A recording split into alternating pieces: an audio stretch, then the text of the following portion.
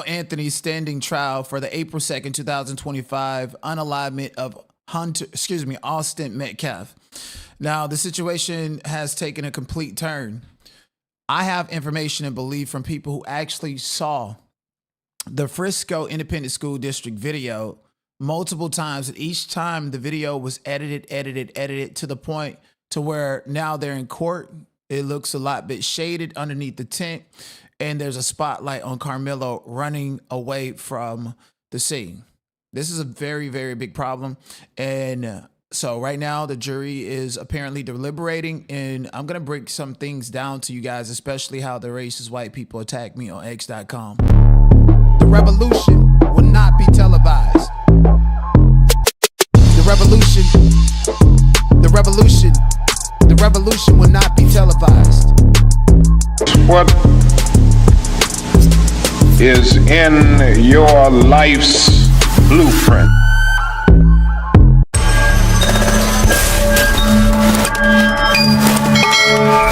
So off the bat, yesterday I got this disturbing string of text messages from somebody who I somewhat respected, and like, despite their stance on divesting away from black people to do anything to create a grave of a white man.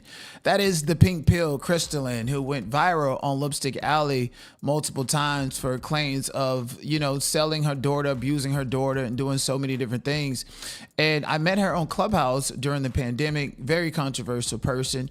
At that time, she had a course called The Pink Pill, where she was selling it to black women, $200, convincing them to leave black men and to get with a white man. This is the same woman who today would go on a date with some type of rich white guy. If he buy her icy, she would let him beat. And if he say that you're beautiful just one time, or I love you, she think that's now and forever. And she's doing any and everything to divest and find the white king of her dreams. For the past 3-4 years, she's been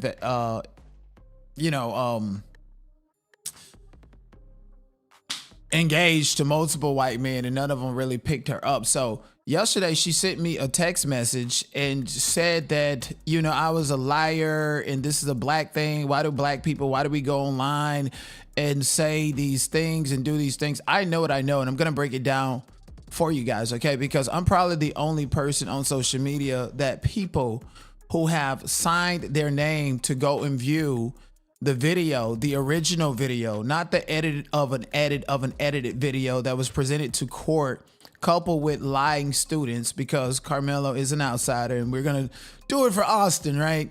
So I think facts have always been questioned. People have the right to liberty. Even Diddy himself is appealing his case. The case is not over until there's some type of finality. And sometimes the uphill battle can start in the trial court. Me personally, I don't mind it as long as it's civil, not criminal. But without further ado, I was alerted that this racist white man here had a lot to say about my tweets. So I'm going to explain to you guys about my tweet, why I'm passionate about the law, so that you guys can actually take race out of it and so forth. But I know exactly what he was going to say.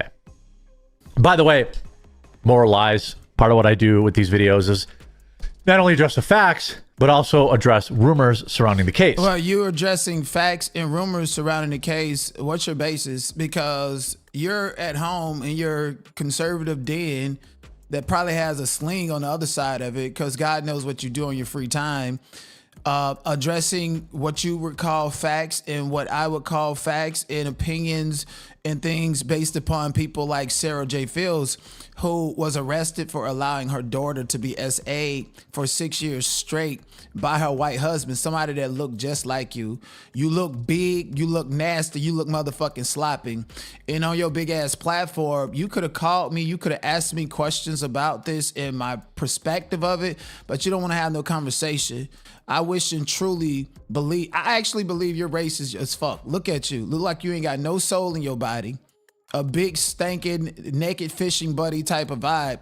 You are at home by yourself with nobody to love you, nobody to give a fuck about you. And you're passionate about covering this case, not because it's bringing you any new attention. And if it's coming from me, sir, I will pull up every one of your videos and smoke you intellectually and pick at you, bitch. Look at your fucking body. So don't you be sitting up here not knowing who I am, finna make me and my audience motherfucking vomit because yo Jeepers Creepers eyes looking ass is on my fucking stream. Okay, don't ask for no smoke and don't call for no smoke. And don't sit up there and try to discredit somebody who's basically doing the same thing as you. But what I can tell you is I got both white and black people and students that went to Memorial and Centennial in my DMs, and they're holding back and trying to see what's the outcome in this case because everybody know Collin County is racist. Northeast Texas, the Grand Wizard of the KKK lives right there in fucking Collin County, and we got all the information, the facts and stuff to prove it. So what you're not gonna do is open your thin ass motherfucking lips, you monkey. Have you took a good look at a monkey? And speak the fuck on me, you big ass bitch. Take a good look at a monkey. A monkey got light eyes. Take a good look at a monkey. A monkey got straight hair. Take a good look at a monkey. I thought I saw a monkey on a skateboard the other day. I saw Planet of the Apes. I ain't seen none of us in it. I saw just white folks in Planet of the Apes. Do you know who you dealing with? Do you know who you playing with? I would drag you every day. I would drag you every fucking day. Fuck you and your 2.8 million people. If they like it, I love it. Fuck wrong with you. So here's him, putting misinformation on my tweet, and I'm just gonna explain it to you guys. Here's a moron that shouldn't be monetized. Breaking. Defense ready to shake up the courtroom. Hunter MetCalf has been reportedly, people say... And then on top of that, like, what do you mean monetize? I don't make no fucking money from X, okay? I don't give a damn about 8,000 white folks looking at me. I'm not the nigga that'll shuck and jive and do anything for a bag of peanuts. You gonna get ate the fuck up. I don't give a fuck about you or them over there. I'm not making no shit money. Okay, you're on a platform, monetize, sticking your nose where it don't motherfucking belong, and basically doing the same thing that I'm doing while trying to demonize me and covering my shit. You ain't even got no motherfucking opinion. You big stinking ass motherfucker. I bet every time you walk, a scent follow behind you, you Gilbert Great Mama looking bitch. Reportedly, another word for that is generally making this up on Twitter anyway, on X. Hunter MetCalf has been subpoenaed by the defense as Karmelo Anthony trials. That is an actual fact, and I have valid sources. Now, you can go and look at the case docket. A subpoena is issued to the person. They're not necessarily filed in the case. And I think it's important that that should be somehow filed in the case in case there's a guilty verdict and they can see on appeal where this questionable stuff is presented the way it is. They editing videos, got a spotlight on Karmelo running down, the tent is dark, and then Hunter face is turning gray like he a fucking gargoyle or something. This critical stage, he wasn't. He never testified. Even bigger, the defense is expected to present additional video evidence, and Karmelo Anthony himself is reportedly set to testify. So there's motions and there's things that happen. This is why it's important for people that actually know the law to go to these cases. Mind you, it was so many people from social media covering the Diddy case to the point to where I feel like social media and us covering the case had a role in the outcome of it. And we were actually there. Was a lot of us there. And we was giving information and giving our viewpoint based upon what we seen and we heard. And sometimes we would go to the national syndicated news stations and be like, that's what we heard, but at the same time, it's like you have an agenda behind what you're saying. You're not unbiased. When you're going into court cases, you gotta be unbiased. Let the facts and let everything land the way it is. And because this case has been made about race, it's like you're Karmelo Anthony supporter simply because you black covered it and you're giving a difference of opinion. Or, Sarah, like, bitch, you're racist. You aren't even on the list to actually have went and seen the Frisco ISD video. And the longer you waited to go see it, you were seeing edited versions of it. Okay, there's people that seen the original version. There's people that went and seen that video 3 and 4 times at Frisco ISD. And they, each time they seen a different edit. Even in court, they were saying them timestamps don't even fucking match. That's not even credible evidence. Metadata must match. It must present itself. And then I'm going to show you guys the list where the first person who went, someone who works for WFAA, specifically said out of his own mouth, and he said it's slow and articulate. And I caught that with that brother. He playing the game. He said we was allowed to see what happened before and after the incident. He never said he got to see the actual incident. So y'all can play pussy and get fucked around here. And pause on that because you nasty with your big sloppy body ass. I bet you got a big ass machine thinking about niggas all night. Never presented any extra videos as evidence and did not put Karmelo on the stand. Yeah, they was trying to get the video in through Eddie, which the police probably deleted from his phone, and they got the screenshots of it from Snapchat because it definitely was posted. So in the court of law, there's legal jargon. And this is why you must understand objections. You must understand what happened right before a sidebar and be able to figure out what happened in that sidebar. Nobody is reporting that Carmelo Anthony's attorney tried to get Eddie to confirm about a video because that was his way to like backdoor the evidence of other video. And because he could not do that, the evidence never made it in court. It does not mean that it didn't exist. And this is what they do in court. They play with people's lives, but that evidence will, in fact, be released. And that's just what it is. Okay? This has not been a fair trial at all. There's important evidence that the public, that many people in Collin County went and seen. Those very first people seen the video, and it started changing over time to the point to where now it's all dark and gray and gloomy.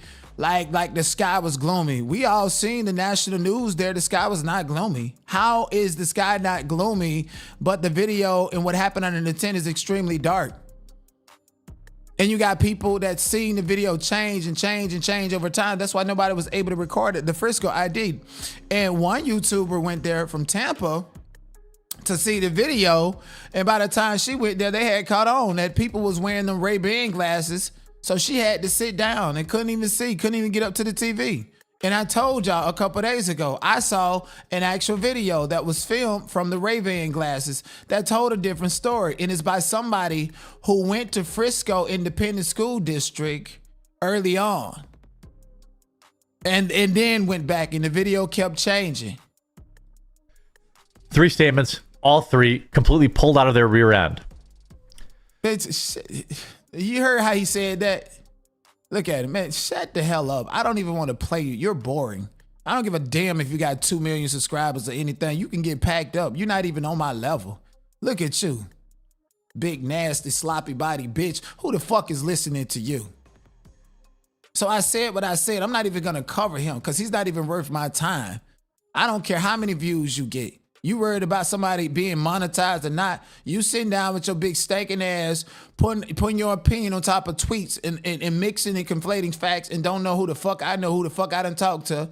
I bet you can't show me nobody that you talked to personally that is on that actual list that viewed the video multiple times. I bet you can't do that. You sloppy body motherfucker. They so racist. They just want to win. They don't care about the actual fact and the actual truth. They even saying that I have a fake account and I'm way in Brazil and my account is based in Brazil. Look at this shit, y'all. So I'm not going to deny, first of all, I think that is an invasion of privacy because I never updated my X account to say where I was at all. I never updated it.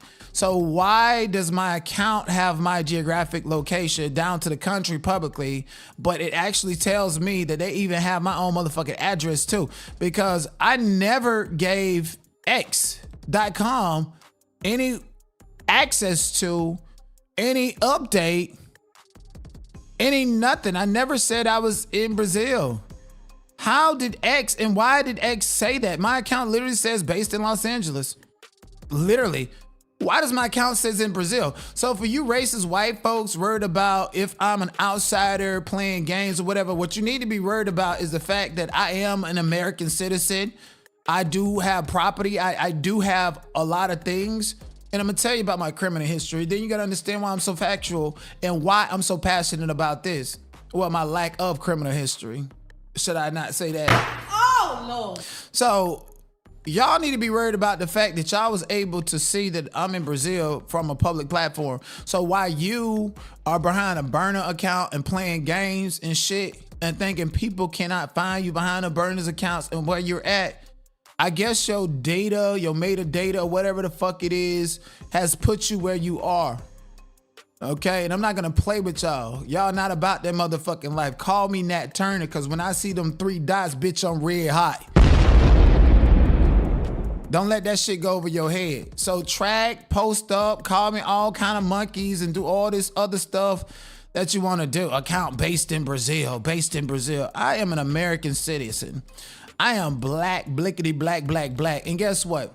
I have been fighting my whole life to make sure I don't have no criminal convictions.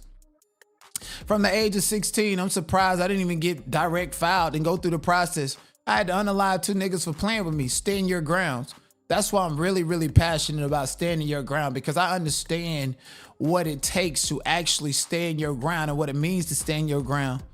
And also how to create a paper trail to make sure you can stand your ground. If somebody's just repeatedly harassing and bullying you, 16 years old, I took 2 bodies, nigga, and I didn't give a fuck about it. And when I did it, I started hanging around the white people because I didn't want to be like that. I didn't want to be killer man, which is what they called me in my neighborhood. It was righteously done, and I don't take now instance back. And guess what? Ever since I've been a youngin', I have always said that if I get into any trouble, bitch, I'm gonna testify my own case, especially if I know I'm innocent. And that has worked wonders for me. Y'all some doxers, ain't it? Denied Ricketts, look it up. He was arrested for practicing law in the state of Florida, 6 counts, 6 felonies. And he completed a diversion program. And it's all good. Cause see, very much like Frisco, Texas, I too come from a son downtown. And I would never take back what I did to get them 6 charges, bitch. And they know I would never take it back. Cause see, the police, the KKK is still out here killing our people. They ain't died. Sandra Blade ain't died, ain't hung herself. They out here unaliving us. Ronald Green in North Carolina, he died in a car accident. No, he didn't. The police killed him. Like the police killed my sister, and I subpoenaed them records, and I got the evidence to prove it. And then they put 6 counts of unlicensed law in the state of Florida. See, I didn't represent nobody but an estate, which is my dead sister, and bitch, I'll do it again. And I'll take you through there, and be ready to testify, even if it's a motherfucking all-white jury. I thought y'all some docs or something. Yup. What else you want to dox? Oh, y'all get the doxing and y'all know. Damn. This dude is smart. This dude knows how to maneuver the court system. Even the civil court, baby. Can't nobody play with me. Can't nobody speak no legal jargon and get over on my motherfucking head. See, ain't no reporters in there, especially not no Sarah Fields. Smart enough. Nika Nyquil, she done turned it into a pity party. Ain't none of them in there paying attention to the objections, paying attention to what you really need to be paying attention to that can do a substantial injustice. See, I done had all these games played on me in real life. And when I speculate and I hear from credible sources inside the courtroom what's going on from a legal perspective, as well as the circumstances, that's what I speak from. Okay, so I come here to give my thoughts and opinion based on the information I have. I'm sorry, big ass boogeyman. Look at this. Hurry up and took him off of my screen, bitch. You can't get no views off of me. I'm not impressed with your big ass, stank ass loser. You look like Harvey Weinstein with a ginger beard, fire crotch. Get the fuck out of here. But I know you got a big ass machine and you can feel a little bit of lie because a nigga done packed you up. So yeah, I'm not based in Brazil and all of this other stuff. I'm an American citizen. And if y'all so-called doxing and all this shit, y'all will see that I done beat felony charges. Y'all will see that I'm quick to testify and quick to litigate my own motherfucking case. And I can only do it for myself and or a loved one. And don't give a fuck about no charges for practicing law without a license. But one thing, I will not misrepresent myself. That's one thing that I will not do, okay? My whole theory is don't fuck with nobody and nobody won't fuck with you. So the fact that I'm giving you guys accurate information from a different point of view that does not fit your white, thin lip ass agenda does not mean that I'm lying. So keep your motherfucking mouth and your big bulging ass child predator eyes up off of me, fuck ass boy. Moving on, Collin County, Texas has a complex history shaped by early white supremacist roots, systemic housing segregation, and recent demographic changes as the area has rapidly transformed into a diverse, affluent suburb of Dallas. it has experienced prominent clashes over civil rights, police conduct, and hate speech.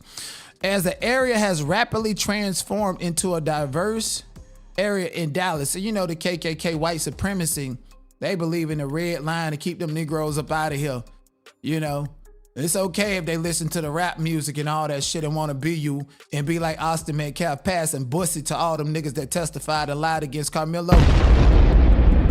They in them sundown towns, they gonna get with the program or lay the fuck down. And there's some people ready to lead them places and have left them places and feel like their life is not in danger and they're ready to speak out. Shout out to the graduates, class 2025 and 2026 of Memorial High School. Sundown towns in the late 19th and early 20th centuries.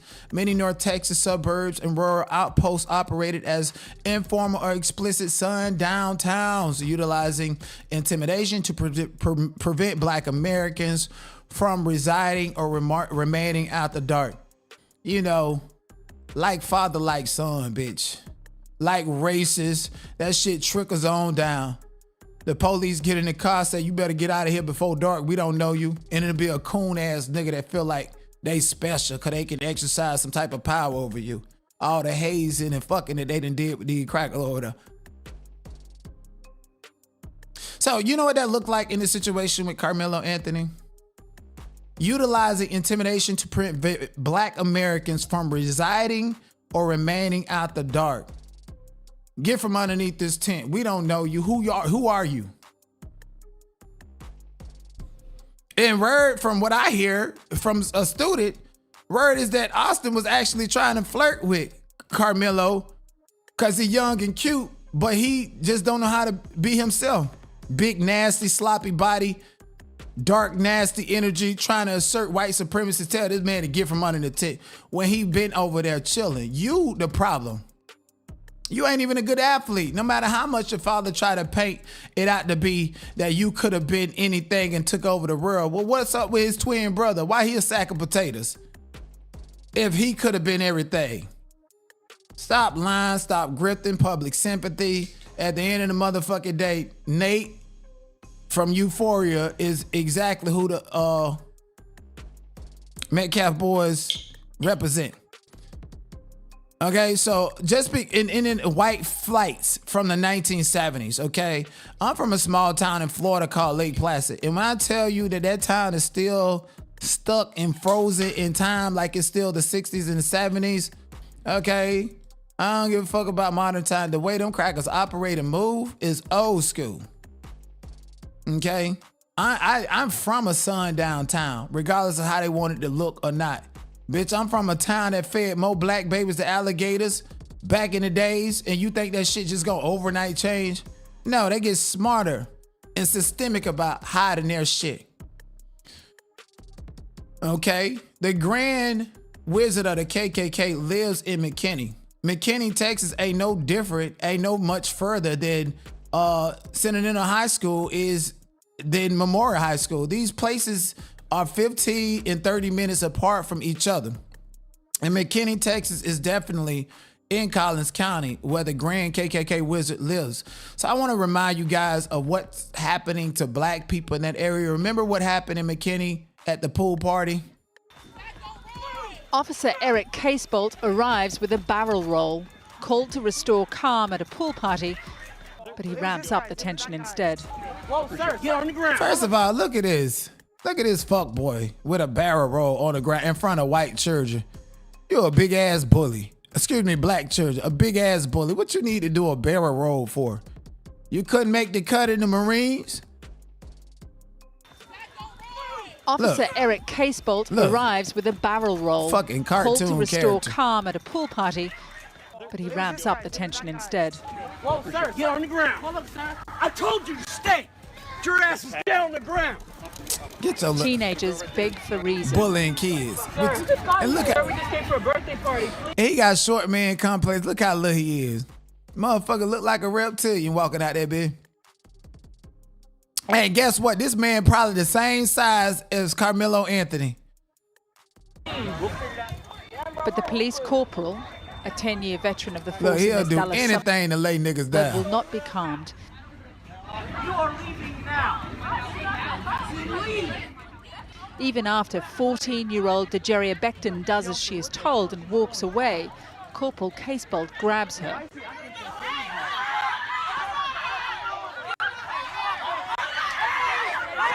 Look at him. When friends run to help, the officer pulls his gun. And he was just aggressive for no reason at all. It was horrible. He returns to Dejeria, forcing her to the ground as she calls for her mother.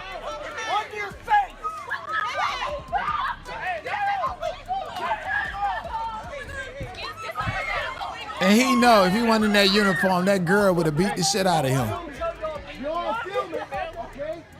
Officer Casebolt kneels on the 14-year-old's back.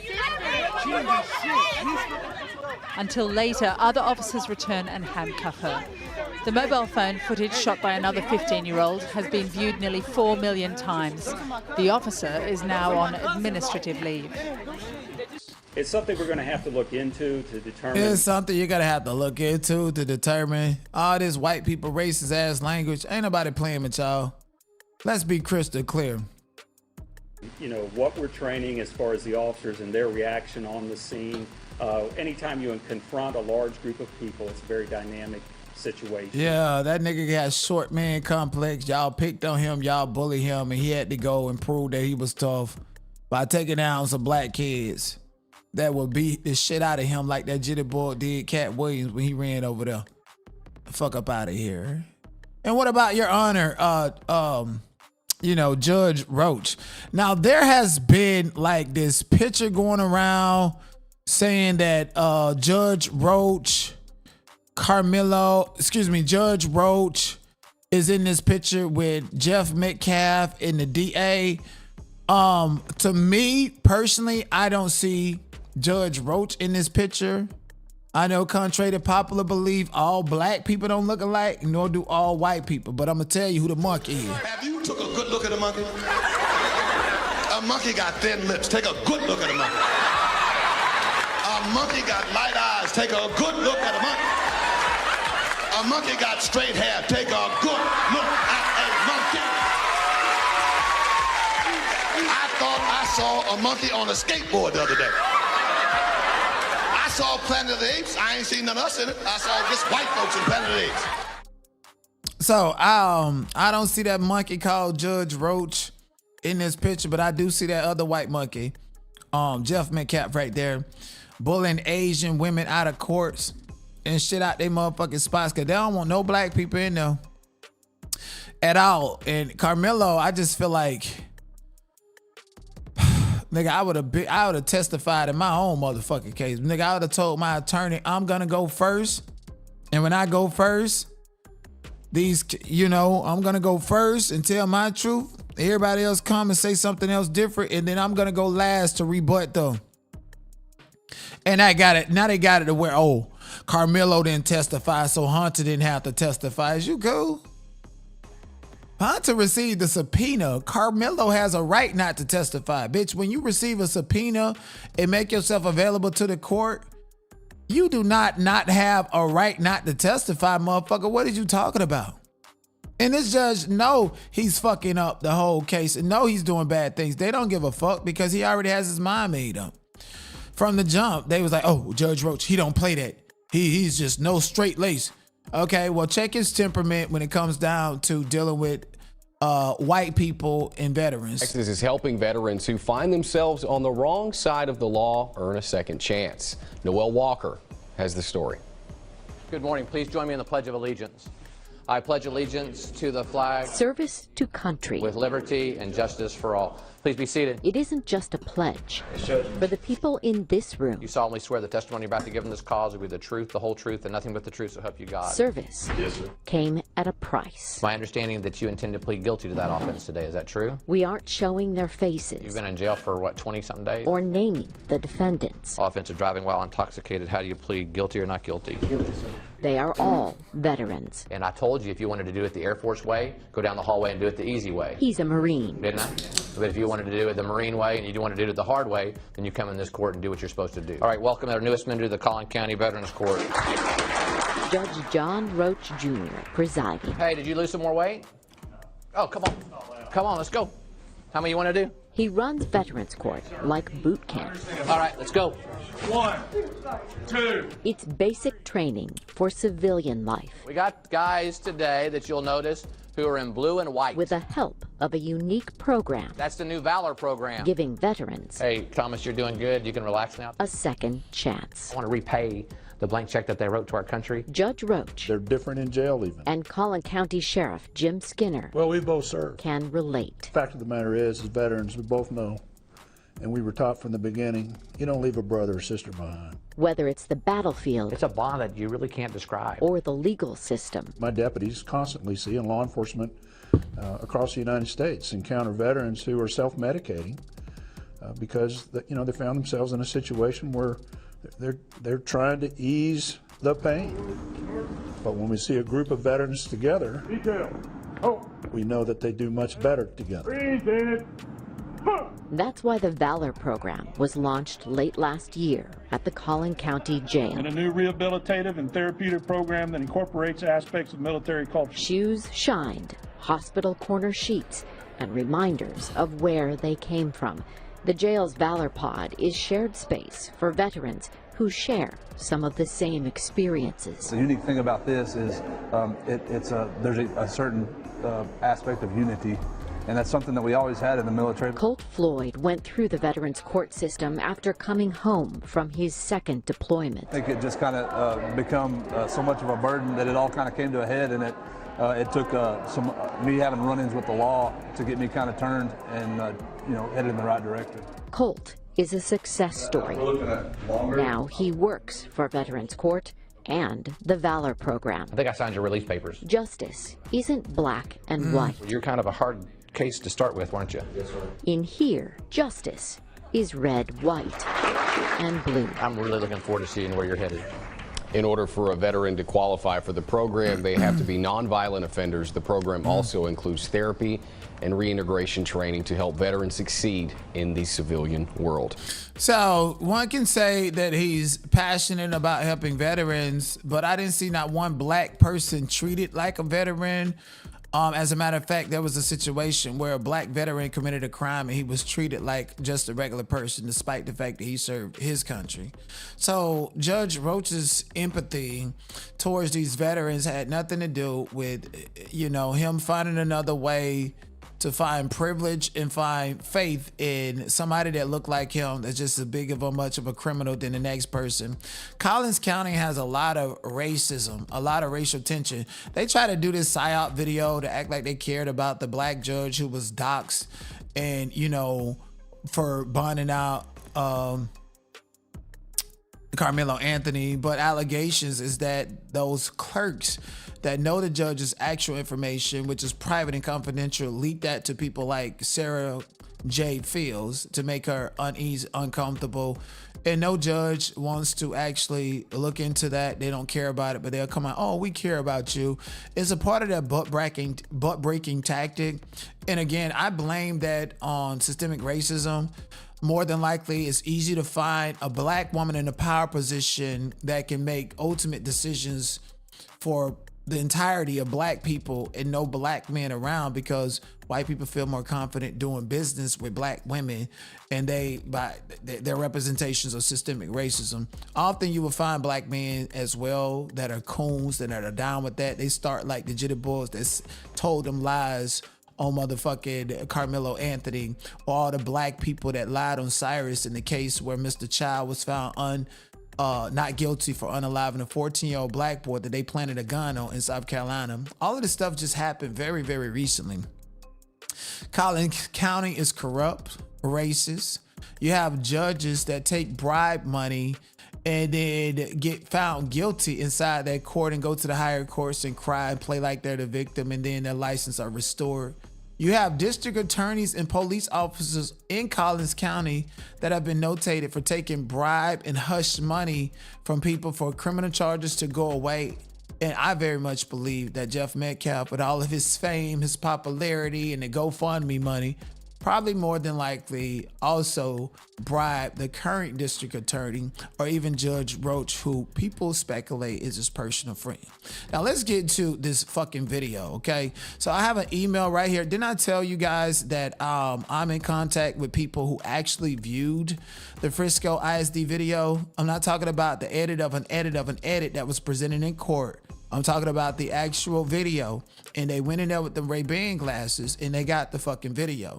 And it's unfortunate that it seems like that video should have been turned over to the defense instead of making a public statement, using Karmelo Anthony and whatever that may happen to him detrimental in the court of law, then releasing the video to make a public statement. I feel like you're a clout chaser. I feel like you're part of the problem. Or you created or you allowed a problem to persist in order to cause additional chaos and confusion. Because the video presented in court that the journalists like Sarah J. Fields and them seeing is a edit of an edit of an edited video, and that's very abundantly clear, especially with the spotlight and the darkness underneath the tent and so forth. So there's this journalist named Taylor Brooks. She works for WFAA. And WAFA, they sent one of their minority hires over to Frisco ISD to view the video, and I'm gonna play to you what he said. But from the start, WFAA and these Fox News, well, I think she works for Fox News, and we know that the reporter that interviewed Austin MetCalf's brother and his mother while his mother was being coached, we know that he said out of his own mouth that he has a personal connection to the family, and they're in northern Dallas. So that told me that anchor is a part of the KKK. And the KKK, a group of white supremacy people that believe in political social power structures to disenfranchise other people. So with that Fox News anchor stated live that he knows the Metcalf, it told me that Jeff is also a part of the KKK.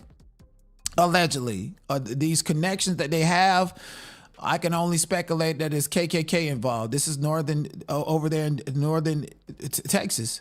Okay, this is where they live at. The Grand Master of the KKK is in McKinney, Collin County, Texas. Anyways, Taylor Brooks, who worked for and who was handpicked by Judge Roach to be a reporter with a guaranteed seat inside of the court, emailed Frisco, Texas, and emailed them on April 7, 2025 at 12:13 p.m. asking for the video footage and all this stuff of what happened at the track meet. She specifically says, "Hello, my name is Brooke Taylor, and I work for Fox National News." So she works for Fox, the same news station that interviewed Hunter MetCalf and the mother, Melissa, and stated out of his own mouth that he knows people that know the family at them Klan rally meetings. Brooke, who's a mouthpiece for the Klan rally meeting, saying, "I saw there was something according to our local Dallas station. We are hoping to get a copy of this. If you can please send it to this email or direct me where I can obtain it, I'll get it," yada, yada, yada. April 7, 2025. And mind you, this is not even the actual mugshot from Collin County that was released, but this mugshot was airbrushed, and they took this picture of Austin. And I'm gonna tell you how old this picture of Austin is, right? And they did it, Fox News did it to paint a story. This is the picture that everybody's seen of Austin. He looks in shape, he looks healthy, he looks everything. But my whole point in showing this picture and saying that they use photographic evidence to start painting a misrepresentation of the material facts, including size and weight, is when Austin MetCalf died, he last played football with the jersey number 11. Why are we seeing him with the jersey number 25? And then on top of that, I think this uniform was yellow and not black. This says junior varsity to me when he was in 9th or 10th grade with the jersey number 25. That's not a recent picture. But if you look at him in that picture and look at Karmelo, they're about the same size. So this is who started this narrative based upon imagery that Karmelo and Austin, there was not a size difference and there was no injuries sustained. So this is the same reporter named Brooke. Okay, we got that email. And I'm telling you, if I got this email and I keep telling y'all that I know people who've seen the video multiple times and seen it change over the course of time, I know more than the mainstream media know. I know what's going to be stated in the next phase of this case once that gag order is lifted.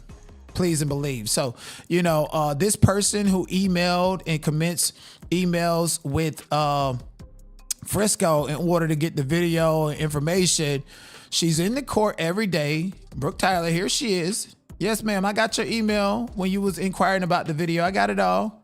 Yes, indeed. The defense rested after calling 6 witnesses today. The judge gave a stern warning to jurors not to check social media. So Karmelo Anthony, he is charged with murder after admitting to stabbing 17-year-old Austin MetCalf during a high school track meet last year. Investigators say the confrontation began after Anthony sat under a tent belonging to Metcalf's team. Multiple witnesses testified that Metcalf repeatedly asked him to leave before the stabbing. The defense argued that Anthony acted in self-defense and out of fear after Metcalf pushed him first. One of the defense witnesses today was a school police officer. He testified that knives under 5 inches are legal to carry here in Texas. But when the defense asked, quote, "It would surprise you if schools had policies against such things," the officer responded, "No, it would not." The defense also faced a difficult moment during cross-examination when one of its own witnesses testified, quote, "I think Karmelo was in the wrong." Prosecutors asked, did Karmelo Anthony provoke the confrontation? He answered yes.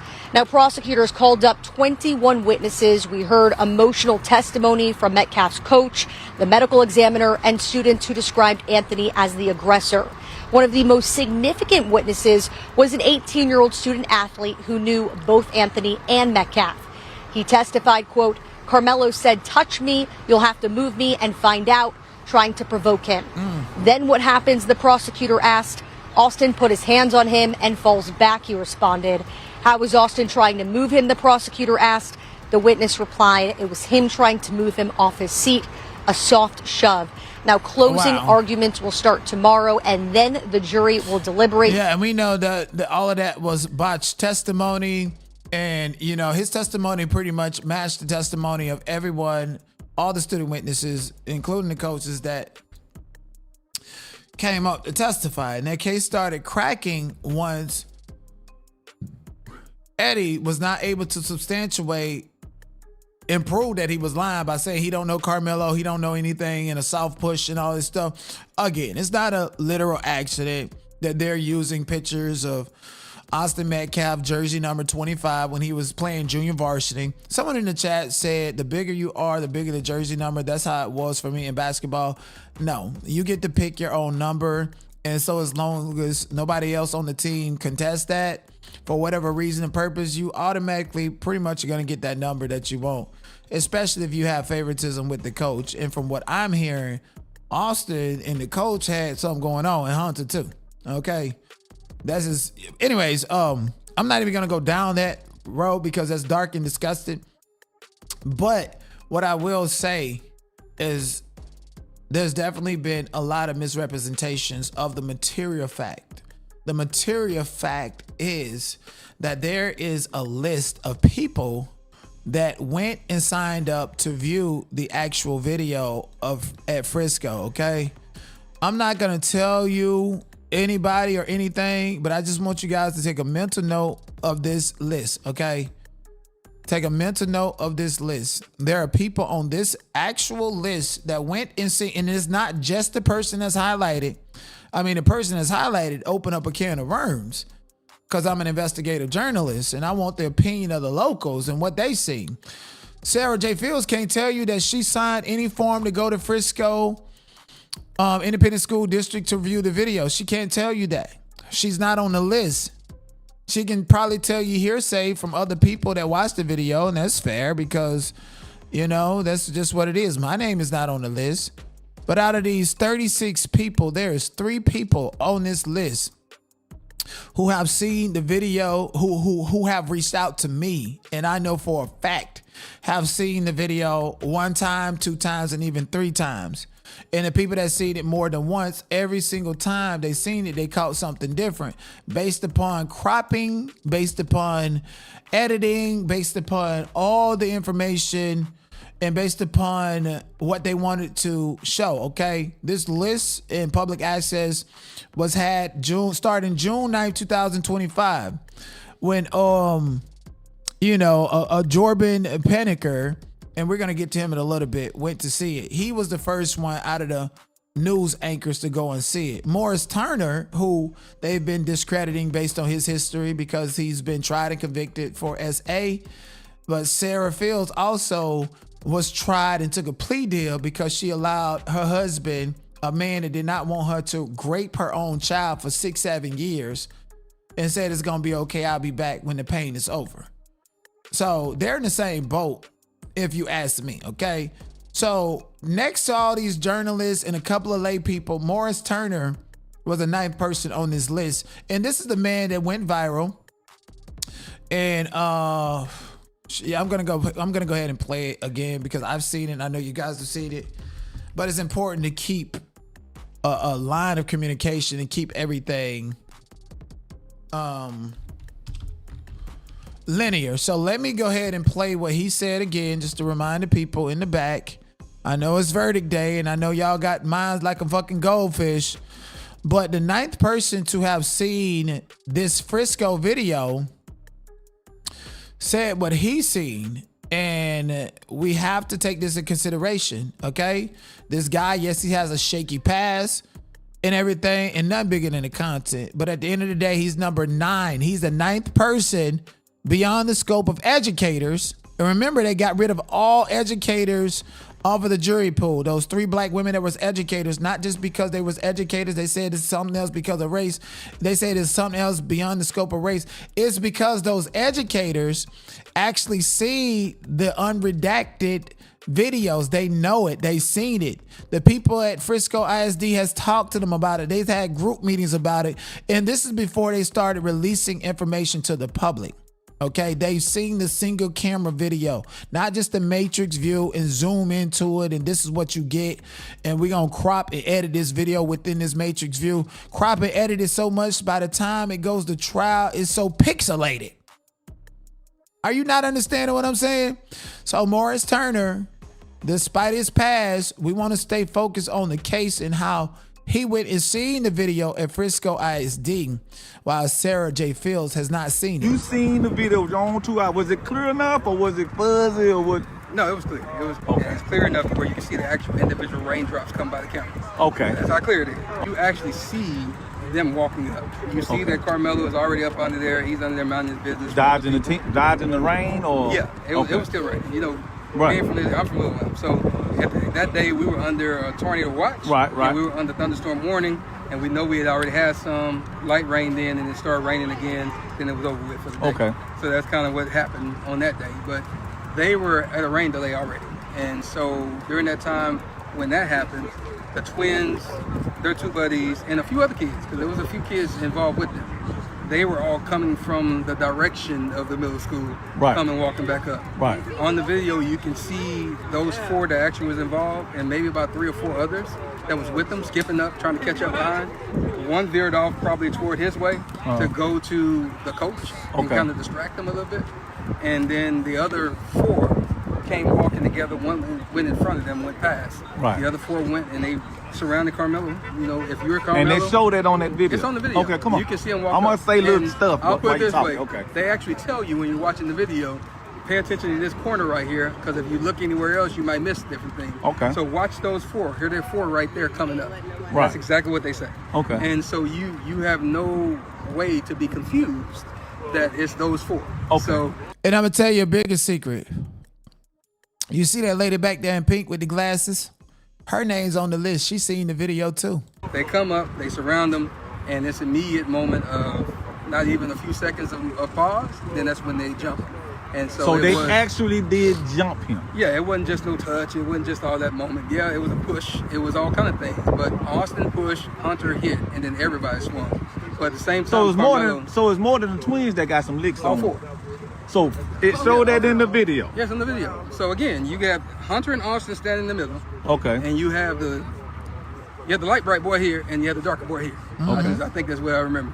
So I have to go back and think about it. But that's where. And the light bright boy. That's where they were. One was going up and down while they were talking and kind of pushing or whatever he was doing. Austin and Hunter was in front. So where they're talking about grabbing bags, Hunter actually said that I grabbed his bag. Right. And then later on, he said that Austin threw the bag. Okay. Jeff also said the same thing. And so that's them both antagonizing. And we know under Texas law, I just have the fear that you're about to do something to me. Yes, ma'am. He does a lot of big brother stuff around. He's always on my back. Even if I'm in the wrong, he'll always take my side no matter what it is. So it's just really heartbreaking. Why is it relevant that even if you was in the wrong, he always take your side? Because you started this. What it is. So it's just really heartbreaking to see someone that cares for you that much and does everything even by your side no matter what, just pass away like that. Your mom told me that you were there. Yes, ma'am. If you don't mind, what happened? There was this kid, before I knew his name now, this kid was sitting under our tent at track. We asked him to move. He started getting aggressive and talking reckless. And my brother stepped in and said, "You need to move." And he's like, "Make me move." Austin grabbed his backpack. The kid. And my whole thing is, I believe when Karmelo, when they say Karmelo said, "Make me move" and all that shit, I definitely believe he said that. I believe that. Because that's some slick shit that I would have said too. Okay, but what I don't believe is that y'all, these angels who did not provoke him into saying that and who did not provoke this situation. I know it's easy to demonize a black person, but that's an old fucking trick. And this is how I know they got them Klan rallies and shit like that. Okay, look it up. Look at what happens on Saturday nights with the Klan rallies. Judge Roach went straight from a motherfucking court hearing to where he bullied and intimidated the attorneys for the defense behind closed doors to a motherfucking Klan rally. At track, we asked him to move. He started getting aggressive and talking reckless. And my brother stepped in and said, "You need to move." And he's like, "Make me move." Austin grabbed his backpack. The kid, I tried to whip around as fast as I could, but I didn't see. Technically, you're bigger brother. Yes, ma'am. He does a lot of big brother stuff around. He's always on my back. Even if I'm in the wrong, he'll always take my side no matter what it is. So it's just really heartbreaking to see someone that cares for you that much and does everything even by your side. And let me be clear. I definitely empathize and my heart goes out for the deceased. But we need to get over this whole thing to act like this was not provoked or this is just such an imbalanced statement of what the fuck happened and the truth of everything. This is not cool. I want to say that. And again, you know, this man, Morris Turner, was the 9th person outside of an employee at Frisco Independent School District who viewed the video.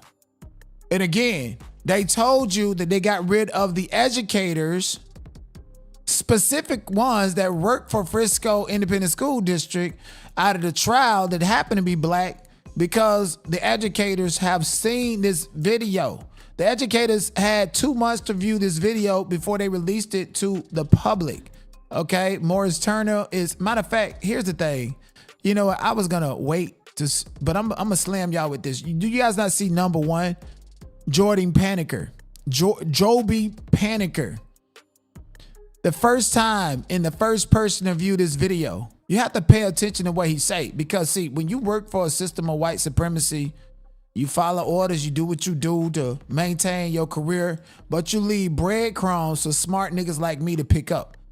This man, the number 1 person, Jordan Paniker, specifically stated that they was allowed to see what happened before and after the incident.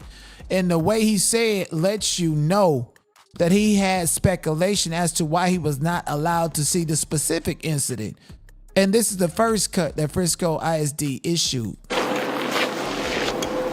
Our public information request with Frisco ISD was met on Monday. We could only watch the before and after of an April 2nd alleged stabbing at a school track meet. You understand what I'm saying? Like, words have power. And when you emphasize on things like only watch the before and out there, it literally omits the 2 to 4 minutes underneath that tent.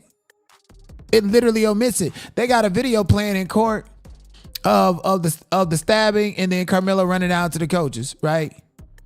And then you got news anchors and shit say the time code started at 9:55, but they in court, they want to play what happened from 9:59 to 10:01 when the police was called, according to the police report. And they're jumping time codes. They cannot show you a time code in the court of law, and did not show you a time code of a clear video that was not edited, not blurred, like the sun is out and it's shady. It was, no, stop lying, stop it. They're fucking with time codes. Every second counts. Every second, every moment, every breath in your body count. So if you feel like your life is in danger and somebody's finna cut all of that short and cut that off, how would you react? This is a unalivement trial. And the very first person who works for WFAA, an ABC affiliate local to Collin County, where the Grand Master of the KKK lives. First person, Jordan Paniker. This is what he said. Pay attention to how he says only. This is a signal. Our public information request with Frisco ISD was met on Monday. We could only watch the before and after of an April 2nd alleged stabbing. We can only watch the before and after. I mean, if you've seen the video and it's showing you exactly what happened between 9:55 a.m. and 10 a.m., you wouldn't say only watch the before and after. That means there was a time stamp, a jump in time. And mind you, the video that they only presenting is from across the way. Like, these lights ain't got cameras and like other shit ain't behind here. You mean to tell me ain't none of this up here, up top Seville with clear and convincing evidence and video footage? It's a lie. It's a lie. So when he said only view before and after, that confirms that he, as the first person who went to Frisco ISD, was presented with evidence and material that jump cut. Of an April 2nd alleged stabbing Monday. We could only watch the before and after of an April 2nd alleged stabbing at a school track meet that led to the death of one student and the arrest of another. The district didn't give it to us, but allowed us to watch it. The video is available for limited viewing only, citing student. Limited viewing, allowed you to watch it, but didn't give it to you. Because I know people that, just like you, Jorby, that are on this list of the first 36 people. Just like you. And multiple people up here went multiple times. Okay? And each time they was presented a different cut. And the court got a cut of the cut of the cut. That's all I'm saying. Matter of fact, that has nothing to do with race. But the reason it has everything to do with race is because of the political and social power structure in Collin County with KKK members. You don't present yourself as an unbiased news anchor and admitting in an interview that you have ties to the family. And y'all done had a meeting at the Klan house and want to take it out on a Negro.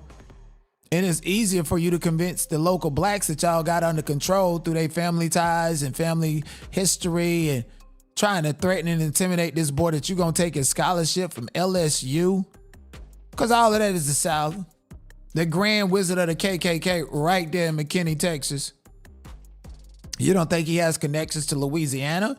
That's why a defense witness from Senator High School, the same high school that, Karmelo Anthony went through, could turn, because they say that prosecutor said, I sat with your father and you. That was a threat, bitch. I'm moving away from this shit and my father's still here. Oh, no, my father ain't never moving. I better do what this master say.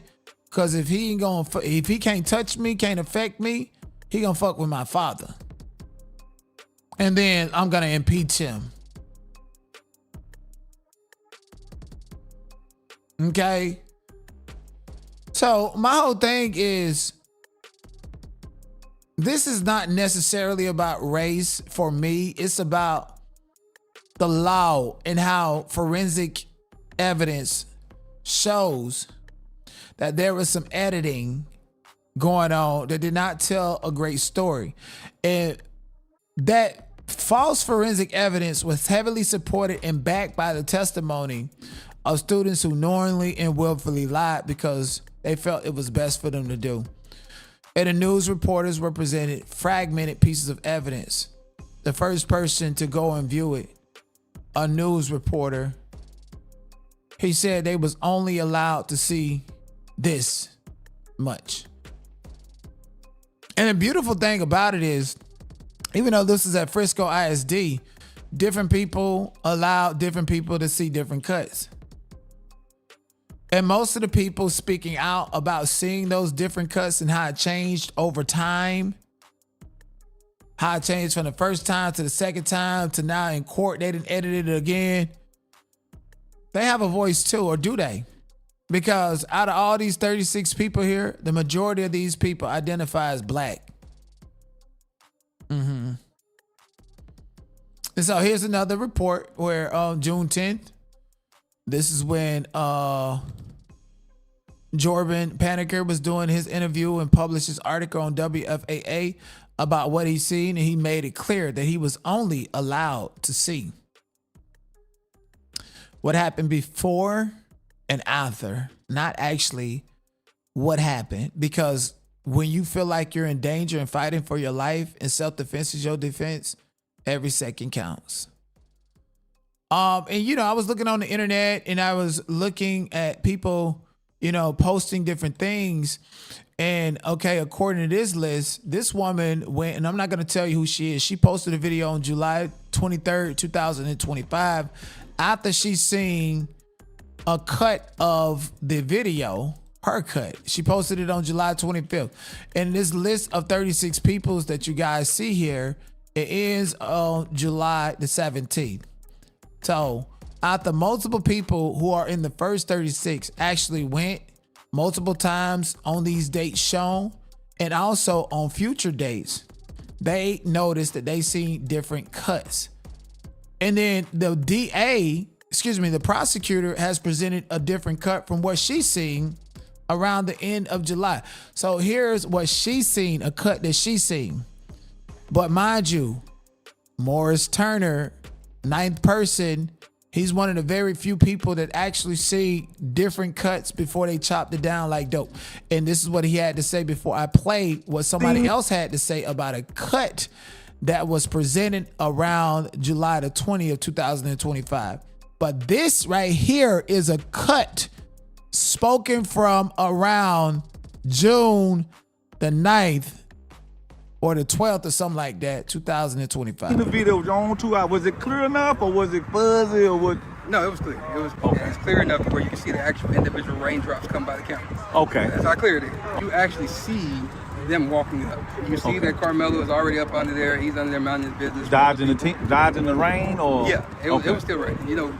Right. I'm from Little. So that day we were under a tornado watch. Right. And we were under thunderstorm warning. And we know we had already had some light rain then, and it started raining again. Then it was over with for the day. Okay. So that's kind of what happened on that day. But they were at a rain delay already. And so during that time when that happened, the twins, their two buddies, and a few other kids, because there was a few kids involved with them, they were all coming from the direction of the middle school, coming walking back up. Right. On the video, you can see those 4 that actually was involved, and maybe about 3 or 4 others that was with them, skipping up, trying to catch up behind. One veered off probably toward his way to go to the coach and kind of distract him a little bit. And then the other 4 came walking together. One went in front of them, went past. Right. The other 4 went and they surrounded Karmelo. If you're Karmelo. And they showed that on that video. It's on the video. Okay, come on. You can see him walk I'm going to say little stuff. I'll put it this way. Okay. They actually tell you when you're watching the video pay attention to this corner right here, because if you look anywhere else, you might miss different things. Okay. So watch those 4. Here they're 4 right there coming up. Right. That's exactly what they say. Okay. And so you have no way to be confused that it's those 4. Okay. So they come up, they surround them, and this immediate moment of not even a few seconds of pause, then that's when they jump. And so they actually did jump him. Yeah, it wasn't just no touch. It wasn't just all that moment. Yeah, it was a push. It was all kind of things. But Austin pushed, Hunter hit, and then everybody swung. But at the same time, So it's more than the twins that got some licks all on them. 4. So it showed that in the video. Yes, in the video. So again, you got Hunter and Austin standing in the middle. Okay. And you have the light bright boy here, and you have the darker boy here. Okay. I think that's what I remember. So I have to go back and think about it. But that's where they were. One was going up and down while they were talking and kind of pushing or whatever he was doing. Austin and Hunter was in front. So where they're talking about grabbing bags, Hunter actually said that I grabbed his bag. Right. And then later on, he said that Austin threw the bag. Okay. Jeff also said the same thing. And so that's them both antagonizing. And we know under Texas law, I just have the fear that you're about to do something to me and you can get up out of here. Yeah, so you don't have to touch me. But so, and that matches Hunter's statements of what he said initially. So, okay. And this is a person that, first of all, Wayne seen the video on 6/24/2025. Okay. On this particular date, there was somebody else involved in checking people in and playing the video, right? The educators that work for Collin County or Frisco Independent School District, they had access to it. They have seen it. They have shared it with each other. They have talked about it, all that. They got rid of all the educators because they know the actual facts about the video and evidence that was to be presented in the court of law. I firmly believe Judge Roach, the DA, and Jeff MetCalf colluded by way of bribe money, some type of favors, or whatever the fuck is going on with all this GoFundMe money, to paint a narrative based upon edited, manipulated, forensic video, coupled with scared ass Negroes that y'all already gotten in check, and other people that felt bad for the dead. And it was easy for them because Karmelo was not a local. His family did not have roots in Frisco, Texas, and he barely had any. So here's what someone later saw. And we're going to compare that to what Wayne Morris saw earlier, literally a whole month earlier, and also compared to what the court presented. And mind you, these people that actually saw the video and are on this list, the majority of them are black people. And if they're not black, they work for a news station in which Judge Roach allowed and approved for them to come into the courtroom. From Tampa, Florida to Frisco, Texas to see the infamous video of what happened between Austin Metcalf and Karmelo Anthony on April 22nd, 2025 at Kirkendall Stadium. If you don't believe that a video exists, I guarantee you that it does, and I saw it with my own eyes. Granted, this isn't likely the only video that they have, and I'm pretty sure that they probably have video that shows a lot more details. But for what I did see, helped me to get an understanding about some of the things that happened on that fateful day. I've listened to the accounts of others that have gone to see this video, and what I've heard has ran the gamut. The news initially said that what was shown was grainy, and others that went to see it said that you could see some things. Some said that you saw multiple people approach the tent right before an altercation happened, and some said that you couldn't see anything and that nothing happened. I'm going to spare you the fluff and my personal rant about how Frisco ISD violated my rights, and I'm going to get right into this video and how I got the opportunity to see it. I made a public information request when I found out that you could go to Frisco ISD administration building to see this video. From the time I made the request to the time that I was actually able to schedule a date was about 12 days. And I chose July 17th at 3 p.m. This was the day before Karmelo Anthony was supposed to appear before the judge after formally being indicted. That court date didn't happen, by the way. But I flew into Dallas on the 17th, the same day that I was supposed to have this appointment. When I got to Dallas, one of the first stops that I actually made was the Kirkendall Stadium. And I took a lot of great footage, and I really wanted to go to get a layout.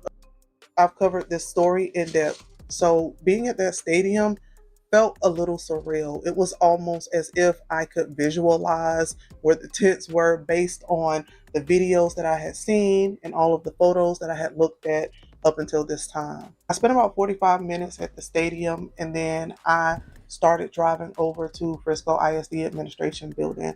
I got there an hour early, but I walked up to the double doors. I rang the buzzer. Can we help you? Yes, hi. I have an appointment here at 3, and I let them know that I was there to see the video. They buzzed me in, they scanned my ID, they gave me a visitor's badge, and they asked me to have a seat in the lobby.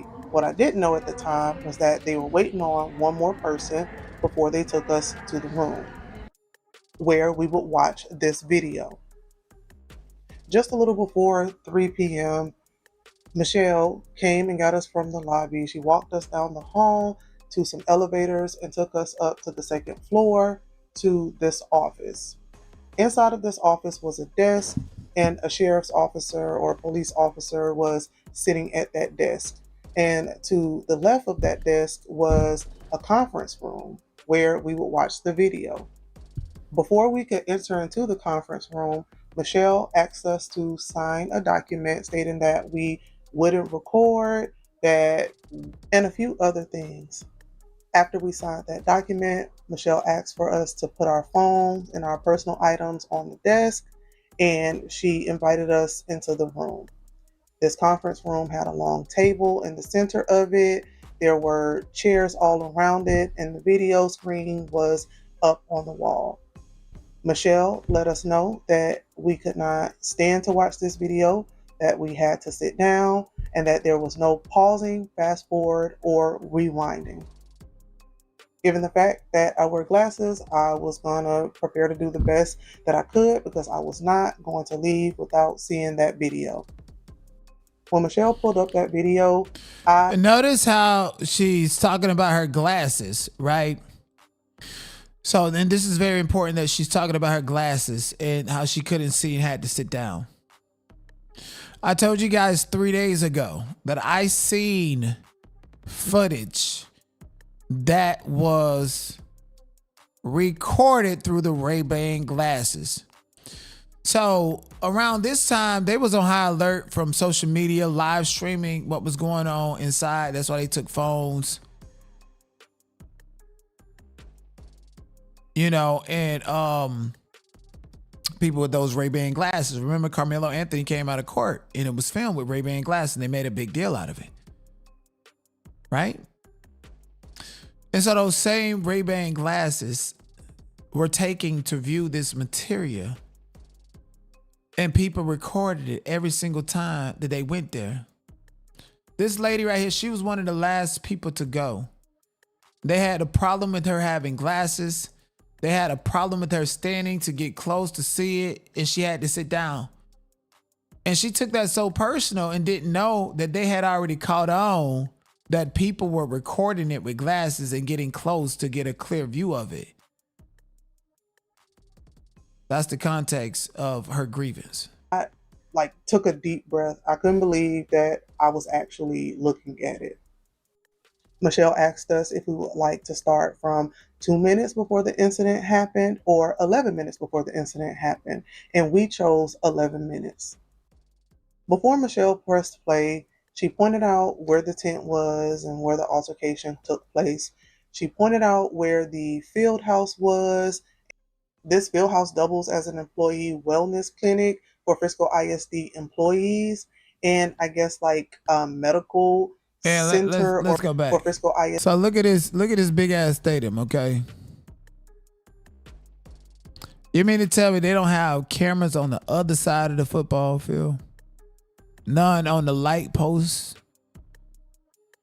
And mind you, they presented a matrix view in court of about, I think, 20 different cameras. You had to zoom in to this one camera. You got 20 cameras on the premises. And you mean to tell me something happened across the way, like somebody's pocketbook gets stolen or somebody gets stabbed?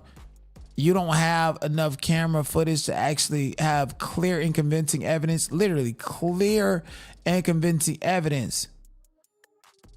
The jury needs to be instructed on what is considered clear and convincing evidence. And then they padded it with all these lying ass students. Man, they fucked this boy over. I guess the employees and I guess like a medical center or place for the athletes on game days. I also learned that this building was where the police officers allegedly took witnesses to get them out of the rain.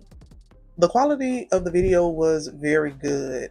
It actually looked something a little bit like this picture above me, except for— And mind you, in court, everyone that's seen it said that the video was dark. It did not look good. It just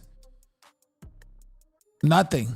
Or it wasn't as vividly colored. The security camera that showed this footage was located on the home side of the field near the press box. Because the camera was so far away and because we couldn't zoom in, you couldn't really make out faces, but you could tell, like, you know, these are people, this person has on a poncho, like these people are walking, like you could see those kind of things. I was not able to identify Austin, Hunter, or Karmelo under the tent, but at one point in the video, I did recognize Karmelo. Memorial's tent sat at about the 50-yard line, and it was a few steps up into the bleachers, and it was kind of near the aisle. The video was cropped in a way to where you can only see like some of Memorial's tent. We know that Liberty's tent was really close to Memorial's tent, but the way the video was cropped, we couldn't see, you know, past Memorial's tent part that was cut off. We couldn't see Liberty, and we couldn't see what other people were doing on the other side of the visitor's side. I noticed that multiple people appeared to be under Memorial's tent, and there was a person in a yellow poncho that really stood out that was just kind of hanging out in front of the tent for most of this video. The video that I viewed was about 30 minutes long. So we started watching 11 minutes before the incident happened. The incident probably took place, you know, in about a 30 seconds to a minute time frame. And then it was about 15 minutes of, you know, the ambulance showing up, sitting there and things like that. And she has another video, I think it's in queue, but she might even say it here about the time codes. So when she's saying that the incident happened between 30 minutes and a minute, she has not revealed thus far that that's the way the time codes were organized. She didn't see the incident from 9:55 to 10 o'clock. She just seen from probably like 9:59 to 10 o'clock. She didn't see what Dwayne seen, who went and viewed it a whole month prior to her going to view it. It had been raining on and off, and you could see that in the video. You could see when the rain picked up because it was bouncing off of the bleachers, and you could see that the track was wet. And actually on the home side in the stands, I recall seeing somebody standing up there with the umbrella, and there were a few other people scattered around the home side in the bleachers. Before the incident happened, you pretty much saw people any and everywhere. Like there were people on the visitor side and like the little, I guess like almost kind of like a tunnel stairwell. You saw people walking back and forth on the curved sidewalk. You could kind of see students like standing along the gate of the curved sidewalk that takes you over to the wellness center, and I guess you could walk over that way to get to the home side. There were people on the field, and I recall maybe seeing a few people here and there on the track. Like I said, it was raining on and off, and you could tell that the students or the people that were there were trying to shelter themselves. Students were walking in groups and by themselves, and everybody was just kind of commingling. Like, I could not tell a separation in teams or anything like that. Shortly before the incident took place, it started to rain, and I remember because I saw people kind of speeding up, and at first I thought the video was going a little bit faster.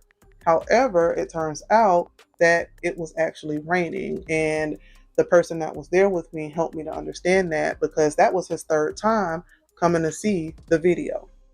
Given my limitations, unfortunately, I was not able to give timestamps, because actually there were like 3 different times on this video screen. Which means there was 3 different cuts. So this is what they fed the public that had to sign forms to go and see this. And this is the exclusive material. There's 3 different cuts. And remember, when you're defending yourself, every second counts and every second matters. But my whole thing is, Karmelo didn't testify. Only he and Hunter could have substantiated what happened between those cut and edited times, because nobody else was willing to do it.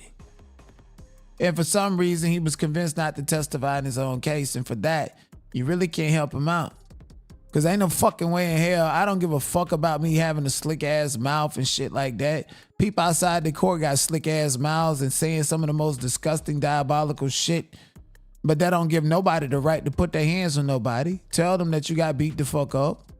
Pull a Kyle Rittenhouse. You missed your opportunity to do that. And so for that, the people that know what's going on, they're really not speaking out to publish what they got, is really doing you a disservice. They don't give a fuck about Karmelo. Carmelo's just another example. And I'm going to drop this to prove a point, to prove how y'all lied on one black man. He's in danger, because for some reason, I firmly believe that if they get a conviction off of him, he's in jail, this is it. It's not going to be it, because this happens every day on microscopic levels in America. And instead of chimping out, I'm going to educate the people. And so it was a little confusing, but I knew that the 11 minutes was winding down. And so I focused my eyes and my attention as best as I could on the tent, which was at the, top left part of the screen. And I'm glad that I looked when I looked, because just a few seconds after staring at that screen, you see Karmelo come from the top part of the tent and kind of goes a few steps up the bleachers. It looks like he kind of looked to his left and looked to his right, and he darted down diagonally towards the bottom of the bleachers. Like, he took off running. Karmelo was fast. I don't know if it was because it was slippery or if he tripped on something, but he did fall at like the base of the bleachers, and he got up and he took off running again. And as soon as he took off running, you see a couple other students take off running in the same direction as he was running shortly after he took off.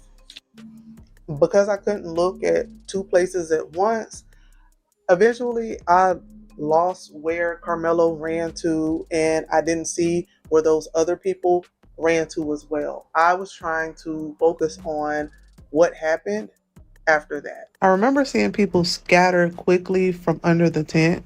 I just don't remember if they scattered as Karmelo was running down the bleachers, or if they started running after he got up and started running again. Please hear me when I say that I took no pleasure in trying to identify where Austin was at that point. Again, you couldn't see faces, but I knew Karmelo was Karmelo, because on the photo of him being arrested, you see him in dark colored pants and a light colored gray hoodie.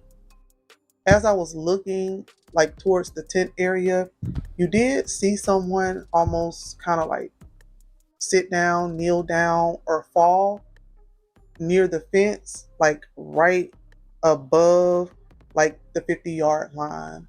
I wasn't sure if that was Austin. I don't know who it was. I don't know if it was a trainer, but I do know that when I saw that person go down in motion, that is kind of where people started gathering, and people were there for quite a few minutes, and actually until the ambulance arrived.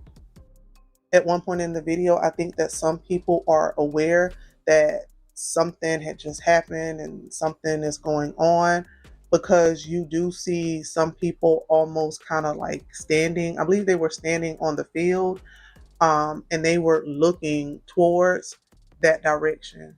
I found this photo on TikTok, and this was allegedly when they were waiting for the ambulance to arrive. Eventually, the cops and the paramedics show up.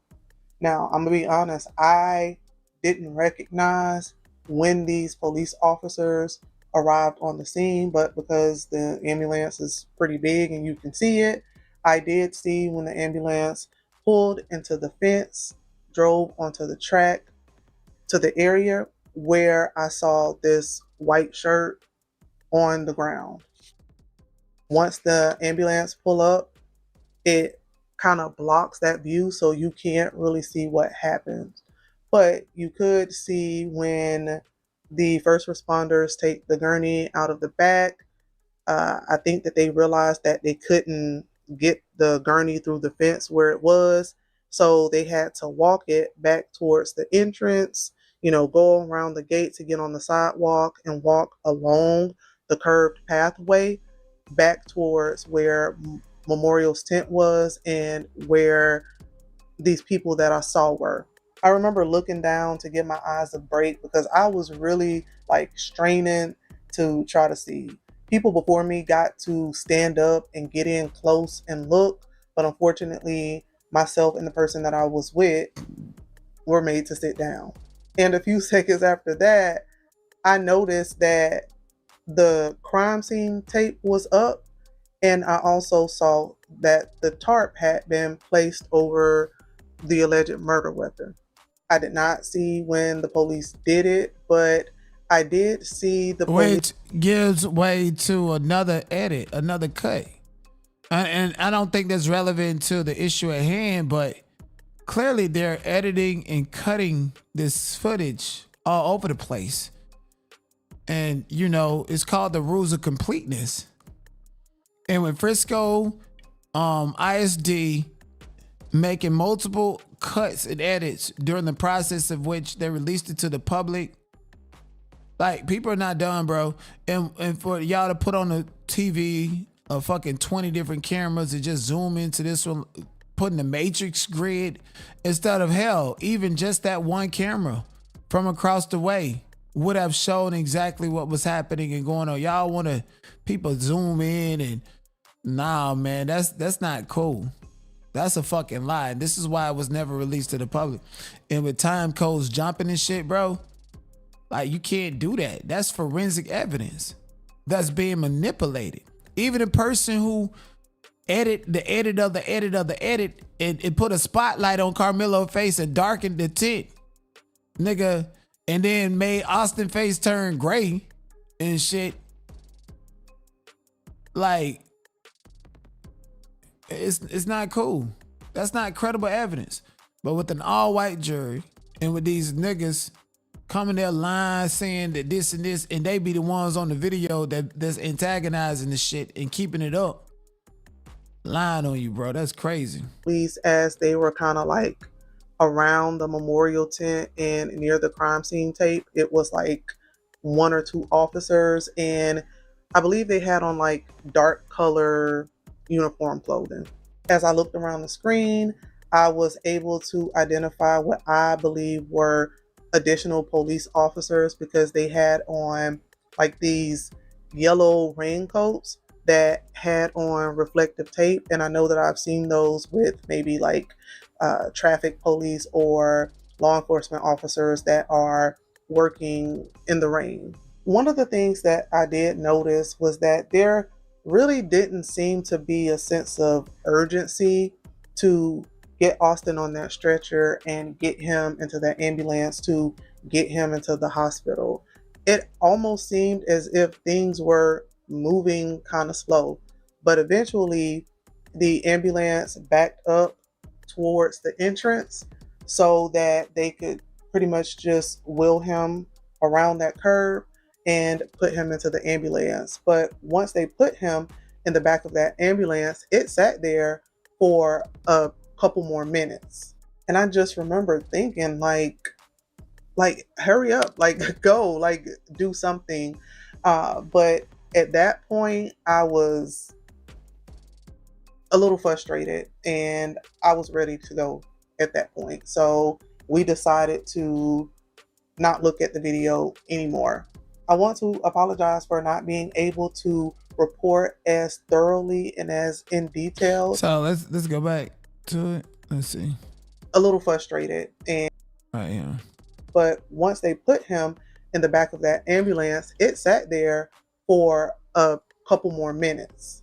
And I just remember thinking like hurry up, like go, like do something. But at that point, I was a little frustrated and I was ready to go at that point. So we decided to not look at the video anymore. I want to apologize for not being able to report. And what's crazy is how she stayed there to see the whole 30-minute video. They go in and they show other angles and stuff. That's how they play with you and how they get you. That's how the video changes from, you know, what other people viewed it as. That's intentional. The video is 30 minutes. You didn't watch the full 30 minutes. And then on top of that, they was jump cutting, editing shit, removing shit out the whole time. Carr said, so maybe he wasn't because of the stab, but some kind of heart failure that happened later.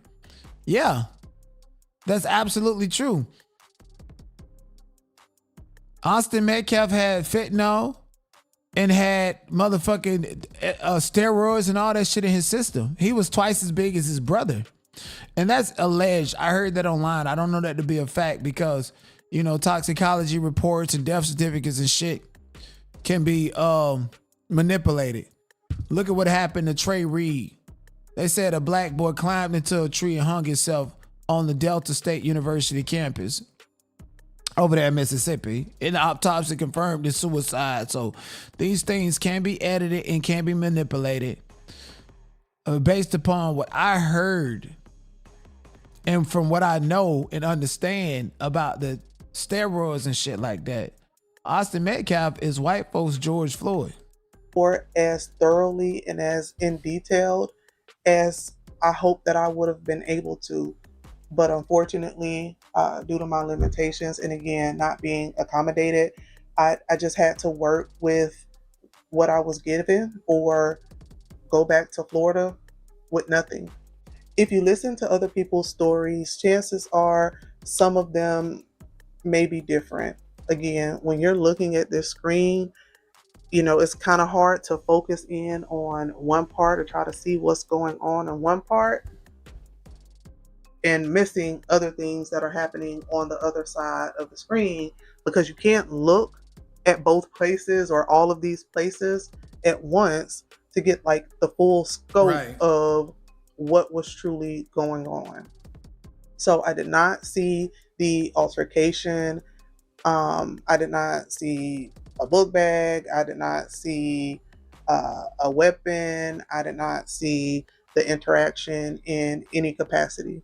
This isn't to say what did or didn't happen because again, and everyone else that watched the day that I watched and after me had to sit down.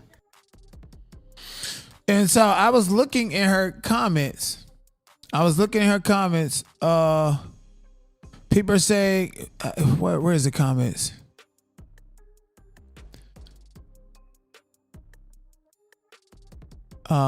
She actually responded to one.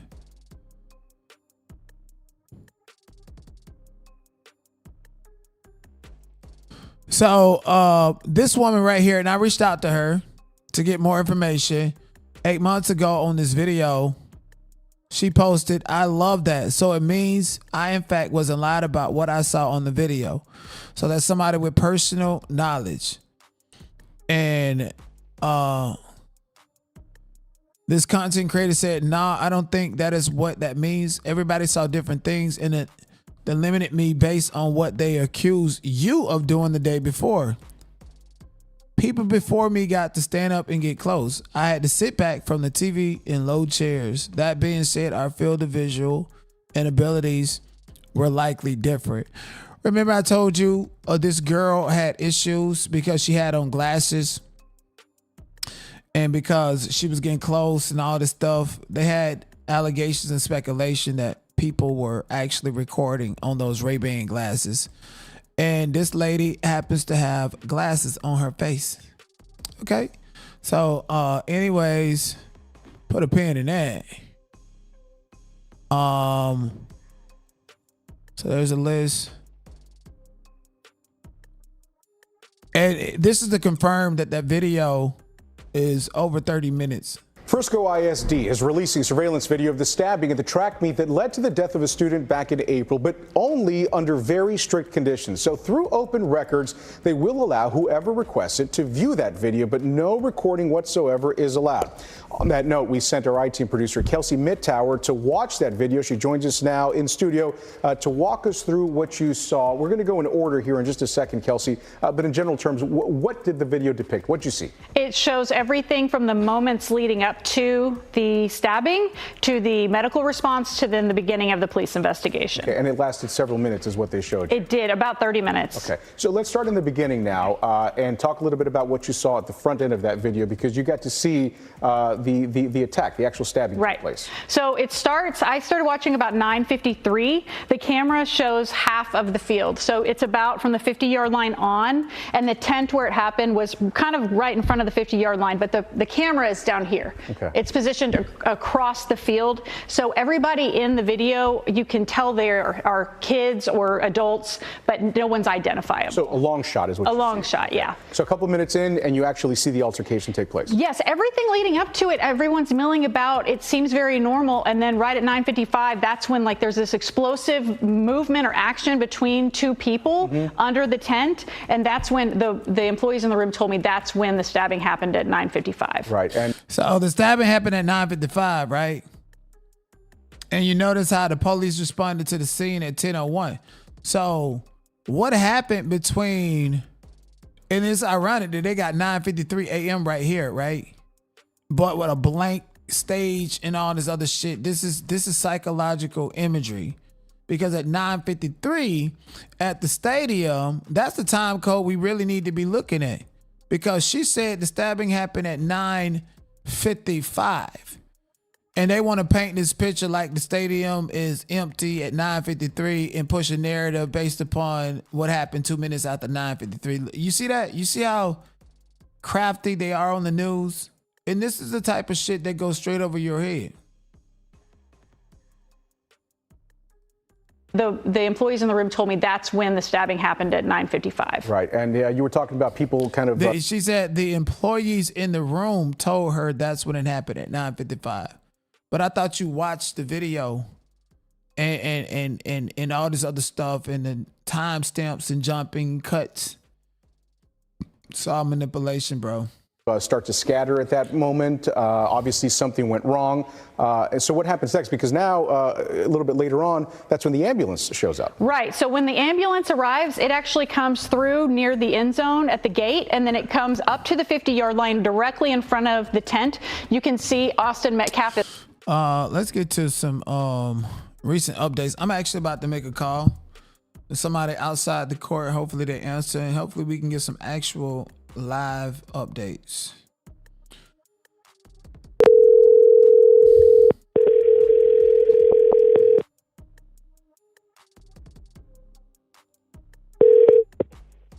Hello. Hey, what's up, bro? What's the late read? We're still in deliberation. We're just waiting for the media to get the text. The verdict is in, and then we'll know that they're moving that way. They got 20 minutes once they get the text in order to get inside the courtroom so they can get the jury seated and get the word. Right. So right now They're still deliberating. Oh man, they're deliberating. Did Karmelo Anthony and his family, did they come out of the court? No, they're all probably going to stay in. They have a room in there for the families to stay in. So As you get older, you start to. Huh? Yeah, that's dope. That's dope. And I'm glad that they have Yeah. that. So how's the tension outside of the court? People are on edge. People are nervous. People are talking and communicating. So it's just a moment that you know how it is. People are still listening to social media. They're doing all those things. So I think everybody just needs to take a step back, knowing that everything has been said that needs to be said, because everything that we could talk about doesn't have anything to do with in the courtroom right now. So we just all have to wait until we get that verdict. And once we get that verdict, then we'll know what the jury says. Exactly. And I was just going down this list of people that actually went to Frisco ISD, and you were number 9 on that list. And so many other people see the video afterwards. And in viewing that, it just let me know that there was jump cuts and people seen it multiple times and realized that there were certain things taken out. Time stamps not adding up in the court. Correct. Yeah. And so it's a lot of craziness that went on with just the prosecution presenting, and that's the reason why the defense didn't have the burden. And on the actual jury instructions, because they've already released them, it says in the paragraph that to the jury that the burden of proof on these charges is on the state, and it never shifts to the defense. So the whole time is for them to prove that he knowingly and intentionally murdered Austin Metcalf. And I don't think that they proved that. I know that they didn't prove it. So just from what they put up, and with the lesser included charge right now of manslaughter, when you look at that, they haven't even proved that either. I'm looking it up because under Texas law, a person commits murder if they intentionally or knowingly cause the death of an individual. I think with all of those witnesses coming up lying, saying that Karmelo provoked it, that's where they're going to say that he knowingly or convincingly, they could. Well, the thing is that that's what the statute says. But what they charged in the two sentence, 1-page indictment was that he knowingly and intentionally. So they have to prove both. They just can't do either or. So I go Dominique and them right there. So they not he's not in there. Never mind. Yeah. So so that's pretty much that moment of they have a high burden. So once they get the manslaughter, it almost reads the same, but it's still an intent they have to show. And when it was testimony that Eddie or EP had actually told him to come to the canopy and dapped him up and had him there talking, when he was actually headed to warm up, he never had the intention of even going up under the canopy. So how can you say that he intentionally wanted to get at Austin when he never had the intent to even stop? He was invited up under there. So I think people have to take a step back and just listen to the testimony. Forget me, forget all the TikTok talkers, forget the 30-something people that saw the video, forget all that. Just go with what we've heard from testimony from Wednesday until yesterday. And just off of that information alone, they have to meet the burden of what they charged. And what they charged was that 1-page, 2-sentence indictment. And it said that he had knowingly and intentionally. Plus, you have to deal with now the burden of manslaughter. But still, even with manslaughter, you still have to prove that he intentionally did what he did. And there was no intent nowhere. Because he never intended to be up under the canopy. And they keep harping that they didn't know each other. So how am I intentionally going to kill somebody I don't know? Right. So at some point, we all need to just take a step back, take a breather, and allow them to do what they do. And I'm looking, there's also an alternative to murder. The state can also secure a murder conviction if the defendant intended to cause seriously body injury and committed an act clearly dangerous to human life that resulted in a death, or if a death occurred while committing or attempted to commit another. So again, he was minding his business. He was assaulted. He even gave a warning. Don't touch me. Leave me alone. Austin Metcalf, Hunter Metcalf, Chris, EP, and the other kids decided that day that they were going to aggress upon Karmelo. If any intent is there, it's all those other kids that set him up to be in that spot. Karmelo was minding his business.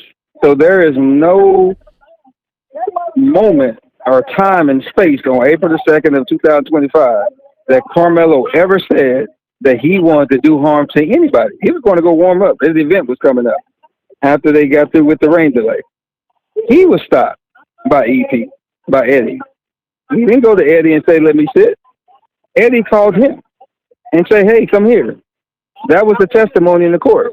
So any laws that's there, unless they're included or direction over here or there, he was not doing anything. But guess what we can say? Austin and Hunter wasn't even supposed to be there. Right. So they're in a place where they're not even supposed to be. They're already committing trespass because they're in the commission of a felony, which was assault. Right. So at the end of the day, we always want to put the onus on the person who's being bullied and assaulted. We do that in rape. We do that in any kind of way. But we never, ever put the onus on the individual that's actually committing the crime, the bully. Right. But everybody is saying what Karmelo should have did. He should have left. Karmelo should have called somebody. Karmelo, it's a lot that he's supposed to have done when he was minding his business. So at some point, we need to get to a point of really just putting the onus on the people that caused this. And that was Hunter, being the first one, as he said, to actually aggress upon the boy, and his brother for stepping up, and the other 5 or 6 young men and women, because EP's sister knew about it. She was sitting down there in the yellow parka. So if we have all these people, let's hold them accountable for what they did. They put this situation in motion, and they are responsible for the murder of Austin. That's on them. So at the end of the day, that's what we have to deal with in this moment. So it's not about Karmelo and his thing; it's about the rest. All right, we'll see. Yeah. Like I said, I know the state just depended on a couple of minutes and seconds of the video.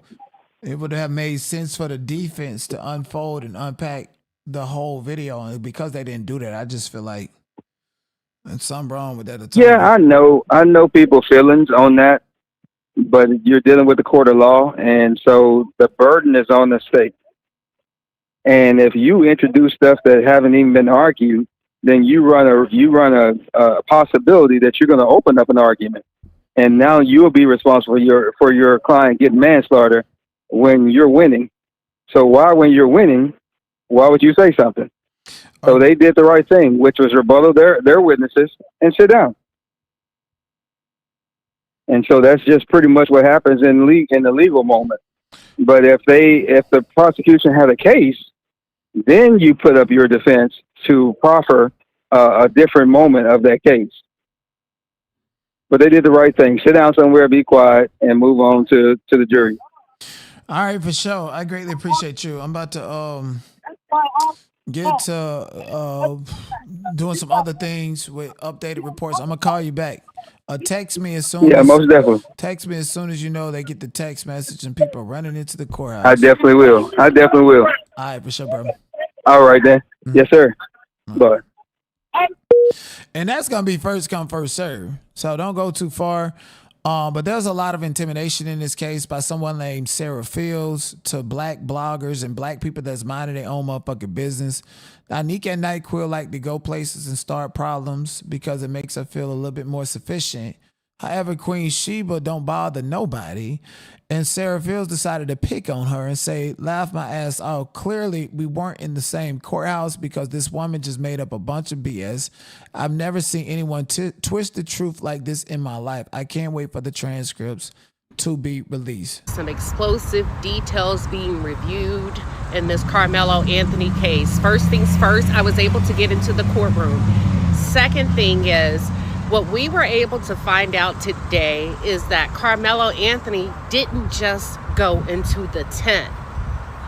He asked, is it okay if I sit here? And even made small talk with the kid next to him about the weather. Using the words, crazy weather, huh? To which the kid responded, yeah, it is. Not only that, we found out that Eddie, Karmelo's friend, when he realized that Karmelo was in the tent, actually switched seats with another kid so that he and Karmelo could be seated next to each other and talk. It was also revealed on cross-examination that Karmelo Anthony and Eddie, although may not be best friends, but had a really close relationship because Karmelo Anthony's girlfriend, her parents and Eddie's parents are really good friends, and Eddie has tagged along with Karmelo and his girlfriend when they were out on dates. So Sarah just sat up here and made all these racist white people believe that this lady went in court and just made up anything. So if this is somebody that was discredited by a little tweet from this racist white lady who let somebody touch her own daughter, what make you think that she ain't lying about other things? That she's not reporting fair and unbiasedly. She's not reporting based upon the objection. She's not reporting based upon anything. Look, these people still think that I'm gonna, like, I thought y'all are the expert doxers. Why is y'all worried about where I'm at and what I'm doing? That's some weird ass shit. I'm a true patriot. And another thing, other people have seen this video. Like Charleston White has seen it. Because, see, he's a local advocate. I just got what he got.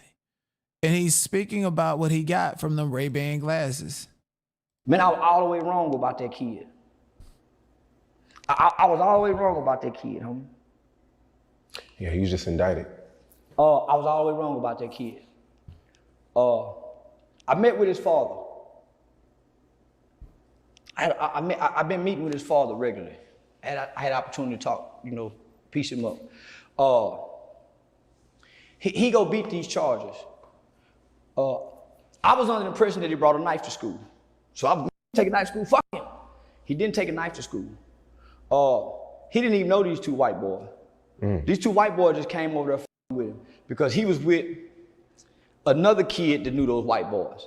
So he a new black kid who these big old white boys, big white boys. He a small frame kid. One of the white boys was on that side, one of the white boys on that side. So either way it go, they had him blocked in. And these some big white boys. These are some big, violent, aggressive white boys who got guns. And not only that, the one he killed whooped their daddy. See, the daddy coming into the picture playing like he been around.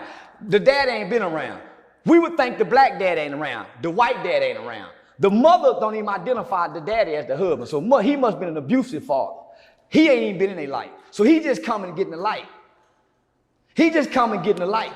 So he a low down dirty cracker. His sons are bullies. They bullying on the kid they no, because he black. Get from up under the tent. Man, y'all tripping. I ain't going nowhere. And they got a reputation of beating up people. The one he had to stab, he broke his daddy's ligaments. And none of that information came into the case at all, because the only person who could actually bring that into the case is testimony through Hunter, the twin brother who grew up knowing him. And this is why they kept him away. Well, all the black kids that been butt broke and their family been butt broke over there in their son downtown decided to lie on Karmelo, an outsider who just relocated and whose family don't even have roots in Frisco. Big old strong cracker. He should have killed both of them. He should have killed both them Peckerwoods. With a nigga that's minding his motherfucking business, that don't bring harm to nobody. This kid ain't a bad kid. These bully white boys just with the black baby. So now they trying to make it about race. No, it ain't about race. Justice was served when he killed that cracker. Self-defense. And see, and the reason when you say things like that, you kind of bring race into it, so it reads hypocrisy. But let's continue. That is, anybody can go see the video. Why do you think the media outlets ain't promoting to go see this video? You can go up to the school to see it. And if you go up to the school and see it, we all to see this kid will be found not guilty. But because it's in an all-white town in Crackerville, and they done made it about race, whoever Sarah Fields is, Sarah Fields You a rotten motherfucker. And if I just had some time, I would put an army behind this family, but I ain't got time. It's supposed to be an army because Sarah Fields and the father and somebody who works for the court have been releasing Karmelo Anthony's family information to Sarah Fields. She's been putting it online, and the white folk been going, so they've been having to move. All those lies made up, homie, they can't even get the GoFundMe money. So they can't even touch the Go, so they just trying to smear campaign, but that's what the cracker do. Boy, I wish I can go back to when I was saying the type of shit. Boy, I wish they could have caught me 3 years ago when I was really on my let's go against the cracker shit. But homie, I wish I ain't got that spirit no more. So I'm saying, why black people ain't rallying around this family as they tried to rally around in the beginning? They are threatening this family. Homie, they keep having to move. But how do you don't just lose the spirit, bro? It's either you got it or you don't. No, you do lose it. You do lose it. So you sold out? No. You lose it. Everybody loses. Malcolm lost it, homie. Like what you told me a year ago, you said that losing touch with reality. You lose the spirit, homie. You lose once you lose the spirit of the things you once loved. Football players, artists. Dave Chappelle lost the spirit, went to Africa, man, fuck that. You lose the spirit because you fight for a group of people that you shouldn't really be fighting for. Who want to make the sacrifice for black people? After you done seen what done happened, after you make the sacrifice, you done lost King. My nigga, look at us. Who want to make the sacrifice trying to save these people? Nobody, homie. Because you have to fight these people to try to help these people. So they're going to put out your spirit. If you're not going to God daily, and I ain't going to, once I got money, I'm going to be with a hoe. God. I catch God on the deathbed. Right now, live and breathing in a vibrant, thumping hip game, I'm with hoes, God. You get to God in the back end of life like everybody else. But nigga, don't nobody want to have to be committed and dedicated to a cause that seems hopeless. Every day, this seems hopeless. You don't think you lose hope? Like kids who grow up in conditions that don't change? You don't think you're going to lose hope on it? You fighting every day? Yeah, you lose the spirit. And you find something else to do with a new spirit where you can enjoy life. How'd you meet his dad? Huh? You met his real dad? I met his real dad. Karmelo Anthony. Because the things I said about his son. They reached out? Yeah, he agreed with it. If his son was innocent, if his son was guilty. He said he got other kids. And homie, he done worked hard to get to where he at. He not fit to put this kind of time and attention beside a son who wrong. I looked the father in the eye when he said that. Homie, why would you come meet with me? All the things I'm advocating for your son to go to jail for a long time. I'm with that family. The spirit I heard in him, I brought him to my home. I gave him my address. Don't know what I'm doing. But wrong. I don't want to be wrong and act like I'm right. Did your son take that knife to school? Nah. Mr. Charleston. It's a grown man, homie. He said, man, I done the research on you. I looked into what you do. If my son get out of this, man, I want my son to work with your youth campaign. But man, my son didn't do this. I got other kids to raise. I'm not for to put, and he really done it. He said he didn't do it, man.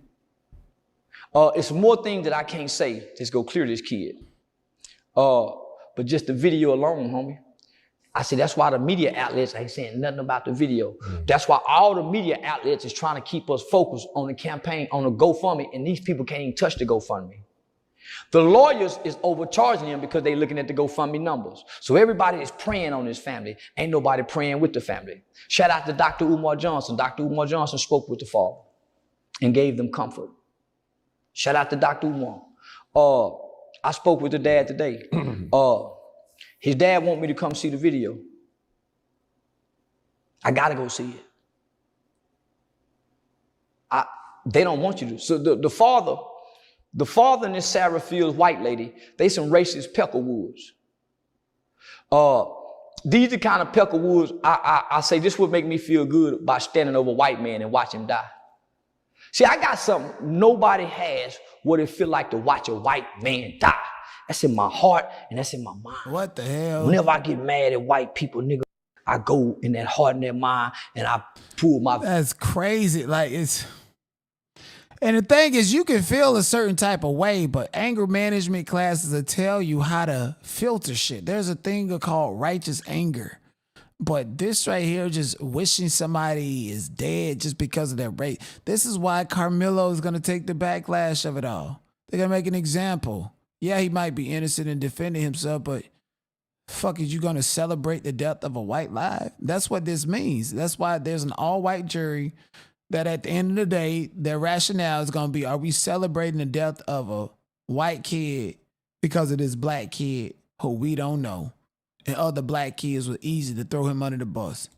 Victim's face up when he was dying and how we laughed at that white man. We thought it was funny. I felt like we've done something good. We killed the white man. Oh, that felt good, man. When you don't know no better. When you don't know no better. As you get older and you start to develop your mind and your heart starts to change, you start having remorse. And boy, that face starts to be a nightmare when you see it. When you get mad, it don't. And when white people make me mad, that's my comfort. They can put me in jail and That's crazy. comfort myself with the fact I know what a white boy looked like to die. Wow, that's crazy. So that as Sarah Field and that Karmelo Anthony father, he should have killed both your sons. Wow. He should have stabbed that other motherfucker too, but he ain't no killer. He ain't got that in him. He did it out of fear. Yeah, that's a big thing on social media. This is gonna be as big as I'm probably the OJ trial. Yeah, Zimmerman. Let's go to war.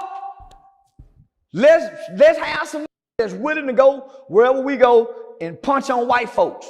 That's crazy. Let's see if they really hateful. Let's see if we really hateful. Let's have a riot. Let's have a race riot. If we really if we that imperative about a kid's dispute. It ain't the kids that's saying we hate, it's the adults. It ain't the kids online taking sides. You know why? Because the kids know that white boy is wrong. And their parents is telling them to be quiet. Because white people cover up one another's wrongs. Black people don't. Yeah, I even feel the animosity. Like when that happened, I had took my daughter to the park. I was feeling the animosity with other white parents. Well, that's why when I go around white people, you know what I do? I take my drawers off and show the white boy I got a big dick and be grabbing that print around his women and his kids. You hear me? Be grabbing, letting that dick down. Nah, that's crazy. Letting his head bounce like that. That's crazy. That's crazy. That's crazy. That's crazy. A handful of Karmelo Anthony supporters gathered at the Collin County Courthouse in McKinney, Texas today. A sharp contrast from just 24 hours earlier, when demonstrators on both sides shouted heated words as the racially charged murder trial began. Anthony, now 19 years old, faces a first-degree murder charge for the fatal stabbing of 17-year-old Austin MetCalf at a Frisco, Texas high school track meet last year. The teens, who went to different schools, argued after Anthony sat under a tent belonging to Metcalf's team. According to the defense, when Metcalf asked Anthony to move, Anthony reached into his bag and said, "Touch me and see what happens." Do you have anything that you'd like to say to the victim? When Metcalf allegedly grabbed him, Anthony's accused of pulling a knife from his bag and stabbing Metcalf in the chest. Anthony's attorney says his actions were a split-second defensive response. Collin County District Attorney Bill Wiersky called the incident an This was a 3-foot meet. Hey, can y'all reset on the topic? Quit monkeying around in here, RJ. No, you can take it back to the topic. He's still talking. Hey, can I get in there?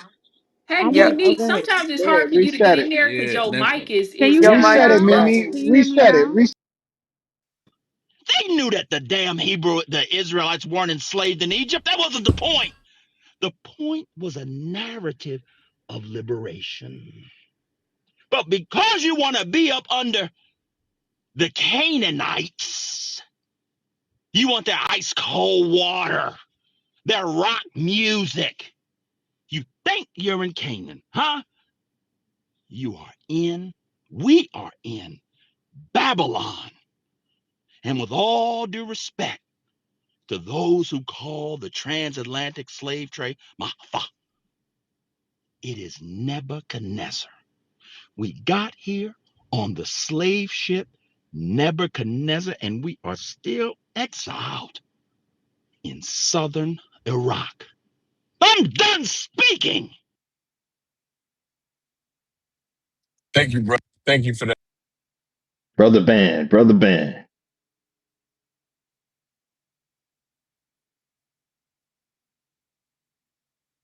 But Moses was a real person. Jesus appealed to him. So Moses Wrong, lifted up the serpent. wrong testament, babe. No, Wrong one. calm down. Yeah. Moses, You about Jesus to fuck spoke. up a good word. He had a good moment, and here you come You fucking gotta it up. control me, don't you? Why you gotta control me? That's a controlling spirit. Goo. God damn, man it was so powerful what he said. It will always be the demise of the queen. You gonna fuck up a good moment. Why you just didn't let it breathe? And then the jury had no blacks on it, and that's going to get their anger going, and then Yeah. Yeah, no, things are gonna be flying off the handle. The main thing we'll hear is that, again, an injustice for a certain community, and we'll hear all the things we've heard on this app for 5 years, how everything's been against everybody, and we'll just hear more of that, and that'll be that. You know what I mean? Hello. Oh, hey, Peter, how are you? Hey, Pete. Oh, I'm fine, thank you. How are you?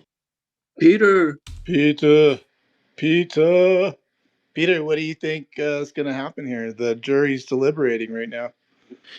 I think that whatever happens is going to be based on some kind of structures, and it is the jury is going to be accountable afterwards if they make some kind of bad verdict. I think that the range of their verdict is already clear. For example, when somebody murdered another person, it is going to be at least manslaughter. And if, for example, going to be second degree murder, I don't think that that was first degree. That was not first degree. Peter, do you know he was black though? The guy was black. You got to keep that in mind. What's the difference in the second degree or I don't manslaughter? know. I mean, apparently some people, because he's black, they're looking at it a little differently. So I just want you to be aware. The guy was black, the one who killed him. So it might change your opinion. So that's automatically a lesser charge. That's funny. But he won't be charged with first degree, whether he's black or not. I can't Yeah. hear Yeah. straight here. Yep. This one makes I honestly, this whole case is really, the I most like, retarded thing I've heard on Clubhouse. I've never seen anything like it. Like, I'm not like just saying that because I'm white, but some of the takes on this have been the most retarded shit I've ever heard on this app. It's really embarrassing. Like, really embarrassing. Yo, it's insane. It's honestly like incomprehensible. Like when I tell anybody not on the app about it or I show them, they like think I'm nuts for being on the app. So I just had 2 points I would make. Number one, I understand on paper it doesn't matter, but the optics is not too good. I don't know if there's going to be quote unquote, if there's a technicality they can get a mistrial due to the lack of black jurors. I thought it was interesting they chose 3 Asian jurors after I know they could not foresee the whole Chow incident, but unfortunately with cases like these, when you get national attention, the national attention matters. And so that tone, you got 3 Asian jurors, and let's say they vote guilty, they're going to have a strong argument for retrying with the new jury. I wish the prosecution tried a bit harder.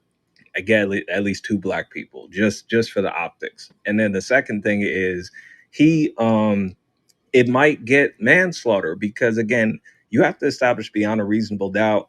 A 17-year-old having the accuracy to precisely stab somebody in the heart with no training, I'm having a hard time saying he planned that shit from the start. You might not try to fucking plan. Go, you're in the Matrix. Go, you're in the Matrix, bro. Sorry, man. Y- Good. Yeah, so Oh, in okay.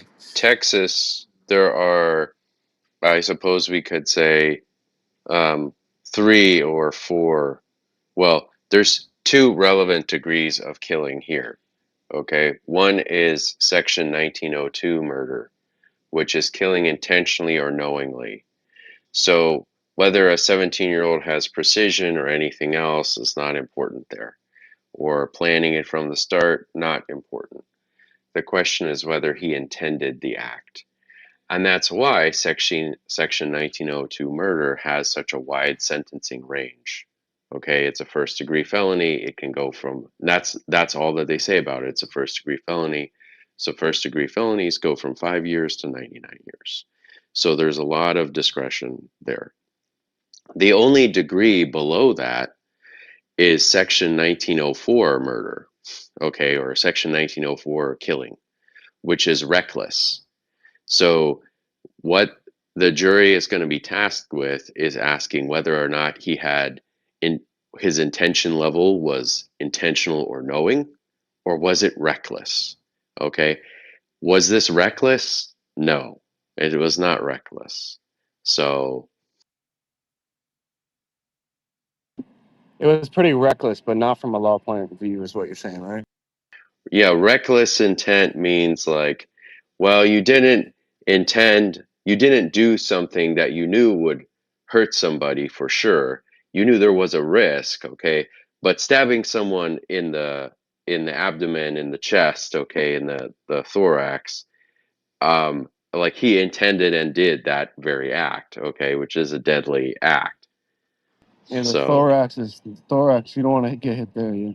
Yeah, so it's not like Jason, you're saying it's not like it was an accidental, like, the knife happened to be in his hand already, and like the guy like slipped and fell on it, kind of thing. Like that's what you're saying. It was a reckless. well, no, And reckless is like I'm speeding. I'm going 90 in a 30. Am I Right. doing something that will kill a guy? Well, not necessarily. Okay. But am I aware that there is a substantial risk of killing somebody? Yeah, that's reckless. Okay. But if you stab someone, shoot them, I don't know, push them off of a 3-story building, you're doing an act that is lethal in and of itself. Okay. Even if they live through it. So. Hey, what are we gonna do, fellas? I mean, I think in Texas we're going to do the right thing here. Everybody knows the state police have no patience for certain kinds of activities here. And lots of other people have no patience for certain kinds of activities. I mean, all throughout the summer of Floyd, right? I ran into black people all the Gross. time. They were just at work, okay, doing their jobs like everybody else. And that's that's what most people here were doing, and that's what most people will do. I don't think anybody is going to say, yeah, we need to burn down Frisco uh, for this kid who did have a lot of other options and did murder someone in cold blood. I don't think anybody has any patience for that. So whatever you think he did, it's very hard. I think only some really whack people on this app think what he did was right. Yeah, but there's a lot of them people. That's what I meant by what are we gonna do? Like about them, I don't not think about like. there's a lot. I don't think there's a lot. I mean, are I'm you seeing a lot? Yeah, almost. I say most rooms I go in, most people are supporting Carmelo. But that's the app is a strange kind of person. Yeah, but we're talking about the app. Yeah, but not in real life. No, this app is. What are we gonna do on this app? Okay, well, I'm not Well, so what are we gonna do? concerned. What are we gonna do about this narrative, which is not just with the Mello case, but all this shit going on recently, where if a black kid is clearly guilty, you have a lot of black people standing up and making it a racial cultural thing. That is what I mean. What are we gonna do about that problem?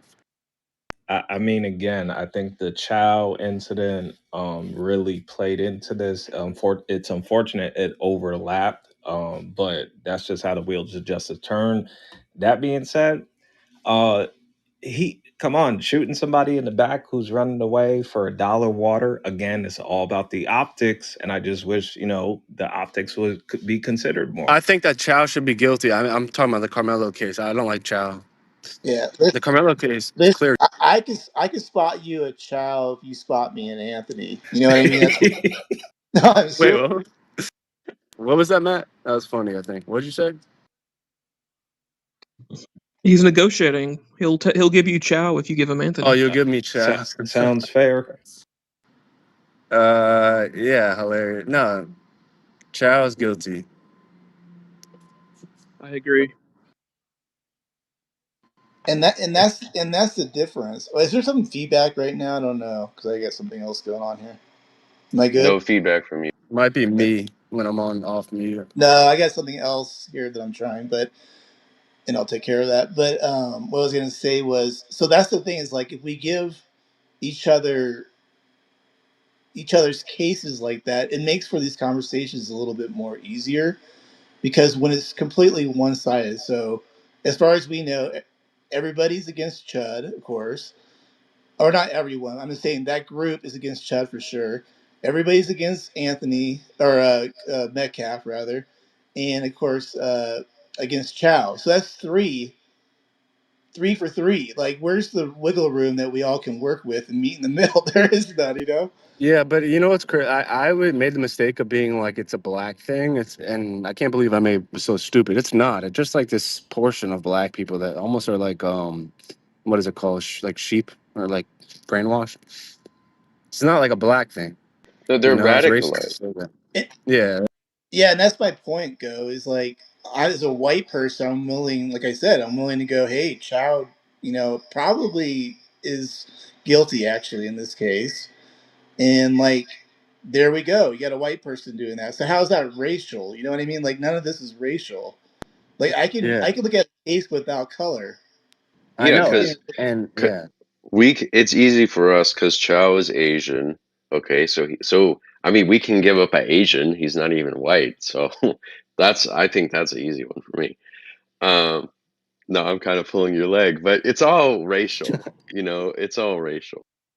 But bro, like this is what pisses me off, right? And it's not all black people, but like on this app, let's keep it to this app. They're the ones that talk about reparations and all the shit they deserve, and yet they'll like use the word cracker a million times and also support people that are clearly guilty because they're just black. And it can't go both ways, you know. It's not how the world works. Like, pisses me off. It doesn't really piss me off because it doesn't affect me, but I don't get what the fuck is going on. I think it's like brainwashing since Floyd, before Floyd. Like Trayvon kind of ignited it, but Trayvon was wrongfully murdered as well. Just saying. I'm pretty fucked up right now too, so sorry if I'm going a little off.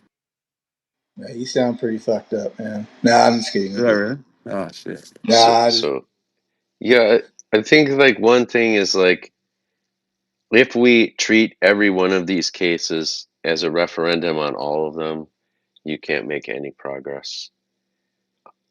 Like we're not actually doing tit for tat. We're trading one for the other. So you just have to look at this Carmelo situation. And I do think we have to say, and I have said in some of those rooms that Go is talking about, look, the idea that this is self-defense is not reasonable. And if you're going around saying that, people who listen to you are going to get themselves hurt or killed or arrested. People who take you seriously are not going to be well served by that kind of guidance. And that's a big thing that I say. I've taken a few courses on self-defense. It's led me to do a lot of reading around like the decision making there. And none of the instructors I've worked with, none of the stuff I've read would say, yeah, you can get pushed and you can stab someone and you're probably going to walk, stab and kill someone. No one's going to say that.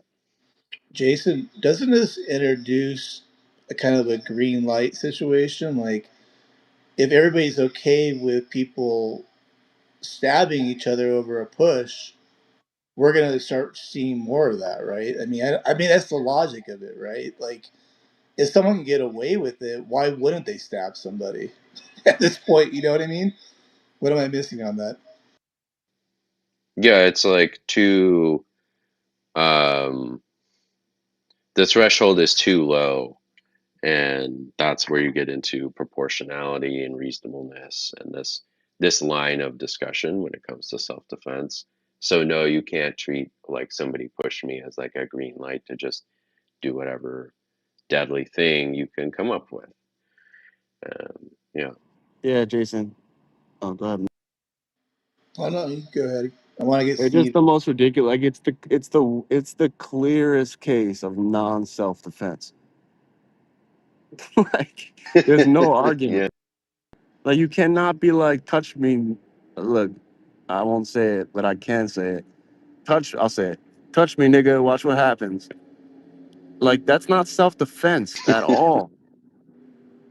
And the thing is, it's not like we know what self-defense really looks like, right? We have other cases, really high-profile cases in a lot of ways, where we can go to and go, okay, that seems like common sense self-defense, right? Not like, and that's why we're not taking away. I know, there's certain people that are in the weeds on this saying, you can't touch anybody. I get that. Like, I understand that. Like, nobody does not get that. Like, you can't go around just shoving people either. We get that. But again, I think we go back to the force issue, right? The opposing force, should it be equal Pro- to proportional. that whole argument. So we get it. Like, so that's what we're kind of like, I don't know. I think I'm just trying to play out the other side where they're like, well, how do you guys for people just going around touching people and stuff like that? You know what I mean?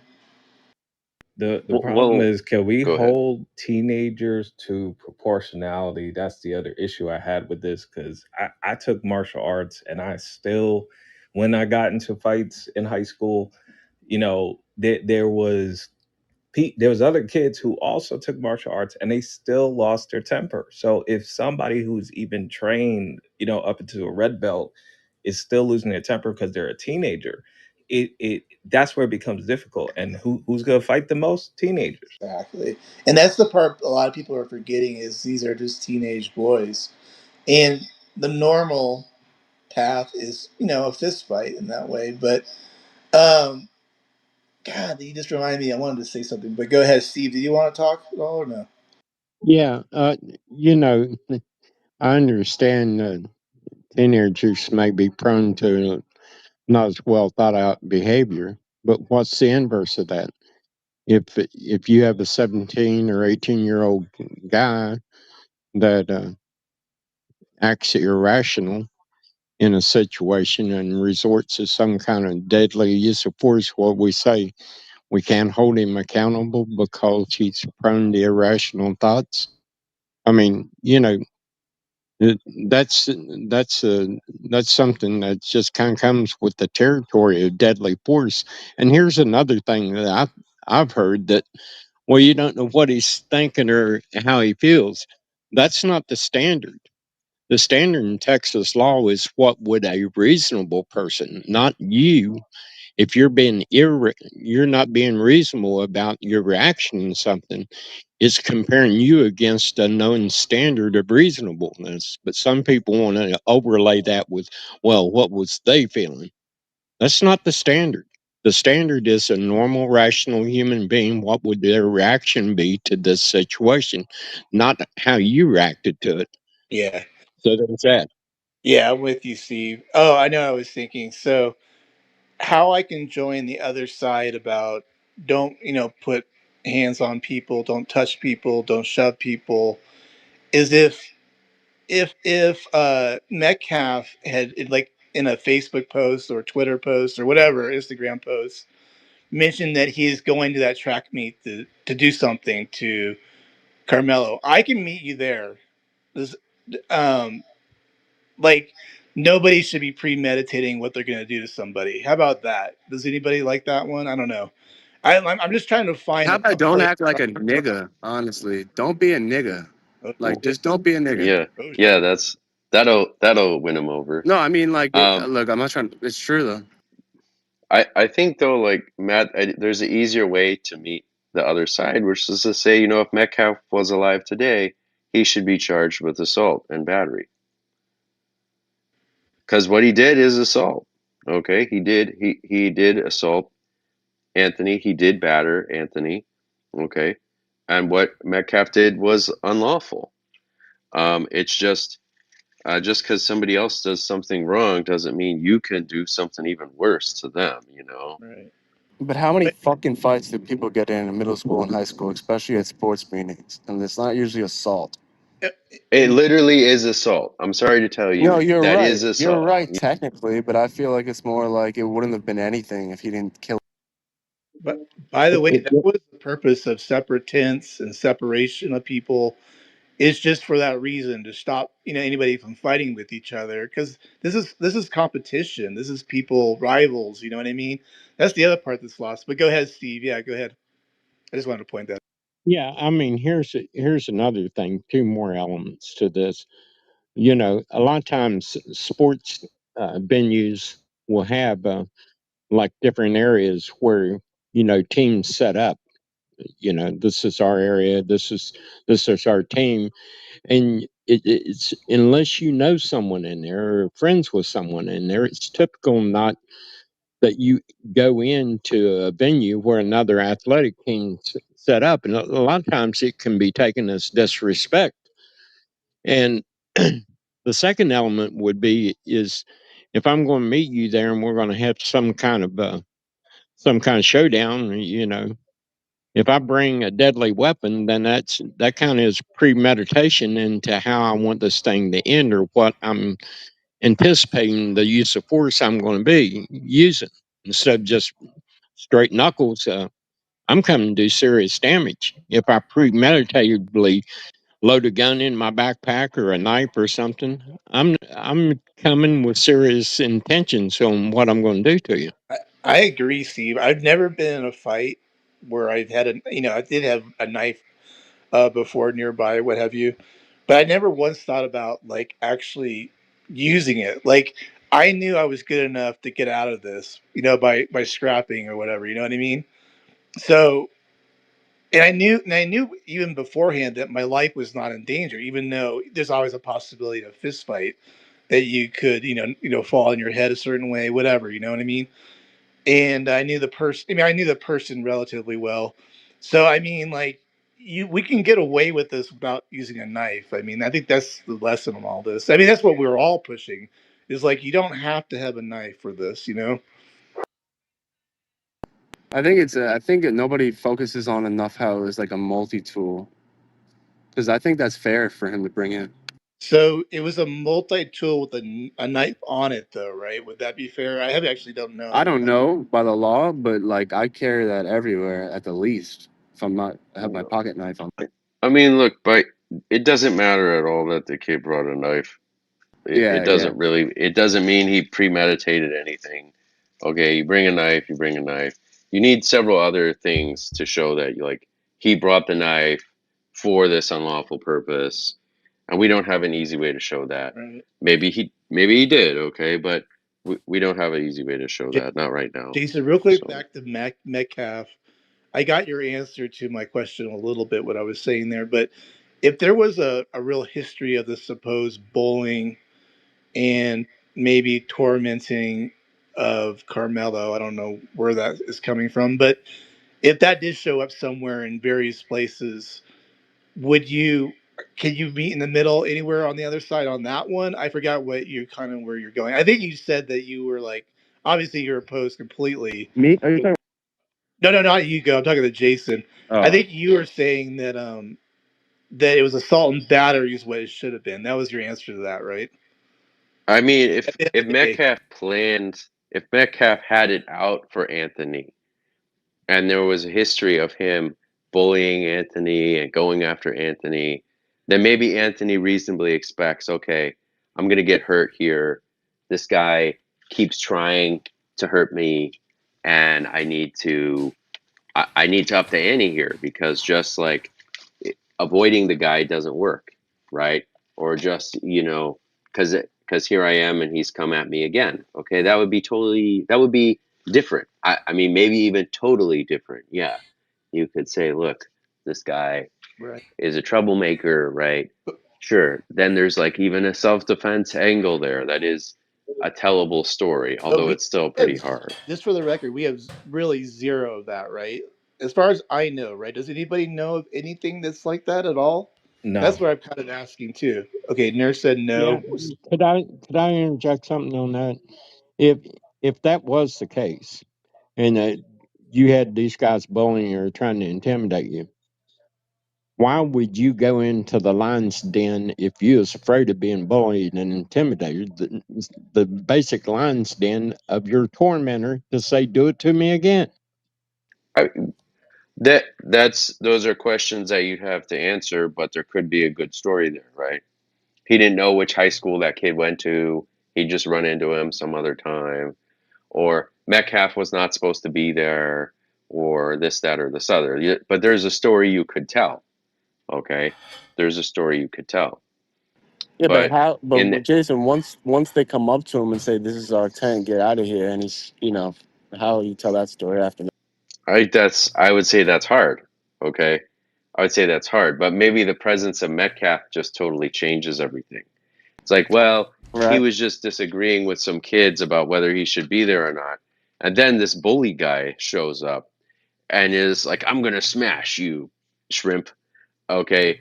And it's like, oh, and he's done it before. Okay. Okay. Now you can start to tell a story. I'm not saying it's easy. I'm not saying it's easy, but I'm saying you could start to tell one. But do we have any reason to believe anything like that? As far as I can tell, no, it's just people on this app making shit up. That was in the beginning when people were listening to some of the kids at the other school said, "Oh, the Metcalf brothers have been suspected of bullying other people, but they don't know if those those other kids were black specifically or not." So they was having trouble making that connection, but he can't do it because the friend Eddie Para. I've been in a situation similar to that. I had a friend, he invited me over, and then turns out some other kid that, was he hung out with or that group hung out with was not cool with me. So at that point, even at 16, 17, you should be smart enough to make a decision.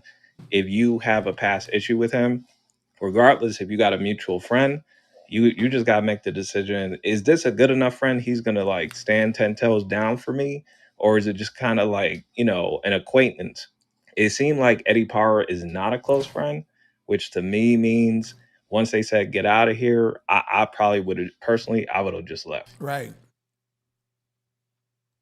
Another thing, another thing in this too, local athletes at local schools generally know who's at which school, and if you see a tent set up as representing a certain school, you would know that the dude that you're talking about is probably sitting inside that tent or has the possibility of being in there. It's not like you're looking at these things opaquely. I mean, athletes know other athletes. Like when I wrestled and played Right. football, I knew guys from all over. And when my son did, he knew guys from all over the state, and he knew where they was from. He knew the schools they went to. So these aren't ambiguous questions. So he knew when he went over there the possibility of who would be there and who that school represented and what athletes was going to be in that tent. Right. I'll play. I'll push back just so we don't have too much of an echo chamber. Um, how did the rain play in this, Steve? If he's allowed to, um, it's raining hard. That's what we've heard. That he had to scatter under a tent. Where do you come down on that? Well, I mean, if he's just out walking around and he gets caught across the stadium from his tent, okay, that's a possibility. Yeah, you're trying to jump out of the rain. If your tent's close, then no.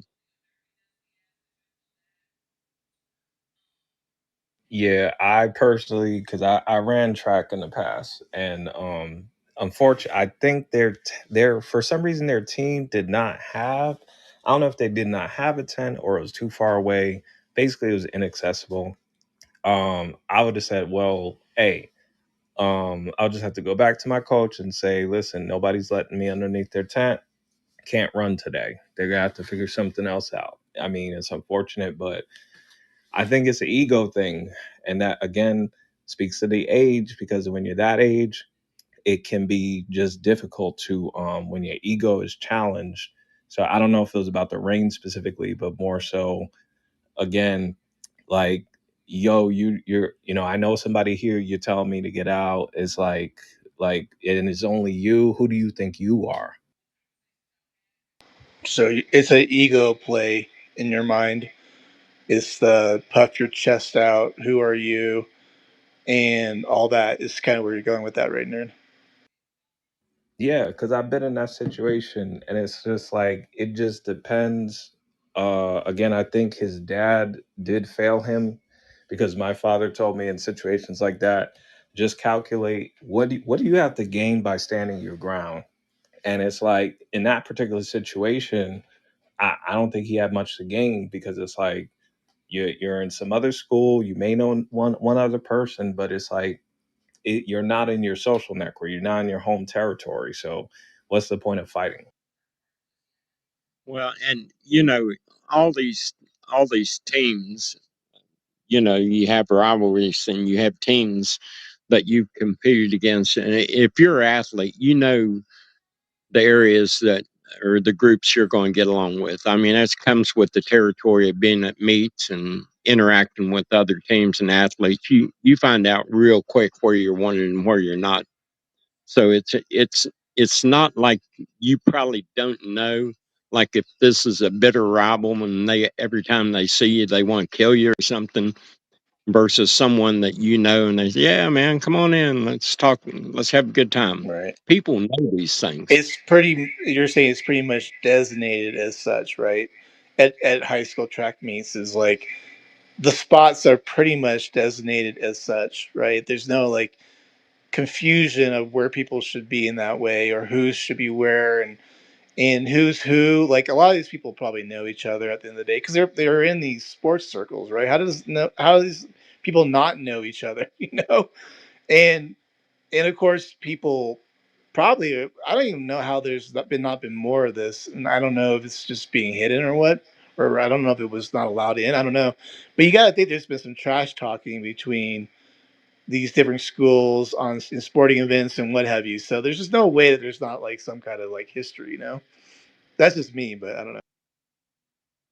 I don't know the Yeah. area. Yeah, we used to compete against a football team every time we leave the stadium. They'd rock our bus. If I see these guys out in the tent and I know that's how they feel about me, am I going to go over and say, "Hey, man, it's me"? No. Yeah, but I mean, there's more. It's almost like outside of the question at this point, though. Like for a couple of reasons. One is he was asked to leave like more than a dozen times. Okay, so clearly he was asked to leave in a credible way. Um, and he did. He was faced with like a very narrow and straightforward situation, which is just like, well, what level of force am I going to use to deal with this guy who's bothering me?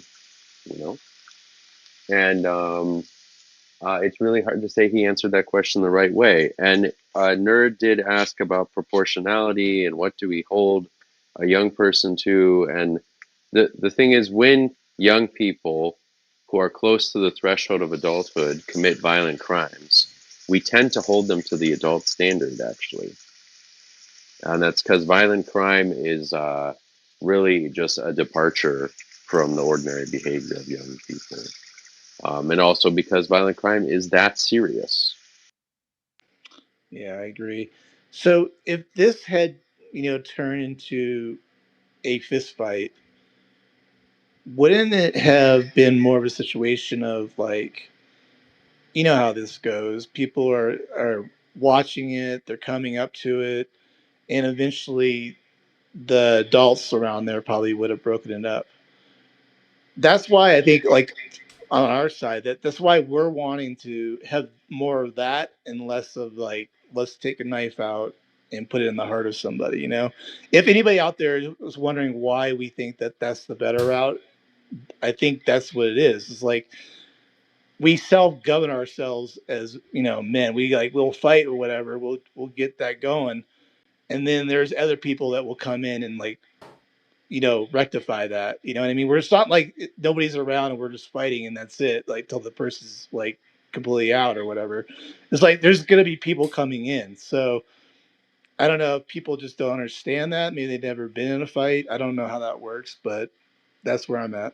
I think it's a hard situation because I went, in my senior year, there was, obviously there was plenty of fights, but there was one big fight I remember in particular, and it was because, actually no, this was in my junior year.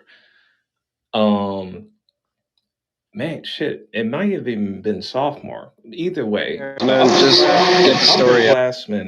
an upperclassman was bullying one of my classmates. His name is Marco. And so Marco's hang with this dude named Mark. I know his names are similar, but basically Mark was like, all right, we're gonna shoot you. You're gonna catch it. Like he was to the senior, I forgot the senior's name, but you're gonna catch a fade after school, and I'm fighting you on behalf of Marcos. So let's say that that fight was prevented from happening. The problem is that shit could bubble over, and then eventually something like this could happen. It could explode where either Marco tells his older brother comes in and gets too heavy handed and beats the kid to the ICU. So I agree with Matt. Young boys are gonna fight, and this culture and the current culture in America that's saying, "Oh, you legally can't fight, you can't do this." It's going to cause more incidents like this. Maybe not always racial, but it's always going to escalate if you don't let them fight it out. That's exactly right. That was I my have a oh, sorry, go ahead. But it's just real quick. I'll let you go. Abby will appreciate this. By the way, in hockey, there is a lot more purpose to hockey fights. It's not just let's just fight. It's building up to a point of momentum where actually the teams have to have a fight sometimes to be able to say to kind of like settle it a little bit. I don't know if that makes sense. It's weird because like you would think like fighting would just make things worse. It actually makes things better. It sounds really funny, but in hockey, that there's actually a purpose to fighting. I don't know if anybody knew that, but go ahead, Moose. Yeah, that's true. It's the classic joke. I went to a fight and a hockey game broke out. It's true. They get out. They've psychologically said because there's just so much constant checking and shoving into boards that it's a way of, I guess, of somehow letting it out so it doesn't get worse. What's But up, anyway, back Deanna? to this case. I think. I think the jury's going to have a big problem with a reasonable person thinking that getting shoved, appropriate response is stabbing, regardless of if you can prove it, specific intent to actually kill, which I don't think is required in Texas. They have apparently they have a very low bar for satisfying a murder charge. But so, Jason, you were saying earlier, I don't know if you're still there, or anyone else who's saying the same, yes, Metcalf asked him repeatedly to leave. So why is Metcalf, like, he has no authority? I know a lot of people have been saying that apparently coaches asked Metcalf or some of these kids to monitor other kids, which is just fucking crazy. Let's have minors telling other minors what to do. Like, what could possibly go wrong? So I would actually put blame on the coaches and the adults who were enabling to actually tell Metcalf or anyone else that they have authority to ask anybody to leave. So further, in what world is it okay? So let's say Metcalf asked this kid 100 times to leave, and he tells him to piss off. Why not Metcalf just go to a coach and be like, "Hey, this kid's not leaving," or whatever? Like, in what world is it okay for Metcalf or anyone to put your hands on somebody?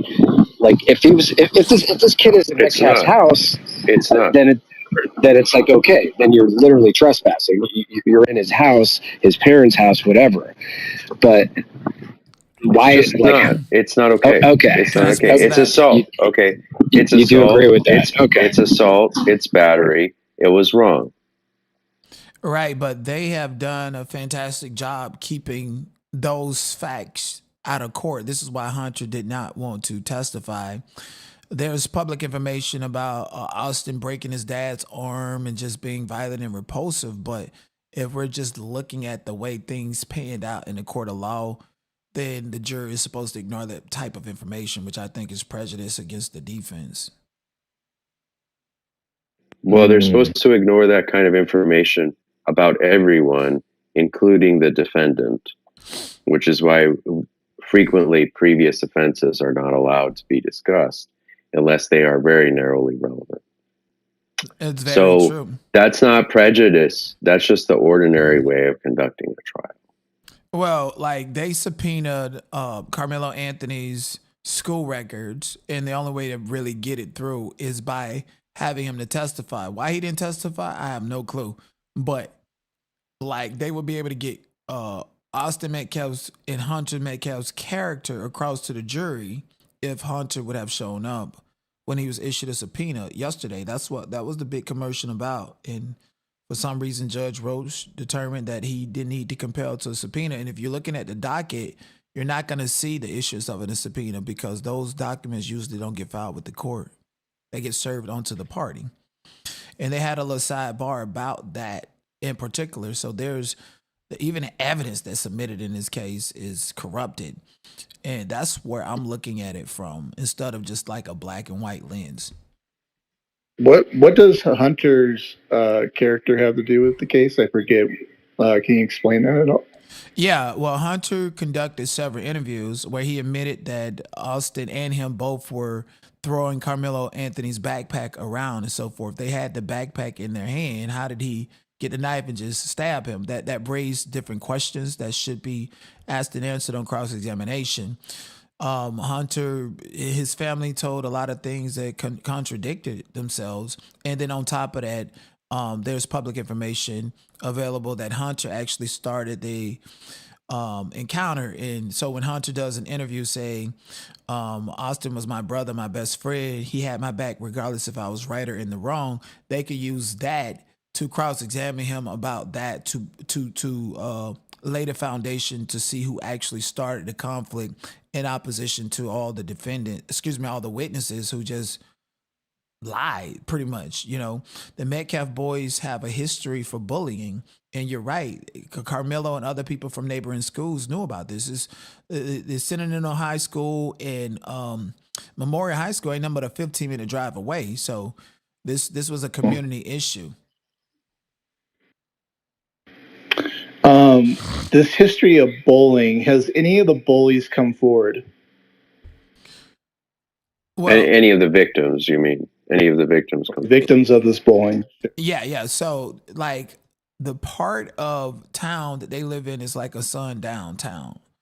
And so people, including the black people in that town, are very complicit with whatever narrative that's happening. And nobody, like even people who saw the original video before the Frisco ISD decided to chop it up and edit it. And by the time it gets presented to the court, this is a video that has been edited on top of edited on top of edited, opposed to the actual footage and material. So people are not telling the full truth because of fear tactics, intimidation. For instance, Eddie was real good friends with Carmelo, but he act like he didn't even know him until the defense had to show that he was lying simply because he's afraid to be socially outcast or parent. They say his parents are the doctors, respected doctors in the community. And these are not big communities, big cities like LA. You guys are from Texas. Y'all know how important it is. So these kids who testified also had to think about their parents' reputation and what their testimony could mean and how it could impact their social standing in the community. Donut, it's irrelevant. I'm sorry, sweetheart. It's irrelevant what you're saying. And there's no evidence. This video, this alleged video you talk about, where was it during the discovery? Okay. Where was it introduced? I've asked you this before. Show me evidentially. And you make allegations that it was altered or it was chopped up, but you don't have, it's everything's refutable what you're saying. Okay. So show me during the discovery whether this was introduced in the case in chief, whether it was introduced by the defense, whether it was requested to be introduced, how it was vetted. Also, what you're saying with these kids are under oath, they're telling the truth. Whether you like what they say or not, they're telling the truth. The issue of their parents and their parents' reputations, I think, is just completely irrelevant. And trying to throw this conversation off course. These are your conjectures, but it's just not what's relevant in court. I also think the fact that he didn't testify is very clear that first of all, he would not have been able. His stories have been inconsistent. What he said to the police, than what he said later, and the fact that they didn't have him take the stand is I think is well, one second. Pretty notable. I can as refute. well. I can refute everything that you're saying, but they have a verdict. So let's get to that. I can play it live if you guys want me to, because I'm like in my studio. Here we go. Yeah. Yeah, go ahead. All right.